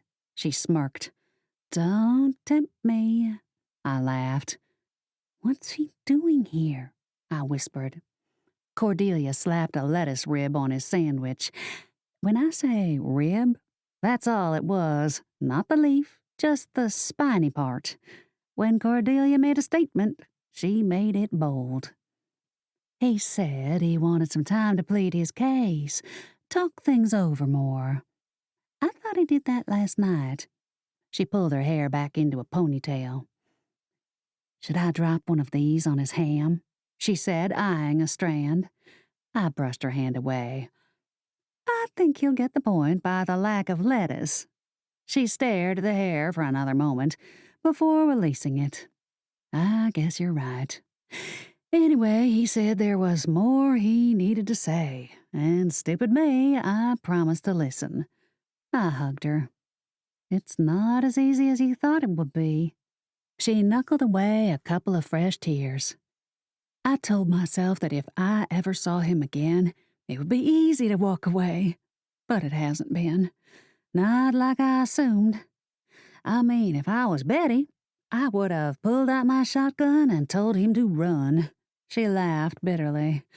"But I guess that's not me, after all. Not all of us can be Betty Crapel. And Lord, I thank heaven every day that's the truth of it." Cordelia laughed again, but this time it was genuine, coming from her gut. "Pepper, what do I do? I'm so confused right now." I took her hands. "Listen to your heart. If you feel like Zach's being honest, and if y'all marry, you'll really be joined, then I say, go for it. But if you feel like all he'll want once you marry is to run off without you to some cave, it's not worth it. I don't know him, so I can't make this decision for you." She yanked a tissue from a box and blew her nose generously. "I don't like complications. I like things to be smooth and easy. No ups, no downs." I hid a smirk. Cordelia always had a quick, sassy word and seemed so put together. This just proved that anyone could be thrown for a loop, especially when it came to matters of the heart. "You'll figure it out," I said. "Enough about me," she said. "What's going on with you and this whole stupid Rufus spell thing?" A sharp jab of pain streaked through my head. I cringed. "Don't you want to take Zach his plate?" She waved an elegant hand. "Why rush? He made me wait 3 years. He can sit for a few." "In that case, not much is going on. Axel's gone looking for a box that supposedly holds the labradorite in it, but even if he doesn't find it, Axel wants to work the spell that will free me, even though it will turn him into a werewolf, possibly for good." Cordelia's jaw slackened. "You're kidding." "Yes. No. Sort of. To be honest, we don't know how long he'll be stuck in the wolf form, and I don't want to find out. I won't have Axel risking himself for me." Cordelia placed a warm hand on my arm. "You got with Axel what I always wanted from Zach. A man who will do anything for you. He's willing to sacrifice himself for the woman he cares about. The only thing Zach was willing to do was call every few days and brag about what discovery he'd made. If once he'd shown me that if there was a mountain between us, he'd chainsaw that sucker down to get to me, things might have turned out differently. But he never did." She sat quietly for a moment. "It looks like you may have your answer about him," I said. She nodded stiffly. "I think you're right." She threw her arms around me. "Cousins are the best, especially long-lost ones." I held her tightly. "Don't forget, we're the sweet tea witches." "That we are," she murmured. I stepped back and smiled. Cordelia would be okay. Zach would be out on his butt, but that's what that guy deserved, in my opinion. Cherish what you have when you have it, not after it's gone. Tears misted Cordelia's eyes. "Here, let me get you another tissue." I swept my arm over the table, and in the process knocked my purse. Argus's key spilled from the center, tumbling onto the wooden surface. "Crap! I forgot to give that back to Axel." "What is it?" "It's the key that goes to a box located somewhere. What it actually is a pain in my butt. If Argus had left some sort of clues as to where the stupid box was, life would be so much easier. But he didn't." The back door opened, and Amelia entered. "Whoa, is it hot out there or what?" "It's hot," I said, "that's for sure." Amelia's gaze settled on the sad-looking sandwich Cordelia had made. "Who's that for?" "Zach," Cordelia said. "He's in the living room. We're supposed to be having lunch." Amelia's eyes widened. "He's here?" "Yeah, he's like a boil that just won't go away or come to a head." "Or like one that never should have existed in the first place," Amelia added. "Yep," I said. Amelia plopped into a chair at the table and picked up the key. She twirled it between her fingers. "So, what are you going to do about Zach?" "Tell him to get lost," Cordelia said. She glanced at me. "Pepper helped me figure it out. I've already wasted too much time on him. I don't need to waste another second."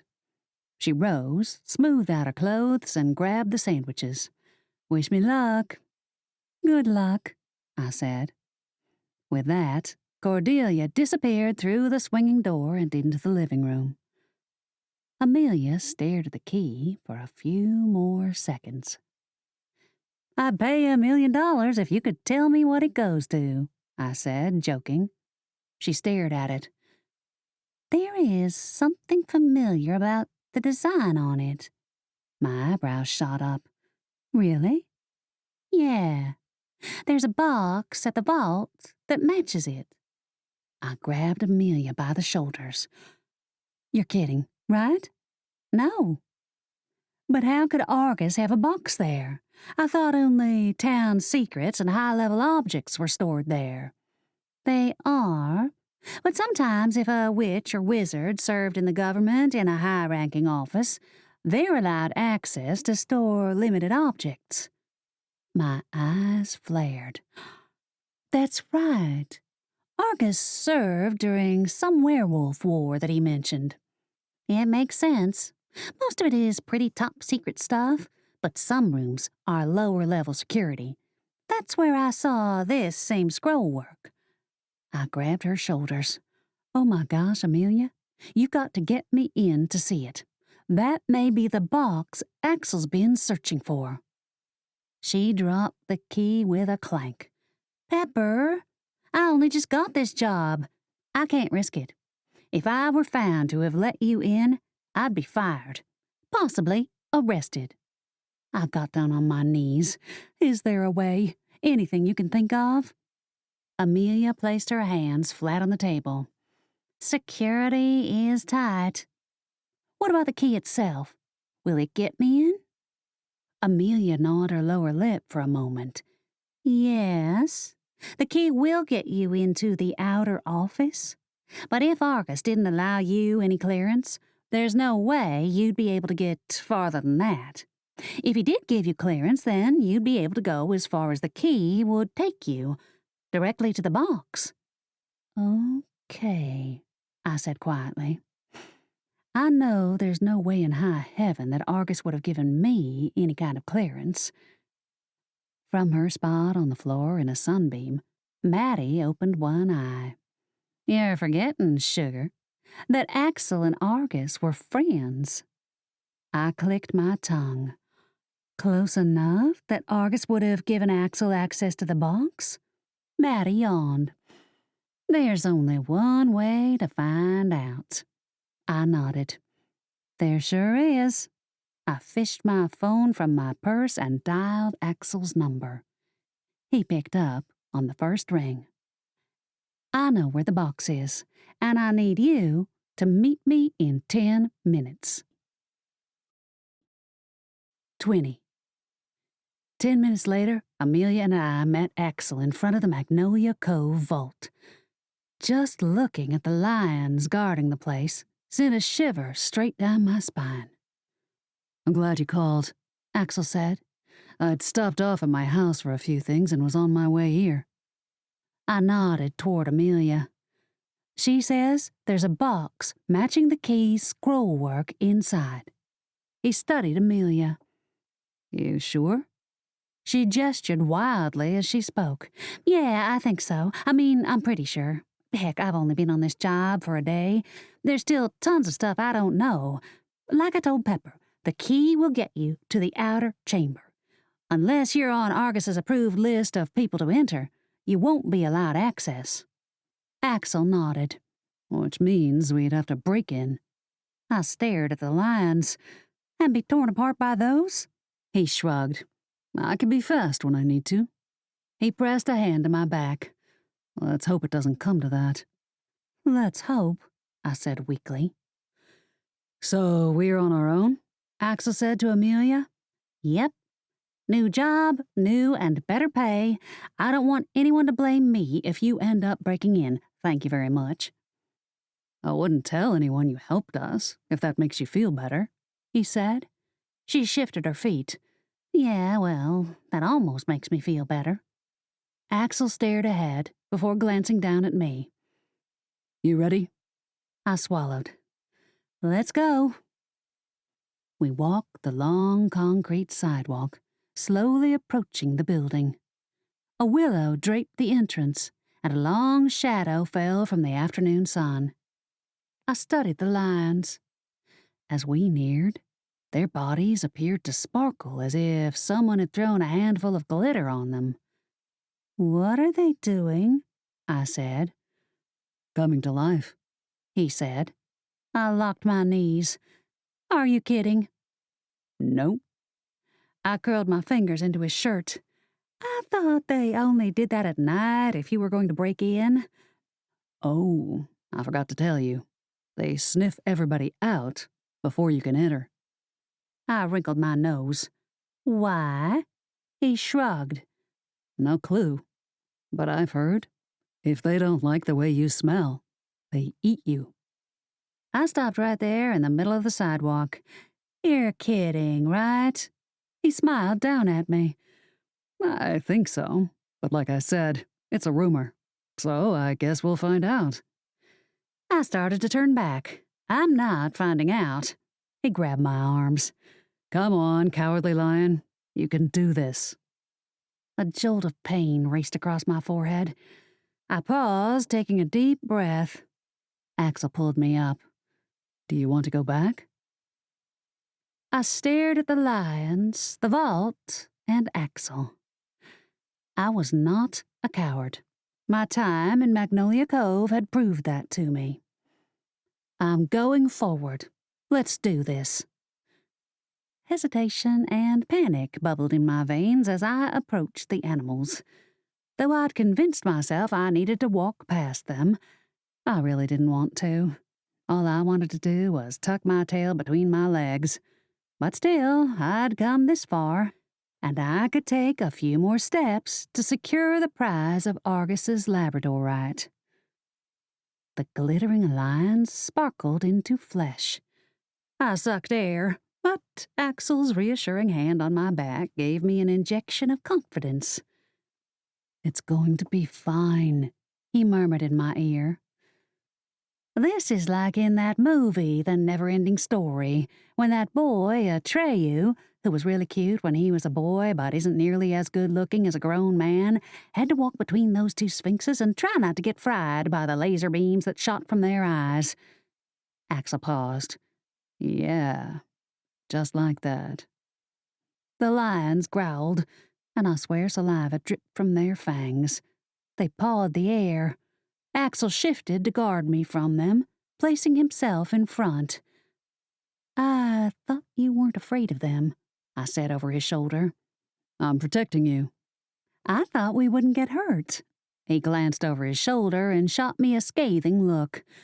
Would you just focus? It's okay if you're nervous. I'm nervous too. He rolled his eyes and returned to leading me between the lions.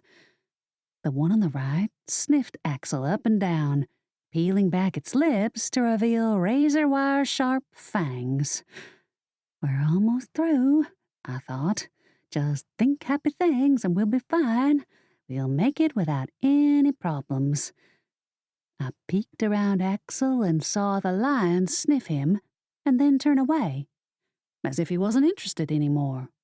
The second lion did the same. Whew! We were scot-free. I was about to be inside the vault, having gone through some sort of mythological Greek trial. I swear, throwing me in a maze with a minotaur and saying I had to find my way out before the creature found and ate me made more sense than being judged by two magical lions. I'd exhaled a breath that started all the way in my toes when I felt a paw hook into my shirt collar. "Axel?"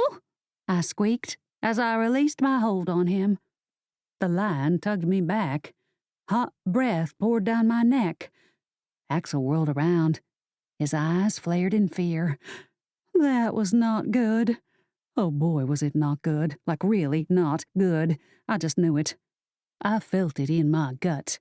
A gut that was churning, which meant I'd have to make a pit stop in the restroom as soon as we got inside. Man, I really hated having tummy troubles in public. There was nothing more embarrassing than having to stink up a public restroom. Of course, I always hid in the corner toilet and made sure everyone was gone before I exited so that no one could see who it was creating such a horrible smell. I'm sure none of y'all do that. "Stay calm," Axel said. Fear had frozen me solid. He did not have to worry about staying calm, because I certainly wasn't about to start waving my hands in the air like I just didn't care. A sharp claw scraped down my neck before hooking into the fabric and yanking me back another step. "I'd face them, if I were you," Axel said. "You're not me. Just do it." I exhaled and slowly pivoted. Two large sets of teeth greeted me. Panic scrambled up my throat and nearly escaped as a series of screams, but I bit it back down and faced the creatures. The one on my right opened its mouth and roared, creating a wind that whipped up my hair and fluttered my clothes. "Please don't eat me," the lion glared. I'd always read never to look a creature in the eyes because they think it's confrontational. So I stared down. Finally, the beast looked away, uninterested. I turned to go when the second lion snarled. I stopped and waited as the creature sniffed me over one more time and then settled back into a resting position. Relieved, but nearly about to pee my pants, I dashed to Axel and grabbed his arm. He squeezed me tight. "You made it. See? I knew you could do it." I grimaced. "There's something I need to do as soon as we get inside." "What's that?" "Visit the ladies' room." After a quick detour, we stood inside the vault. The place was a fortress. Glittering black stone lined the walls, making the structure as foreboding as anything I'd ever seen. "What's it made of?" I whispered to Axel. "Onyx. Many times, onyx can be used to nullify magic. It keeps the vault safe from being broken into." "So, Danny Ocean and the Ocean's 11 crew can't show up and pull a heist?" "Just like that." I clicked my tongue. "That's what I thought." "Come on," Axel said, grabbing my elbow gently. "We've got to find the guardian and show him the key." He led me to the back of the main circular room. There, standing before what looked like a prison cell made of onyx, stood a man in a long white robe with a lectern in front of him. He had dark skin, a white beard, and silvery hair that was braided down his back. His face was long and drawn, pinched up as if he was perpetually constipated. Gosh, I hope not. That would be horrible. Now I sounded like Betty. Old folks were more obsessed with constipation than any other age group that I'd encountered. And this guy was old. Not quite ancient, but definitely old. "How can I help you?" he said without looking up from a book settled before him. "I have a key." The man blinked and glanced at Axel. "That's wonderful. A key. Will it get you in?" Axel's jaw tightened. I don't know. That's what I'd like to know. May I see it? The man said. Axel glanced at me. I suddenly remembered that I had it. I opened my purse and started fishing through the contents. Now, where did I put it? I dug past used tissues, lipstick, a hairbrush, feminine products, gum, pens, pencils. Nope, it's not there. I could feel both sets of eyes burning into me. Oh, wait, maybe I stuck it in this pocket. I opened a small pouch along the side and stuck my hand in. I found a pill bottle, a notepad, and finally my fingers brushed metal. Aha, I said proudly, waving the key in front of me. I knew I'd find it eventually. Yes, well, I've been here for eternity and never leave, so time is all relative to me, the man said. You never leave? He gave a slight bow. I am Erasmus Everlasting. I have been the protector of the vault since its creation, and will be here until its destruction. Wow, I said. What do you do for fun? Clearly I was out of my mind because my head was killing me, and I was making small talk with the guardian of the vault, who reminded me a lot of that guy in those Thor movies who used his sword to make the heavenly gate appear. Except this guy was stuck in the vault until he died. Or was he immortal? Surely he wasn't immortal. If that were the case, then Betty would also be immortal, because as she liked to say, she ran this town. Hopefully not into its grave. My fun is in guarding these items, he said stoically. This is my life's work, making sure all the precious contents stay secure. He guided us toward the back wall, where a single keyhole had been constructed in the very center of the ebony structure. All keys are to be placed here. If either of you are on the list, then you'll be allowed to enter the inner sanctum. I will guide you to the location of your treasure. Treasure? Erasmus gave me an amused smile. There are all manner of things in this place. Some you may see, some you won't. I pressed at my temples, pushing back on the pressure, threatening to swallow every single bit of my attention. Let's just make this fast, I said. Axel shot me a concerned look. You okay? I exhaled a quivering breath. I don't know how much longer I can take this. Axel squeezed my shoulder and raised the key. I'm ready. Erasmus stepped aside. Insert at your leisure. Axel pushed the key into the lock. For a moment, nothing happened. And then the outline of the lock flared on the surface surrounding the key. A single line of red light shot up the wall and etched the outline of a box. Argus's face flashed inside the box, and it was then replaced with another face. Your uncle, Axel said. A man with thinning gray hair, oval spectacles, and red cheeks stared down at us. That's Uncle Donovan? It was him, yeah, Axel said. Donovan's image disappeared and was replaced by another. Axel. Erasmus opened his arms. Congratulations, you have won the lottery. I gave him a confused look.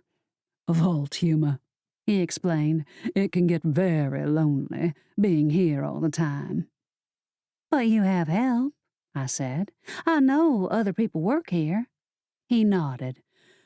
Yes, but I am the keeper, so it is my job to ensure part of the security. It is my task, and one that I take seriously. Besides, I get every other weekend off, and every Wednesday. Oh, that makes it better. I thought you said you never leave. I tend to exaggerate, he said, blushing.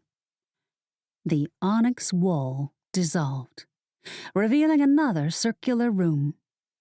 Where the outer room had been quiet as a tomb, this one bustled with activity. People milled about, dusting shelves, vials, amulet-looking things. A small orb floated through the air, spinning as it made its way around the room. "What's that?" I said. "That is a magical baseball that will always give the batter a home run. Is not particularly happy being stuck in the vault." He leaned over. "It's restless, but we do what we can to exercise it." As if on cue, one of the associates yanked the ball from the air and started a game of toss with another associate. "These are all the most magical items in Magnolia Cove?" I said. Erasmus nodded. "If not, the world. Many things here. There's a bag here that will fulfill your every wish. All you have to do is think it, dip your hand in the bag, and pull. Next thing you know, voila, you got a margarita in one hand and a barbecue sandwich in the other." "Not sure that's what I'd wish for," I said. Erasmus smiled. "That's the great thing about the bag. Each person gets whatever it is he or she wants. It does not discriminate. It's a bottomless pit by nature, but it can also grant wishes." "And it's here in Magnolia Cove?" He nodded. "Who would look for it in Alabama? That would be like finding the Holy Grail in the middle of a cotton field." "Good point," I said. We wove around the bustling workers and other items that included a tube of glowing lipstick. I wanted to ask what it did, but I figured it would be best not to. I mean, if it made me the most beautiful woman on the planet, I'd be tempted to steal it. Better yet, if it made me look like I'd lost 10 pounds overnight and made my pants a little looser around the waist, I might actually kill someone for it. Just kidding. Sorta. I'd at least knock them out and run really fast. Finally, the three of us reached a dark alcove and cut into a wall. Erasmus placed a hand on the brick, and it fizzled away, revealing another room lined with boxes. "This is where you'll find what you're looking for." "Oh," Axel said. "Drop the key," Erasmus said. Without hesitation, Axel did as he said. The key dropped a foot before zipping halfway across the room. It floated up and down a moment before waving back and forth. It looked like a fish swimming in water. The bow of it was the tail, and the lock end the head of the creature. It did that for several seconds before Erasmus crossed to it. The key continued its movement, but it did so faster as if agitated. "That's strange," Erasmus said. "What?" Axel said. "It appears as if the box the key fits is missing." My eyebrows shot to peaks. "Missing?" Erasmus nodded. "Yes, but there's no record of it. If it had been checked out when the key bonded with the lock in the anteroom, we would have been notified by the screen. But that didn't happen." Axel's shoulders tightened. He strode forward, fists clenched. "Are you saying the box was stolen?" Erasmus grimaced. "Unfortunately, that's exactly what I'm saying. I don't know how, but someone managed to enter the vault and steal the box that belonged to Argus' amulet." I scoffed. "But how? How could that happen? You're on duty like all the time." Erasmus gave me an embarrassed grin. "Perhaps I was on a party break." 21. So, while Erasmus was on a potty break, the box that held Argus's labradorite had been stolen. It didn't take many guesses for Axel and I to figure out who it could be. I mean, Samuel was the logical choice, right? But how had he sneaked inside and pulled it off? We were in Axel's car, zipping through town. My head throbbed something fierce, and it took all my focus to try to push the pain away. Maybe the guy's a better sorcerer than y'all give him credit for. And when I say y'all, I mean the entire town of Magnolia Cove. Axel gave me a weak smile. You mean Betty Crapel? I gripped the leather seat as another laboring pain ripped through my noggin. According to Betty, she knows the thoughts of all the residents. Axel chuckled. I don't know why I even bother to find anything out for myself, if she has all the answers. That's what I'm saying, too. As another wave of agony tore into me, I exhaled, focusing on my breath as a way to distract my thoughts. You're pale, Axel said. I'm surprised I'm not red, the way it hurts so much. He squeezed my hand. Don't worry. I'm on my way to Samuel's. We'll grab the Labradorite and get you fixed. I gnawed my bottom lip. Tears sprang to my eyes. Axel, I don't think I'm going to make it. I can't last that long. Hold on, Pepper. We can do it. At that moment, a wave of pain, sharp as lightning, fissured straight through me. I screamed and crumpled in half. Never in my life had I experienced anything so horrible. It felt like I was splitting in two. Hold on, Pepper. I gripped the dash with fingers of steel. Where? I panted. Where are we going? I'm going to do what I should have done from the very beginning. No, I said weakly. But pain overcame me. I fell back in the seat, writhing and twisting against it. I kept my eyes closed, praying that soon it would be all over, that the torture would disappear and that this nightmare, the one Rufus had caused, would stop. It seemed like an eternity before Axel came to a screeching halt. I heard him unlock his seatbelt and open the door. Next thing I knew, fresh air swallowed me as my door opened. Axel freed me from the seatbelt and scooped me in his arms. My eyes fluttered open. Where are we? My house. I curled my fingers in his shirt. No, Axel. We're supposed to be in the forest. He took the steps to his porch as if he was light as air and I weighed nothing more than a feather. There was no time to get to the forest. Besides, it's not dark. This is the only shot you've got. But Axel, I said weakly. He opened the front door and pulled me inside. Cold air from the electric unit prickled my skin as it washed over me. We reached the cellar and he kicked the door open. Within moments, he had a candle lit. He laid me on a fur rug and stroked my hair from my face. He kissed my lips tenderly. If I'd had the energy to drink deeply from him, I would have, but there was nothing left in me. The pain was too much. It stole my drive, and unless Axel moved to erase it, it would soon steal my life. Know that I will always care for you, he whispered in my ear. And there's no time to undress, so let's hope this works. Before I could respond, he started speaking. The words flew fast and violent from his mouth as if the situation angered him to the point of wanting to slam his fist in a wall. But instead of hitting brick, Axel spewed the spell in anger. Light hit my eyelids and fluttered open. A golden halo surrounded Axel. Objects near him teetered and fluttered on shelves. A few items crashed to the floor, but then others lifted as if the sorcerer inside him was bending gravity, changing the very magnetic pull around him.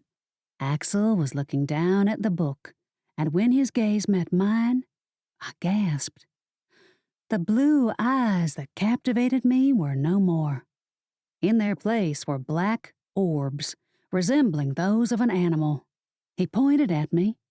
and the halo washing over him shot out, roping me like Wonder Woman's freaking lasso. Pinned by the binds, I could only watch as Axel began to morph into the beast. At the same time, I felt the spell tying me to Rufus go slack. I could feel the line tethered between me and the sorcerer die bit by bit, as I watched the man I cared for die in a different way. He wasn't physically dying, but his body did, as Axel shifted hair by hair and bone by bone into the beast. His forearms stretched and sprouted fur. The shirt on his back split open, revealing a chest twice its normal size. His jeans ripped and shredded. And all the while I could only stare helplessly. In the midst of it all, Axel panted heavily. The magical words rushing from him at an accelerated rate stopped. He looked at me. The beast was like seriously in him. What I mean was, Axel was still there, but I knew that within moments he would be lost, and all that would remain was the werewolf. Pepper, He said in a gravelly voice. you're almost free. Stop, I said, trying to reach for him. The headache's nearly gone. You can stop this. He shook his head. In a few moments, I'll be done. When that happens, the rope around you will disappear. At that point, there's one thing I need you to do. Tears stung my eyes. What? I said hoarsely. Run. Don't, I pleaded. He took my hand. Promise me, you will find the strength to run. The headache had zapped a lot of energy from me. I don't know. Promise me, He insisted. I swallowed down a knot of emotions and nodded. I will. Axel turned around and faced the opposite direction. He spoke again, and this time the intensity jacked up like 1,001 degrees, while his transformation quickened. As I watched Axel's body lengthen and morph into something completely different, I felt the last bit of connection to Rufus die. I waited for it to peter out into nothing. It did so with an audible snap. In hindsight, I don't really know whether that was the spell or simply Axel's body making one final adjustment before he morphed completely into the beast. Either way, the lasso roped around me dissolved. I fell to the floor with a thud. My headache was completely gone, thank goodness, but before me stood a massive, towering, flesh-eating werewolf. The wolf was 3 times larger than Axel had been as a man. I likened his beast form to the Incredible Hulk of werewolves. No joke. He was that big. The sound caught the beast's attention.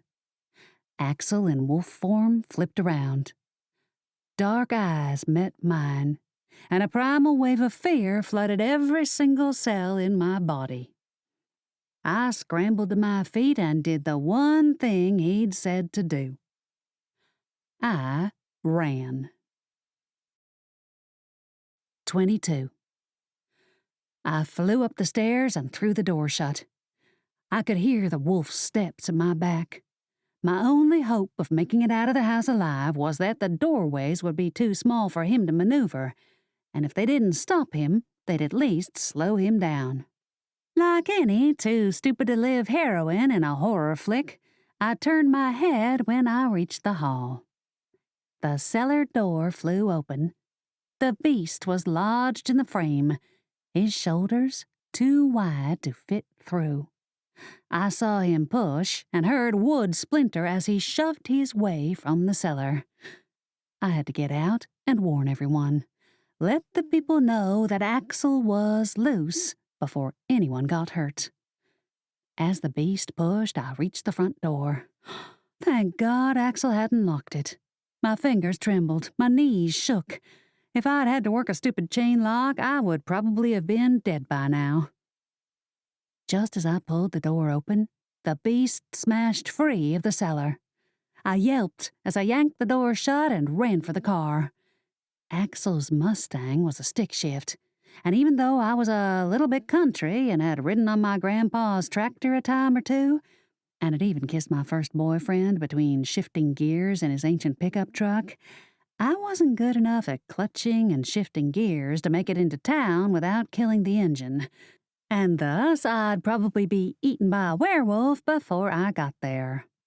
So the truck it was. The door was unlocked. I jumped in the cab and looked for keys. None.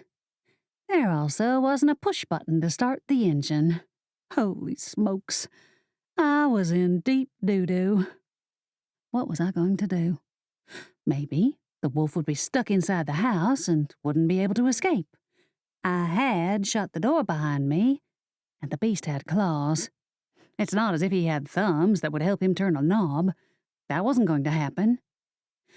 That meant my only choice was to get out, find the nearest neighbor, and use their phone. It seemed my one and only option. I grabbed the handle and pushed open the door when a crash caught my attention. My gaze darted up to the house, where a front window had been shattered. Holy shrimp and grits. The beast stood on the lawn, shaking out his coat. Son of a gun. The animal had jumped through the window and now stood on the grass, staring directly at me with gleaming black eyes. For a second, I thought Axel lived in the beast somewhere, that it might just run off in the opposite direction when he realized it was me, Pepper. But oh, y'all, I was so wrong. The wolf launched straight for me. Before I even realized what I was doing, I placed my hands on the dash and shoved all the fear and anxiety I'd been experiencing the last few days into the truck. Magic buzzed from my skin over the plastic and seeped inside. It was like watching a sponge soak up milk. Not that my power was white. It wasn't. It was sort of like a bluish film that I couldn't really see, but I could sense and feel. Then, the most miraculous thing happened. The engine roared to life. And it was just in time. The werewolf bounded onto the hood. I hit the gear shift into reverse and backed down the gravel drive at a speed somewhere between reckless and death wish. Luckily, it was closer to reckless. I swung onto the road, hitting the brakes so fast the wolf tumbled off the hood and onto the ground. I slammed the stick into drive and barreled down the road. I shot a quick look into the rear view. The wolf rose, shook its head, and took off following me. I gunned the engine and laid on the horn. It was the closest thing I had to a siren. My mind raced. There was only one place I could think of to go, the one building where there were enough people that might be able to stop the wolf. The police station. As I approached the heart of downtown, I blared the horn, trying to get as many people's attention as possible. Luckily, it was later in the afternoon, and people had already left work and had headed home. Traffic was light, and those who saw me coming, hazard lights blinking and horn roaring, stopped. I saw their looks of horror, and a chill swept over me. Or maybe that was just adrenaline soaking my body with the jitters. Yep, probably that was it. This wasn't like a high-speed chase in an action movie where my vehicle swerves left and right, avoiding cars while people jump out of the way. No, Magnolia Cove is a quiet town. Folks saw me coming or heard me about a half a mile away, so that by the time I reached the busier intersections, people were already waiting to see who the heck was making so much noise and why. I passed a woman in yoga pants walking her little shih tzu familiar. I even passed Betty Crapel, who waved her corncob pipe at me.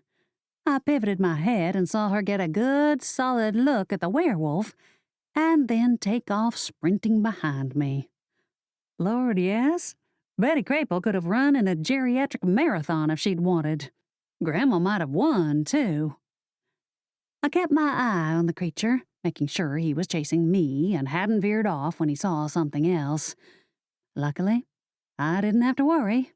Maybe it was the horn blaring, or maybe he was like most animals and was simply attracted to bright, shiny objects, like me. To me, bright and shiny means diamonds and jewelry.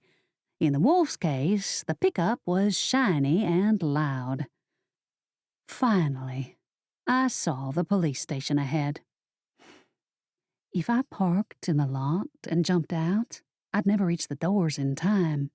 The wolf would have me in his jaws before I pulled the handle to get inside. The only option was to jump the curb, get up on the sidewalk, and either open the truck door and death roll out, or jump the curb, stop the vehicle, and run for the door, praying the whole way that I beat the wolf into the station. And maybe Betty would call ahead with magic. Heck, I didn't have a phone, but that little lady had more power in one of her boobs than I had in my whole body. I wasn't 100% sure of that, but I was pretty darned positive. That hunch turned out to be correct.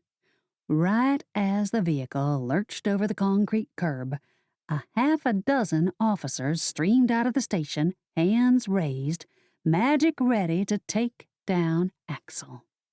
And as much as that's what was needed, I suddenly felt very protective of him. "No," I said to no one. "You can't hurt him." The truck swerved as I hit the grass surrounding the station. I yanked the steering wheel to the right and the tail swung wide. I was going so fast and I hadn't dropped my speed enough to avoid what happened next. The truck bed slammed into the brick building. The crunch of metal filled my ears as the vehicle twisted and warped from the impact. My nerve endings were on fire from the adrenaline flooding my body. I looked in the rear view to see a man-sized hole had been bored into the station. I could see Rufus smiling from his cell. But I didn't have time to process the meaning of that, because the next thing I knew, the officers were aiming their magic at Axel in wolf form. Threads of magic shot into his fur. The wolf must have been high on adrenaline too, because he acted like the power feeding into him was nothing more than an inconvenience. And the animal was still barreling down on me. I shifted over the bucket seat to the passenger side. I opened the door and fell from the cab. The officers had increased their power. The wolf had paused, but still wasn't down, which was what I knew they wanted. After scrambling to my feet, I raced past the officers into the station. I figured it was the safest place to be. Let them capture the creature. They had more experience with this sort of thing than I did anyway. Dust and debris filled the station from where the truck had burst through the wall. I coughed, waving away the particles. I pressed my face to the glass and watched the scene unfold. Looks like your boyfriend went rogue. A fissure of anger raced down my back. I slowly turned to see the smug expression on Rufus's face. I returned, glancing out the window. The wolf had turned on the officers. He spat and snarled, leaping on to one of the men. "No!" I yelled.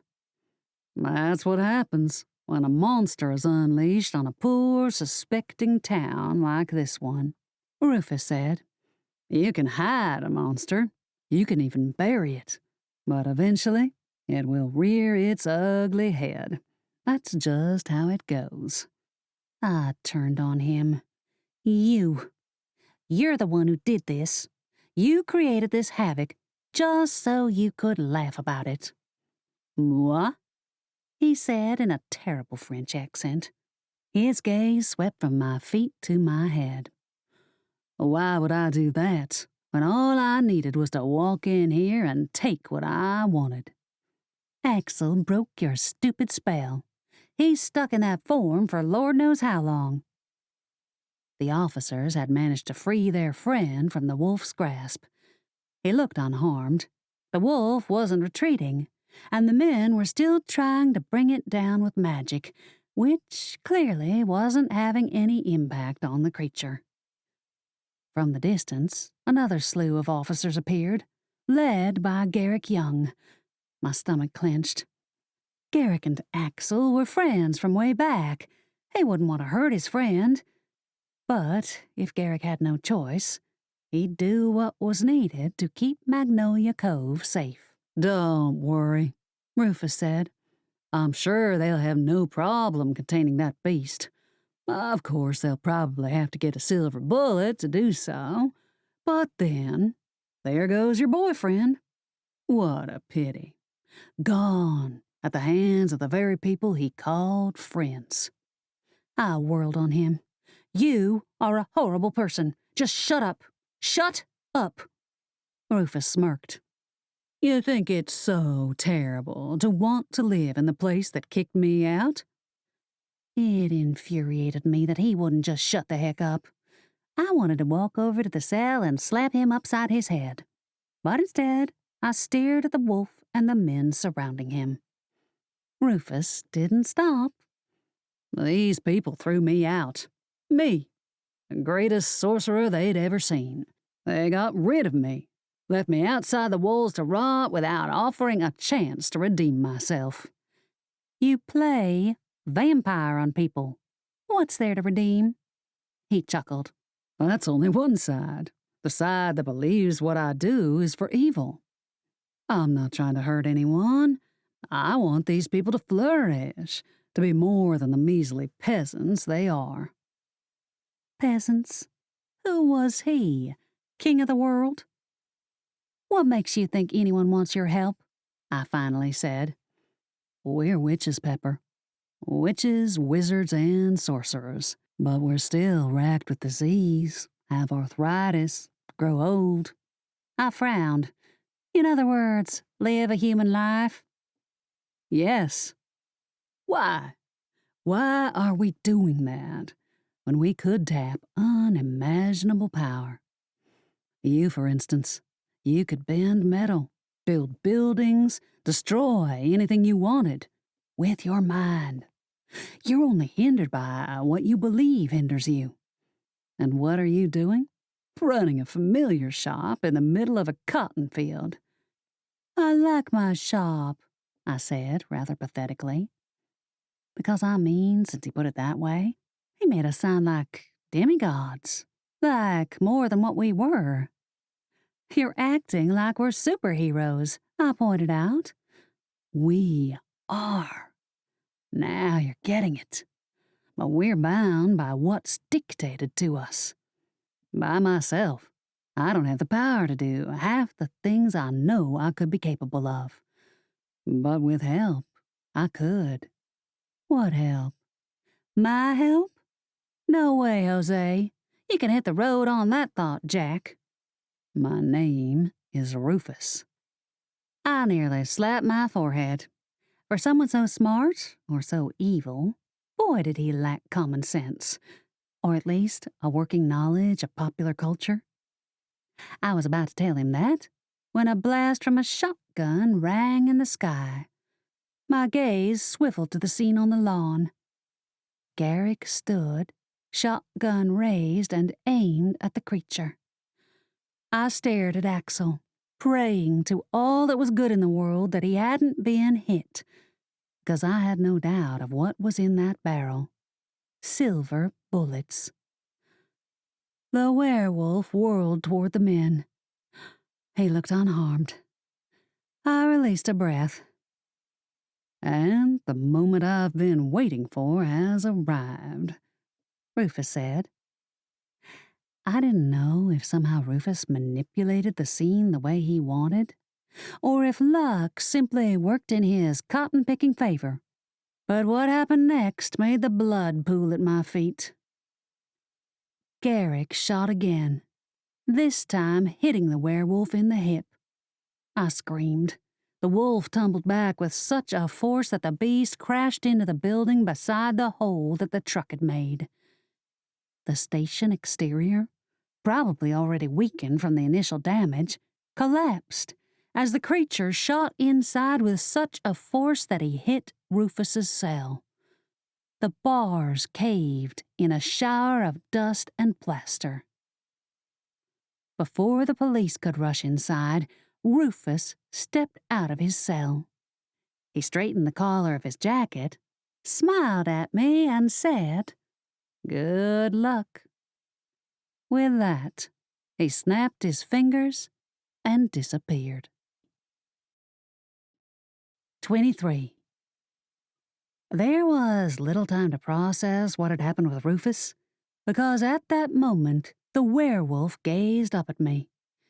His dark eyes met mine, and my breath hitched.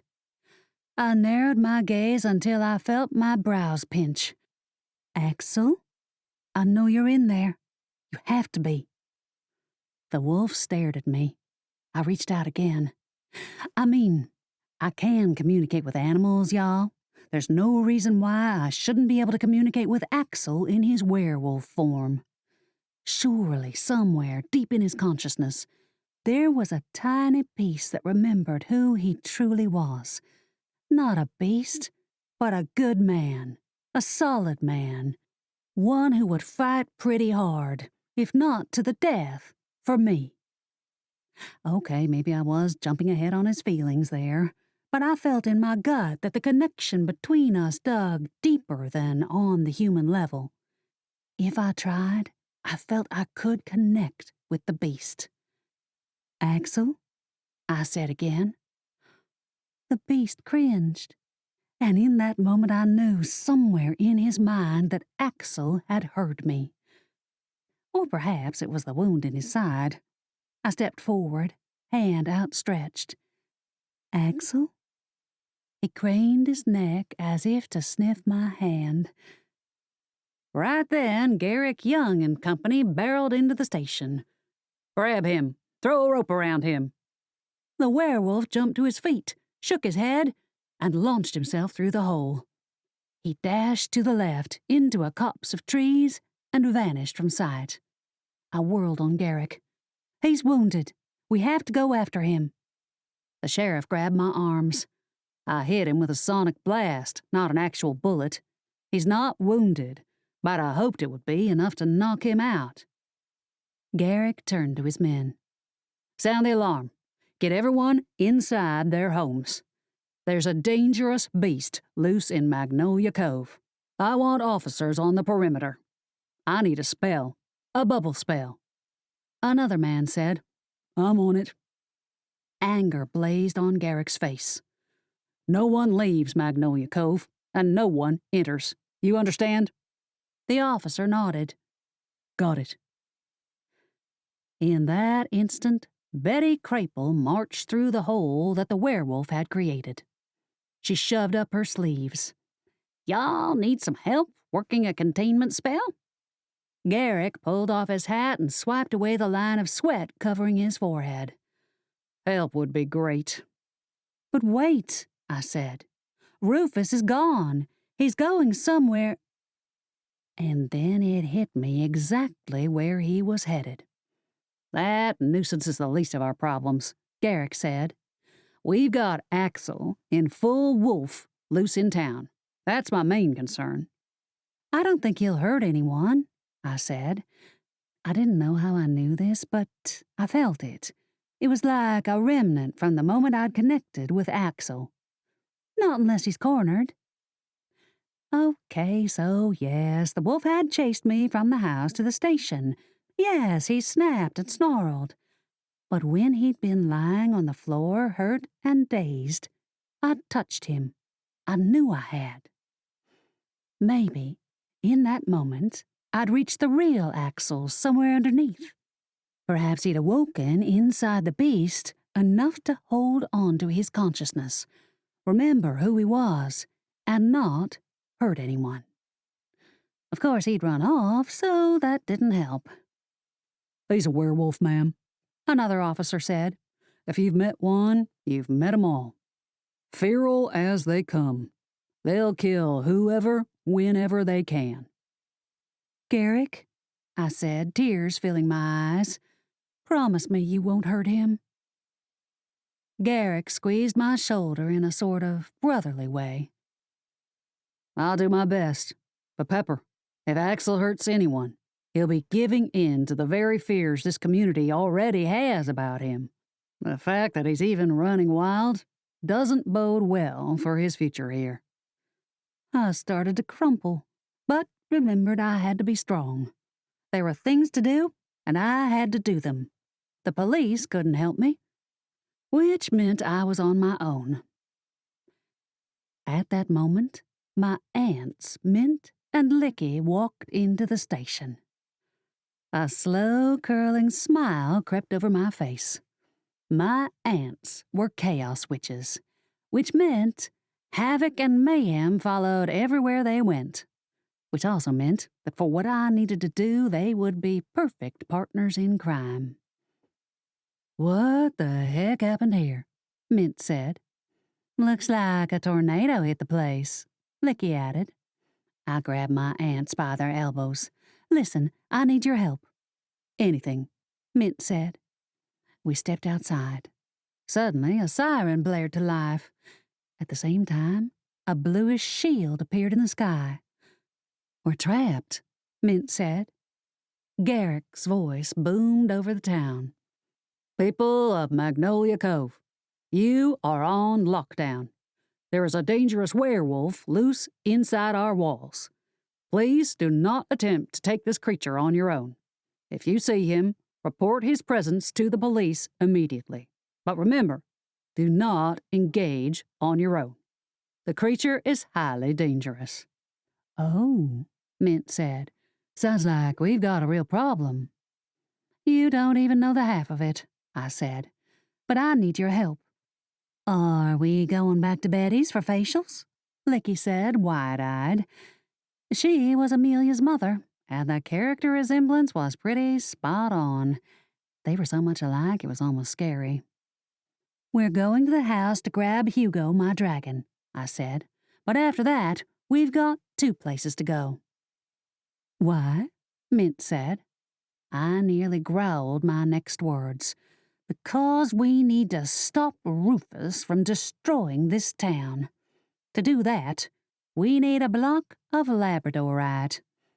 "Do you know where to find it?" Licky said. I gazed up at the bluish sky. A pang of fear pinged my heart. Axel would not be safe. Not until I had the stone and we'd gotten rid of Rufus. I ground my teeth and said, "Yes, I know exactly where to find it." 24. Mint and Licky each hooked an arm around my elbow. "What are we doing?" I said. Mint laughed. "There's more than one way to fly through the air." Confused, I said, "There is?" Licky nodded. "Mint and I have been doing this for years. Before our mother ever let us get our cast iron skillets, we'd sneak out a window at night and fly around town to see our boyfriends." "Boy, you two were a handful, weren't you?" Mint winked at me. "Still are." With that, we lifted into the air. I pedaled my feet as if riding an invisible bicycle because it was very weird, and I didn't know what to do with my limbs. "Hang on," Licky said. "We go fast." She wasn't kidding. We dashed through the air at top speed. The wind blew my hair, and boy, was I going to need a hairbrush by the time we got to the house. But unfortunately, there wasn't going to be time for beauty. We landed on the sidewalk about 2 minutes later. "Thank you," I said. We dashed inside the house and found Amelia and Cordelia pacing the room. "What's going on?" Amelia said. "Axel broke Rufus's curse on me. He's now a werewolf and running loose in town. Rufus is also loose. The police are after Axel, but we've got to stop Rufus before it's too late." Concern slashed over Cordelia's face. "Why?" "Because he wants to ruin this town. He's angry and out for revenge. I need Hugo. He might be able to help." Amelia shot Cordelia a look. "And what about us? We want to help too." I gnawed my bottom lip. "I don't want anyone to be hurt. This is dangerous." Amelia fisted her hands to her hips. "Hey, we're the sweet tea witches. We stick together through thick and thin." Cordelia nodded in agreement. I shrugged. "Okay then. The more the merrier. Let me grab Hugo. Where is he?" "In his cage, I think," Amelia said. I raced upstairs and took the sleeping dragon from his cage. "Wake up, boy. I need your help today." "Mama," he said. I pulled him out and placed him on my shoulders. "Where are you going, sugar?" Maddie said from the window seat. "Maddie, I'm so glad you're here." She stretched. "Sounds like there's trouble." "You wouldn't believe it. Listen, I need you to get a message to Betty. She's at the police station. Think you can do that?" She blinked at me. "Since she doesn't own a cell phone, I'll do it." "Great." I gave her the message and opened the window so she could scamper down the roof and onto the ground. "Be careful," I said. "There's a werewolf on the loose." Maddie laughed. "Everyone knows wolves can't climb trees." "Then you'll be just fine." When I got back downstairs, Mint, Licky, Cordelia, and Amelia stood waiting. I exhaled a deep shot of air. Nerves raced through my body, firing all over.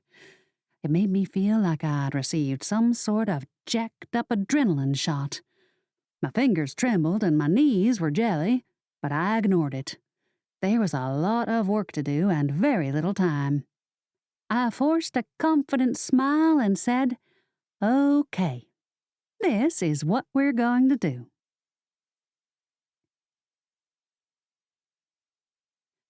"I know you're in there, Amulet. I've got the key to that box." We reached Samuel Amulet's house a short time later. I'd knocked on the door several times, but Amulet hadn't answered. My hopes had crashed to the ground. But then Licky said something that lifted them. He just opened a curtain on the top floor and looked down. "So he's ignoring us?" I said. "Appears so," Mint said. She cracked her knuckles. "Want Licky and I to make him so hot he thinks it's cooler outside than in?" I swiped an arm across my head, removing a sheet of sweat. "It's as humid as the jungle today. Only an idiot would think he'd be better off out here." Licky clapped her hands.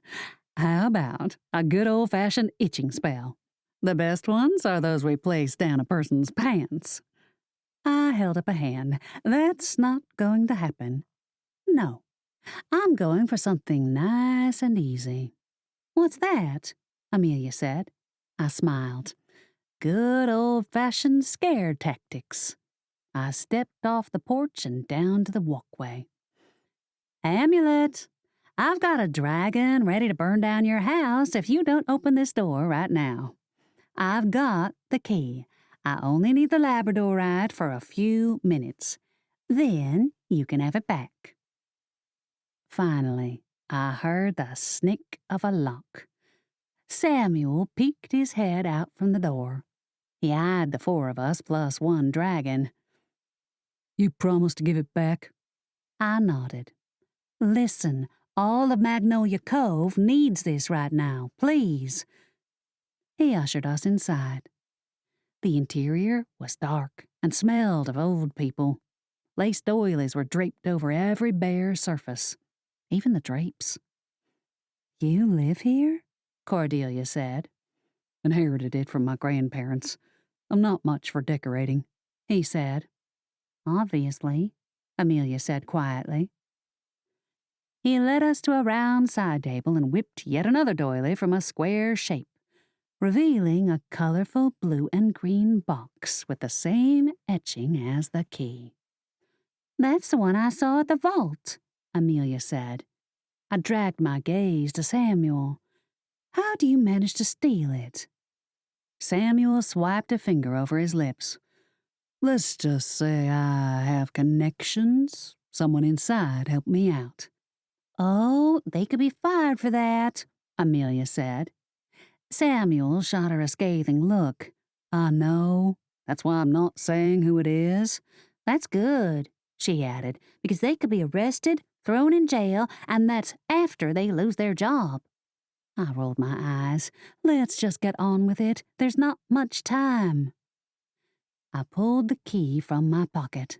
Lord, was I thankful that I'd snagged it back from Axel after leaving the vault. If I hadn't, I wouldn't even know where to begin looking for it. I held my breath as I pushed the key inside the lock and turned. The tumblers flipped, and the key moved easily. The lock sprang and the lid popped slightly. I peeled back the cover, and there it was. The rock of labradorite was easily one of the most beautiful stones I'd ever seen. Veins of aqua and green roped over darker hues of blue and black. It was absolutely breathtaking. "So that's it," I whispered. Samuel leaned over so far a line of drool dripped from his mouth. "Gross," I said. "Get a grip." He wiped it away. "Sorry, but I've waited so long for it to be mine." Before he could grab it, I snatched the stone. Raw energy swirled inside the thing. I could feel it living, nearly breathing just below the surface of the stone. Oh, yes, we needed this. Without it, we'd be lost. "You'll be waiting a hair longer. A deal's a deal. Unless you want to face off against Hugo there. He might look young, but he can barbecue just about anything." Samuel shrank back. No, take it. I trust you." I squeezed his shoulder. "Thank you." I opened my purse and laid the stone inside. Let me tell you, that block of rock wasn't light. I hugged the bag to my chest and we left. Once outside, I hopped on my skillet and turned to look at my family. "Everyone ready?" I said. They all nodded. "Let's go." The 5 of us lifted off from the ground. Hugo flew in the air beside me, following along like an obedient familiar, which is what he pretty much was. When we landed at our destination, worry immediately filled me. "What in holy heck?" Amelia said, touching down. "That's going to be a problem," Cordelia said. "Too bad Zach's not here to help. With all his mystical knowledge of history, I bet he'd have a solution." I shot her a hopeful look. "Can you call him?" She nodded. "I think he hates me, but I'll do it." My cousin pulled out her phone. "Let's hope he's still in town." "Fingers crossed," Amelia said. I stared at the twin lions guarding the vault. They paced back and forth, growling and snarling. I'd made it past them one time before, so I wouldn't have been worried if it hadn't been for the red stuff dripping from their mouths. "Is that blood?" Amelia said. A shot of panic zipped down my spine. "That's what it looks like. Oh, dear Lord, what did they kill?" "More like who?" Licky said. Cordelia strolled back. "Zach's already left town. He can't get back in." "Great," I said, "'cause it looks like we've got carnivorous lions on our hands." Mint squinted at the scene. She pointed at something. "Is that a tomato?" "Where?" I said. "There." I followed the line of her finger until I noticed a partially squashed tomato on the ground. One of the lions walked over, sniffed it, and gobbled it in one swallow. I leaned back. "Since when did lions start liking tomatoes?" "Maybe they're vegetarians," Amelia said. "Never heard of such a thing." "Everyone knows lions eat people," Licky said. Cordelia placed a hand on my arm. "Zach said that. He said they might eat fruit and try it. Tomatoes are technically a fruit since they have seeds." I glanced at my family. Mint, Licky, you got this? Mint cracked her knuckles. We ain't chaos witches for nothing. I grimaced. This could go wrong in so many ways. Actually, anything involving my aunts could. Just don't get killed. Licky smacked her lips. Promise. Mint clapped her hands and a basket of tomatoes instantly appeared in her arms. Hey, boys, we've got your tomatoes right here. The lions glanced over, not appearing interested. Licky grabbed one of the tomatoes and threw it at one of the animal's feet. The fruit smashed, creating a red streak on the concrete. The lion leaned over, sniffed, and gobbled it up. The second lion padded over and growled. My aunts took that as an invitation to start throwing tomatoes at the beast's feet. As fast as the fruit smashed to the ground, the lions ate them up. Lead them away from the entrance, I said. My aunts did, throwing the tomatoes over to the side. The lions followed, eating the trail of ruined fruit. I glanced at my cousins. The coast is clear. Come on. With the lions' backs completely to us, I led Amelia and Cordelia past them and up the steps to the vault. The door opened easily and closed quietly behind us. We stood in the outer chamber. The circular room was eerily quiet. Something's very wrong, Amelia said. You got that right. My head swung right, tacked to the wall and secured with some kind of molten metal bars, stood Erasmus. I rushed over. Are you okay? He nodded. I am fine. Nothing a little Jack Daniels can't fix. I grabbed one of the metal bars and pulled, but nothing happened. You're stuck. I don't know if I can get you out. He shook his head. If you can defeat Rufus, this will go away. It will vanish along with the sorcerer's spell that has me trapped. But you're not hurt? Amelia said. Erasmus shook his head. I am not hurt. Now go. Stop Rufus before he finds what it is he wants. What does he want? I said. The bottomless bag. I believe he wants to use it to put Magnolia Cove inside and swallow us all. I frowned. Is that even possible? Erasmus shrugged. It is bottomless. But the neck of it isn't that big. It can't swallow a city. He stared at me with eyes full of fear. The neck is adjustable. Oh, dear Lord, I said to my cousins. Come on, let's get Rufus. We turned to head into the vault's inner sanctum, but stopped dead in our tracks. Rufus stood at the entrance, a burlap sack in one hand.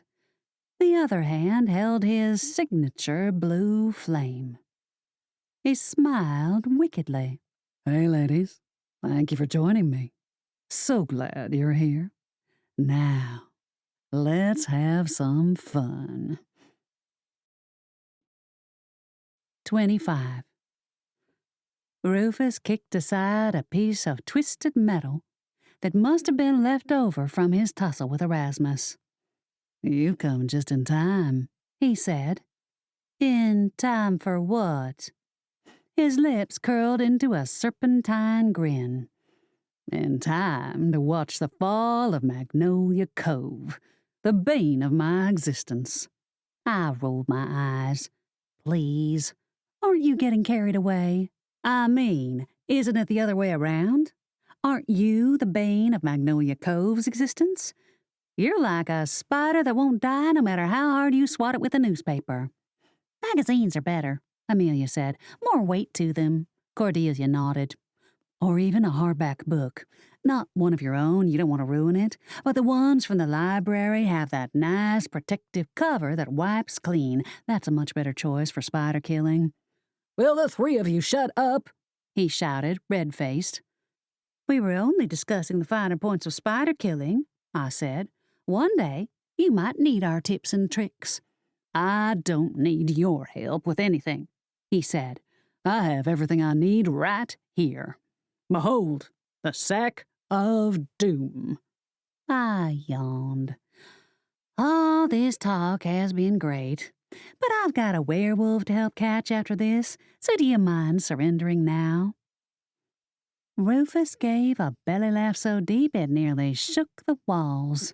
Surrender? Me? Don't you have that the other way around?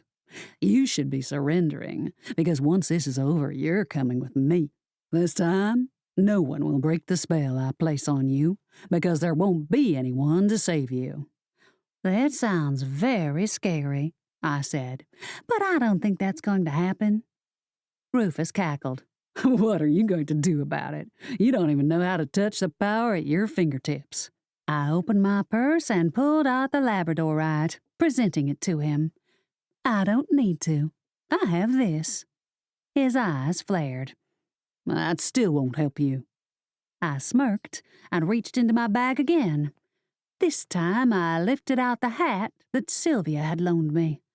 And I also have this. I placed it atop my head and said, "Time for all of this to end, Rufus." Good luck, he said, raising the hand holding the blue orb. She won't need luck, shot out another voice from behind us. I didn't have to look to know it was Betty. But it did help that out of the corner of my eye I saw her and Sylvia's spirits come into view. I handed Betty the labradorite. "I assume you know how to use this?" She took it. "I've got an idea." This has been a nice party, but I'm afraid I'm beginning to feel a bit like a rooster in a henhouse. I'm still here, Erasmus said. You're not the only man in the room. Rufus smirked. I'm the only one potent enough to do anything. That stings, Erasmus said. Enough, Betty said. Rufus, it's time for you to go away and not come back. He threw the orb right at me. I sure as heck didn't know how the hat worked, but I wanted the ball to stop. I focused on that. The blue light's path halted about 3 inches from my face. I stared at it. The magic was a swirl of white and robin's egg blue. It was so pretty. I decided that it couldn't hurt me if I didn't let it, so I snatched it from the air. It was cold to the touch and a mist wafted off it. I stared at the orb for a moment before throwing it back to Rufus. The orb struck his feet. Apparently I needed to work out more because I was aiming for his chest and threw short. An explosion filled the vault. Rufus staggered back. He lifted the bag. The burlap mouth yawned open. Erasmus had not been kidding when he said it was adjustable. As the mouth opened to swallow the vault and all of us, Betty and Sylvia placed their hands on the labradorite. A yellow beam shot out as they chanted. The light flared toward Rufus. He placed the bag in front of him as if creating a shield, but the magic inside the labradorite was too strong. It blasted right through the bag and surrounded him. Rufus struggled. He fought the light, kicking and punching. "This won't be the last you see of me," he shouted. Just then, the light blipped off and Rufus disappeared. The bag dropped to the floor, its mouth shrinking back to normal size. I exhaled a deep shot of air. I glanced at my family. "Everyone okay?" They all nodded. "We were lucky he only threw that one light. I'm surprised he didn't strike earlier," I said. Betty spit on the labradorite and polished it with her sleeve. "Guy likes to talk. Thinks he's so superior. I believe he thought he'd get that bag to swallow us before we could successfully use the stone against him.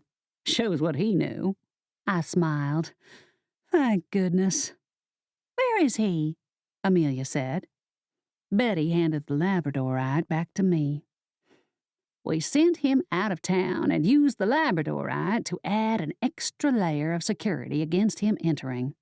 I don't know how long it'll hold, but should be long enough for us to work out a new spell, one that's hopefully Rufus-proof." Amelia pressed a finger to her cheek. "It's too bad you couldn't send him into something like they did in that old Superman 2 movie. You know, where the bad guys are in that other dimension, and then a rocket or something shatters the glass and they're set free." Cordelia flicked dirt out from under her fingernails. "Then a rocket would free Rufus so he'd show up again?" "Oh, right," Amelia said. Clearly depressed her idea wasn't snatched up as foolproof. I glanced at Sylvia. "But where's Barnaby?" Sylvia shook her head. "I called, but there wasn't an answer." I cracked my knuckles. "I need to find him. He can tell me how to use the stone to free Axel. I've got to get out of here." Erasmus called out from his metal prison. "I'm still stuck here. Anytime one of y'all wants to get me out, I'd be happy to be free of these confines. In fact, I may take my leave from the vault for a while. Too much drama." I bit back a laugh. "You have this covered," I said to Betty. Her answer was to snort magical sparkles from her nose. They wrapped around the twisted metal, bending it away from Erasmus. The sound was worse than 1,000 fingernails grating down an old-fashioned chalkboard. Ignoring the sound, I rushed from the building, shouting as I went, "Y'all wish me luck." There would be plenty for them to do. Rufus had wrecked the inside of the vault in his search for the bag. There would be clean-up and then some.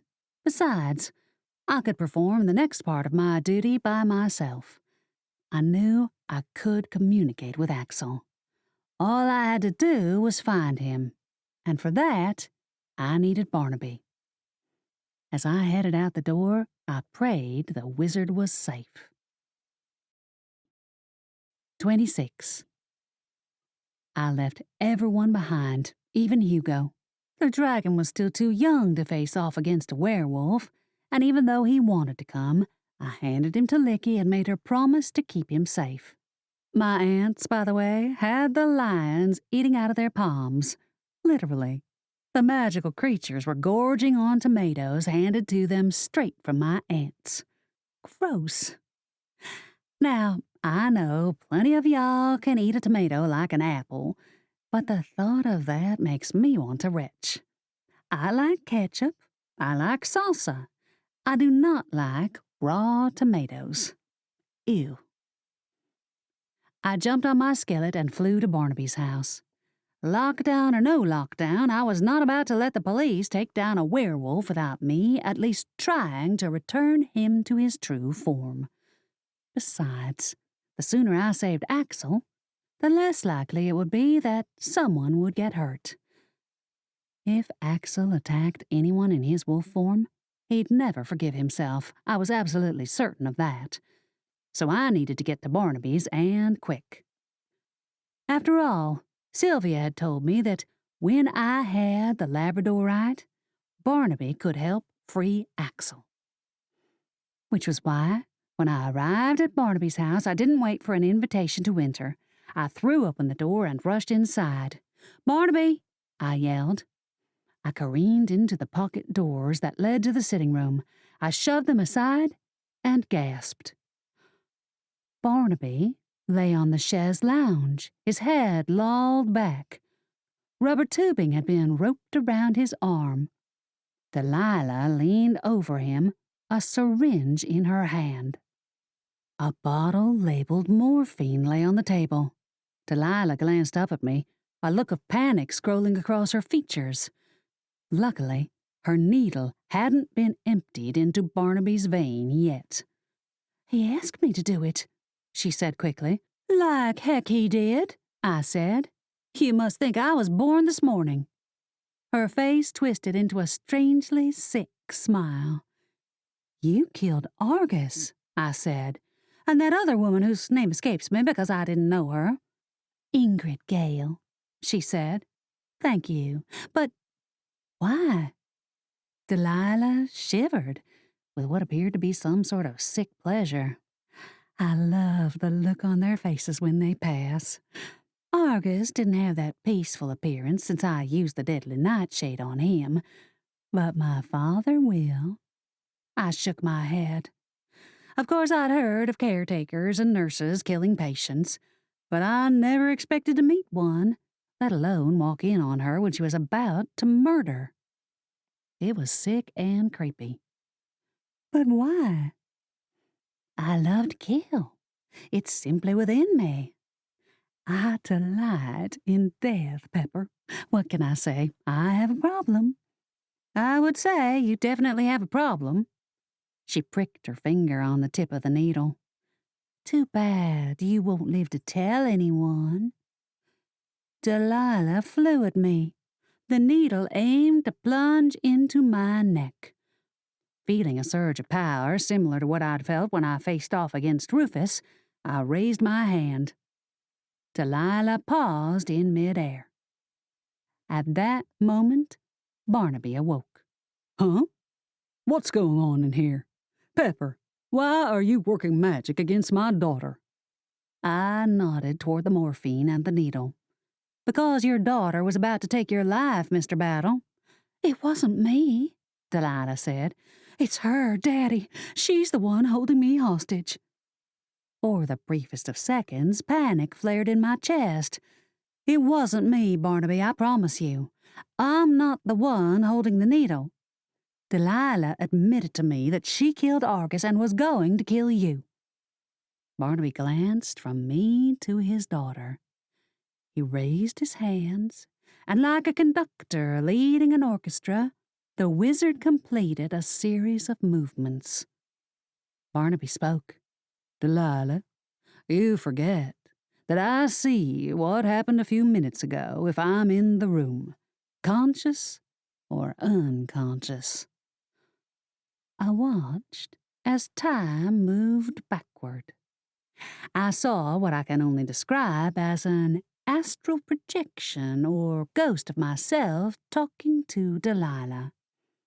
The projection, which is the best description I can give of the scene that unfolded before me, showed me barging into the room, finding Delilah over Barnaby's unconscious body, and admitting everything.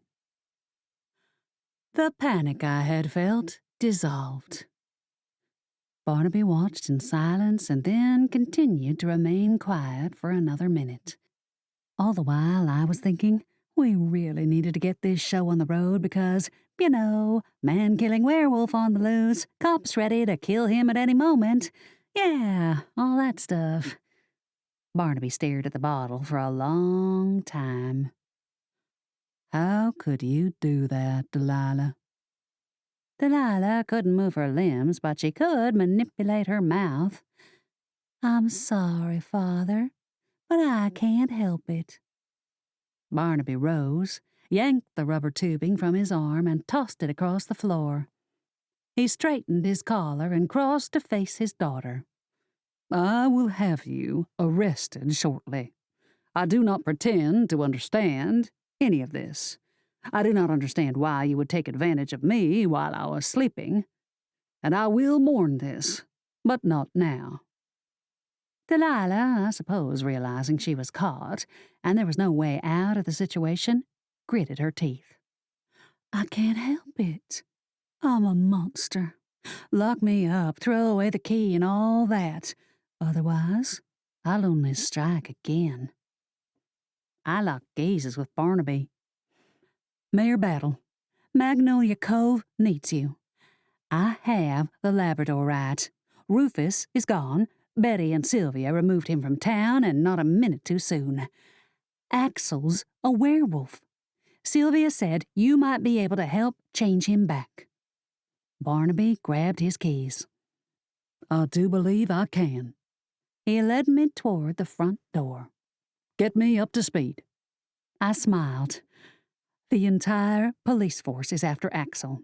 I don't know if they've caught him or not because I was busy trying to save this town from Rufus while they were all out chasing him. Barnaby opened the door. I stepped through. He took a long look at Delilah before pointing a finger at her. A stream of magic flowed from the digit, encasing her already frozen form. "That should keep you until we get back," he said. With that, the two of us left the house. The sun was setting, and night was only minutes away from completely swallowing the sky. Barnaby led me to his garage, which held an antique convertible Aston Martin. "Whoa," I said. "We're going in this?" "Sure are," Barnaby said, sliding in. "We've got some werewolf hunting to do."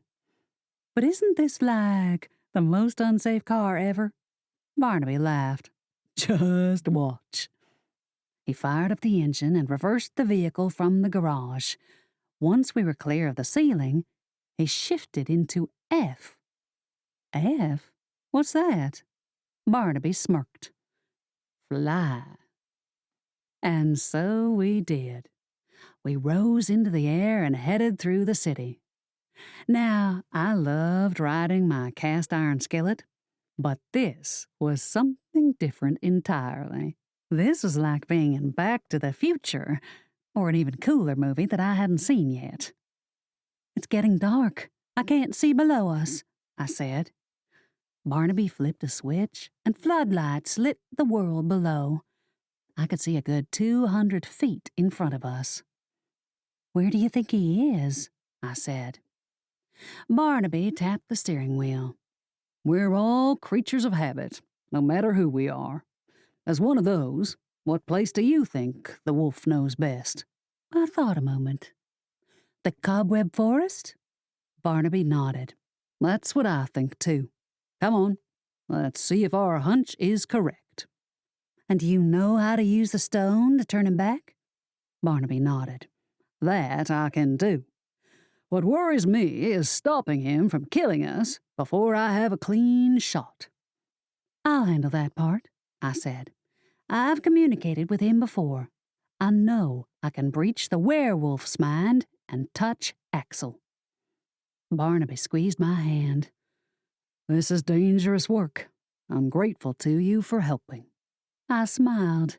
I was about to say the same thing myself. Within a couple of minutes, the forest loomed ahead.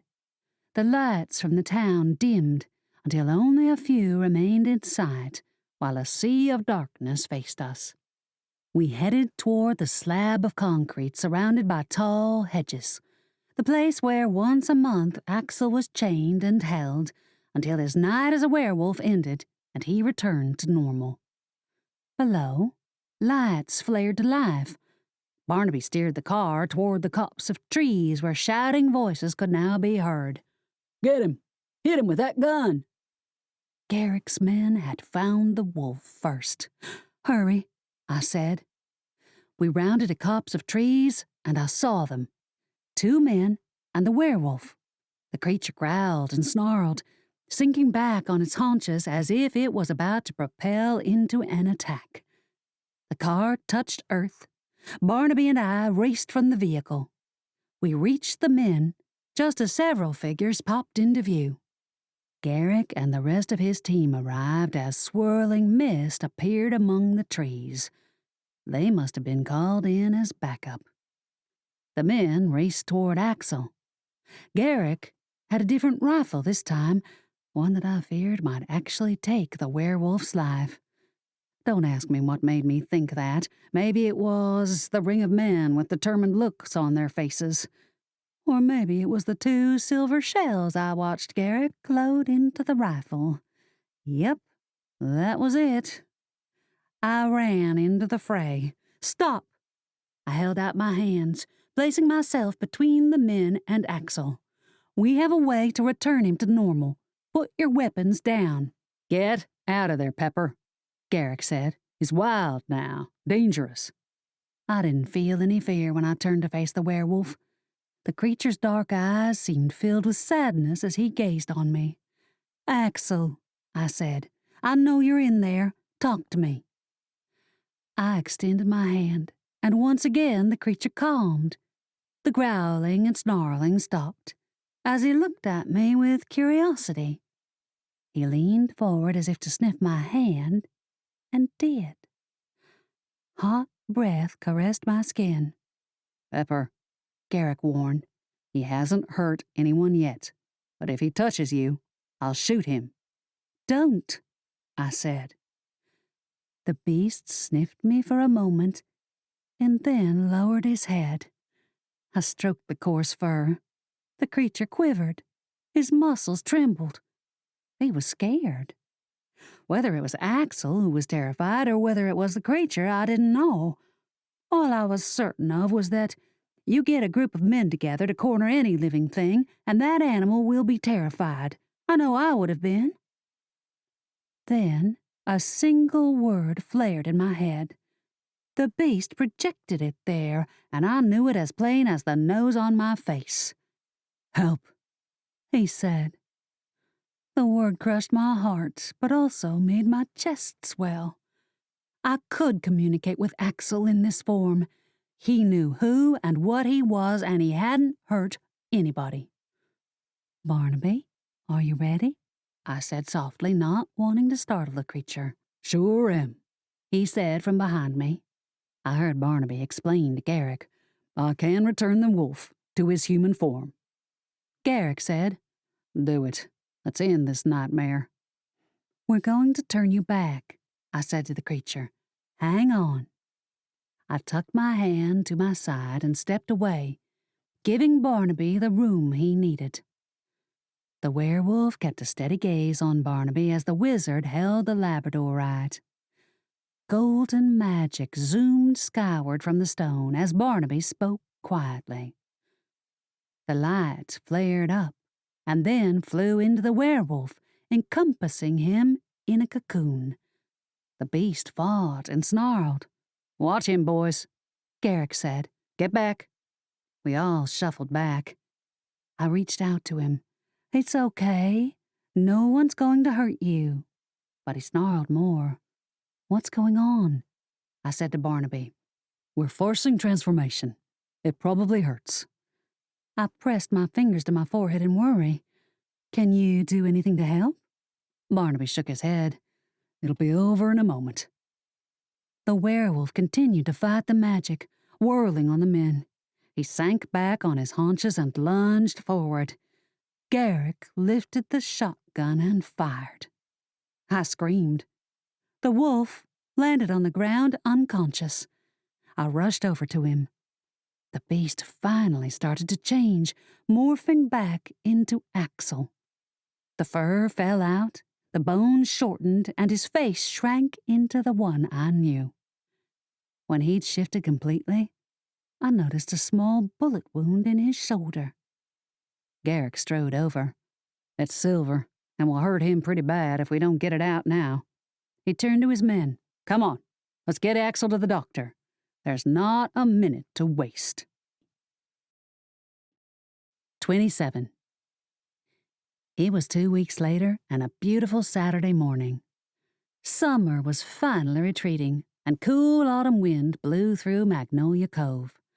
The leaves had started turning beautiful shades of amber and gold, and happiness buoyed in my chest as I strolled down Bubbling Cauldron on my way to open familiar place. I unlocked the door with the golden key Uncle Donovan had sent me in the mail, in a life that felt far, far away. As soon as the door swung wide, the kittens meowed, the puppies barked, and the birds chirped. "Feed us." "We're starving." "What took you so long?" I chuckled as I flipped light switches, topped off water bowls, and filled food pans. I had just turned the plastic window sign to open when the bell above the door tinkled. Axel strolled in, his left arm in a sling. "Morning." He placed a styrofoam container on the counter. I quirked a brow. "What's that?" "Sweet tea for my sweet." I laughed and stepped inside his single outstretched arm. He pulled me in for a long kiss and hug. "I've missed you." "You just saw me yesterday." "Like I said, I've missed you." I giggled. "How's the arm feel this morning?" He rotated his shoulder. Better. Doc says I'll be free of this sling in another week. I clicked my tongue. Bet he offered to heal it for you. When Axel shook his head, dark tendrils tumbled into his eyes. He raked them away. Like I told you, I wanted to remember what happened. I want a reminder. I shook my head. I don't know why you're punishing yourself. It wasn't your fault. He slumped back and leaned on the counter. I know, but I need this. I rubbed his good shoulder. The community's behind you. No one was hurt. This time. A flare of pain swelled in me. We connected, Axel. I know you don't remember, but I spoke to the wolf and he responded. You're not completely lost when you become the beast. He sighed. I smiled. I know you don't believe me, but it's true. A flicker of movement caught my gaze, and I glanced outside to see Barnaby Battle strolling down Bubbling Cauldron. What happened with Delilah? Axel's blue eyes fixed on me. She was sentenced today. After her full confession, the judge didn't go easy on her. Life in prison. I grimaced. She was a cold-blooded killer. He nodded. I never would have guessed. But anyway, she confessed to having an obsession with killing and enjoying it. I pressed a finger to my lips. And Samuel never told you who sneaked him into the vault to steal the box? Axel shook his head. Not directly, though if I had to guess, I'd say that Erasmus must have helped him in some way. I quirked a brow. Erasmus? But he's dedicated to keeping the contents safe. Doesn't mean the Guardian doesn't prefer a little drama now and then. You've got a good point. Just then, Erasmus passed in front of the store. I guess he resigned from his post? I think he's taking a sabbatical. I clicked my tongue. Can't say I blame him. I folded my arms and smiled at Axel. I'm just glad you're okay. He wrapped me in another hug and kissed my forehead. And I feel the same about you. Axel studied me with those gorgeous blue eyes of his, and my heart ballooned. You ready to get out of here tonight? Go on a real date? I exhaled. So ready. Think we have to worry about Rufus? Axel chuckled. From what you told me, I think Rufus will leave you alone for a while. You gave that sorcerer a run for his money. I smiled. I'm finally getting the hang of these powers. He brushed a strand of red hair from my eyes. About time. I swatted his chest. Ouch. That didn't hurt. I missed your injured shoulder. Axel kissed my lips again and headed toward the door. See you in a few hours. I waved and smiled. Looking forward to it. He blew me a kiss, which was like so seriously romantic. Yes, I was such a cheeseball that I caught it. Axel disappeared, and I stood in the still silence for a few minutes, ruminating on how much he meant to me and how happy I was that when he'd come to and realized the havoc he'd created in town while loose in his wolf form, that Axel hadn't brooded about it. He took it with his chin up, relieved that no one had been hurt, and thankful that the police had been willing to take him down, but hadn't. And so, the question remained. Had it been the silver bullet that changed him back, or the labradorite? We'd never know, but it didn't matter. Axel was himself, Rufus was beaten back to whatever hole he'd crawled out of, and the killer had been caught. Whew! All in a week's work. A scraping from the rear of the store caught my attention. It sounded like someone entering the back door, but that was impossible. I was the only person with a key. Concerned, I stepped into the hall. Sure enough, the doorknob turned as if someone was about to enter. Then they did. A man stumbled through, a golden key that matched mine in his hand. He had thinning white hair and oval spectacles resting on his nose. I instantly recognized him. Uncle Donovan, I said, reaching for him. My supposed-to-be-dead uncle fell to his knees. I wrapped my arms around him, barely processing what was happening. Uncle? I repeated, confused as heck and unsure if this was a ghost or a man I was touching. Donovan stared ahead for a moment before blinking at me. His eyes seemed to focus, and his head jerked. Pepper, thank goodness you're here. What's going on? Donovan heaved himself off the floor and grabbed my arms. Pepper, I'm in grave danger. I'm afraid you might be too. I need your help if we're both going to survive what's coming. I nearly slapped my forehead. Oh, boy. Here we go again. This has been Southern Sorcery, Sweet Tea Witch Mysteries, Book 4, written by Amy Boyles, narrated by Hollis McCarthy. Copyright 2018 by Amy Boyles. Production copyright 2019 by Amy Boyles. Edited by Sean Toole.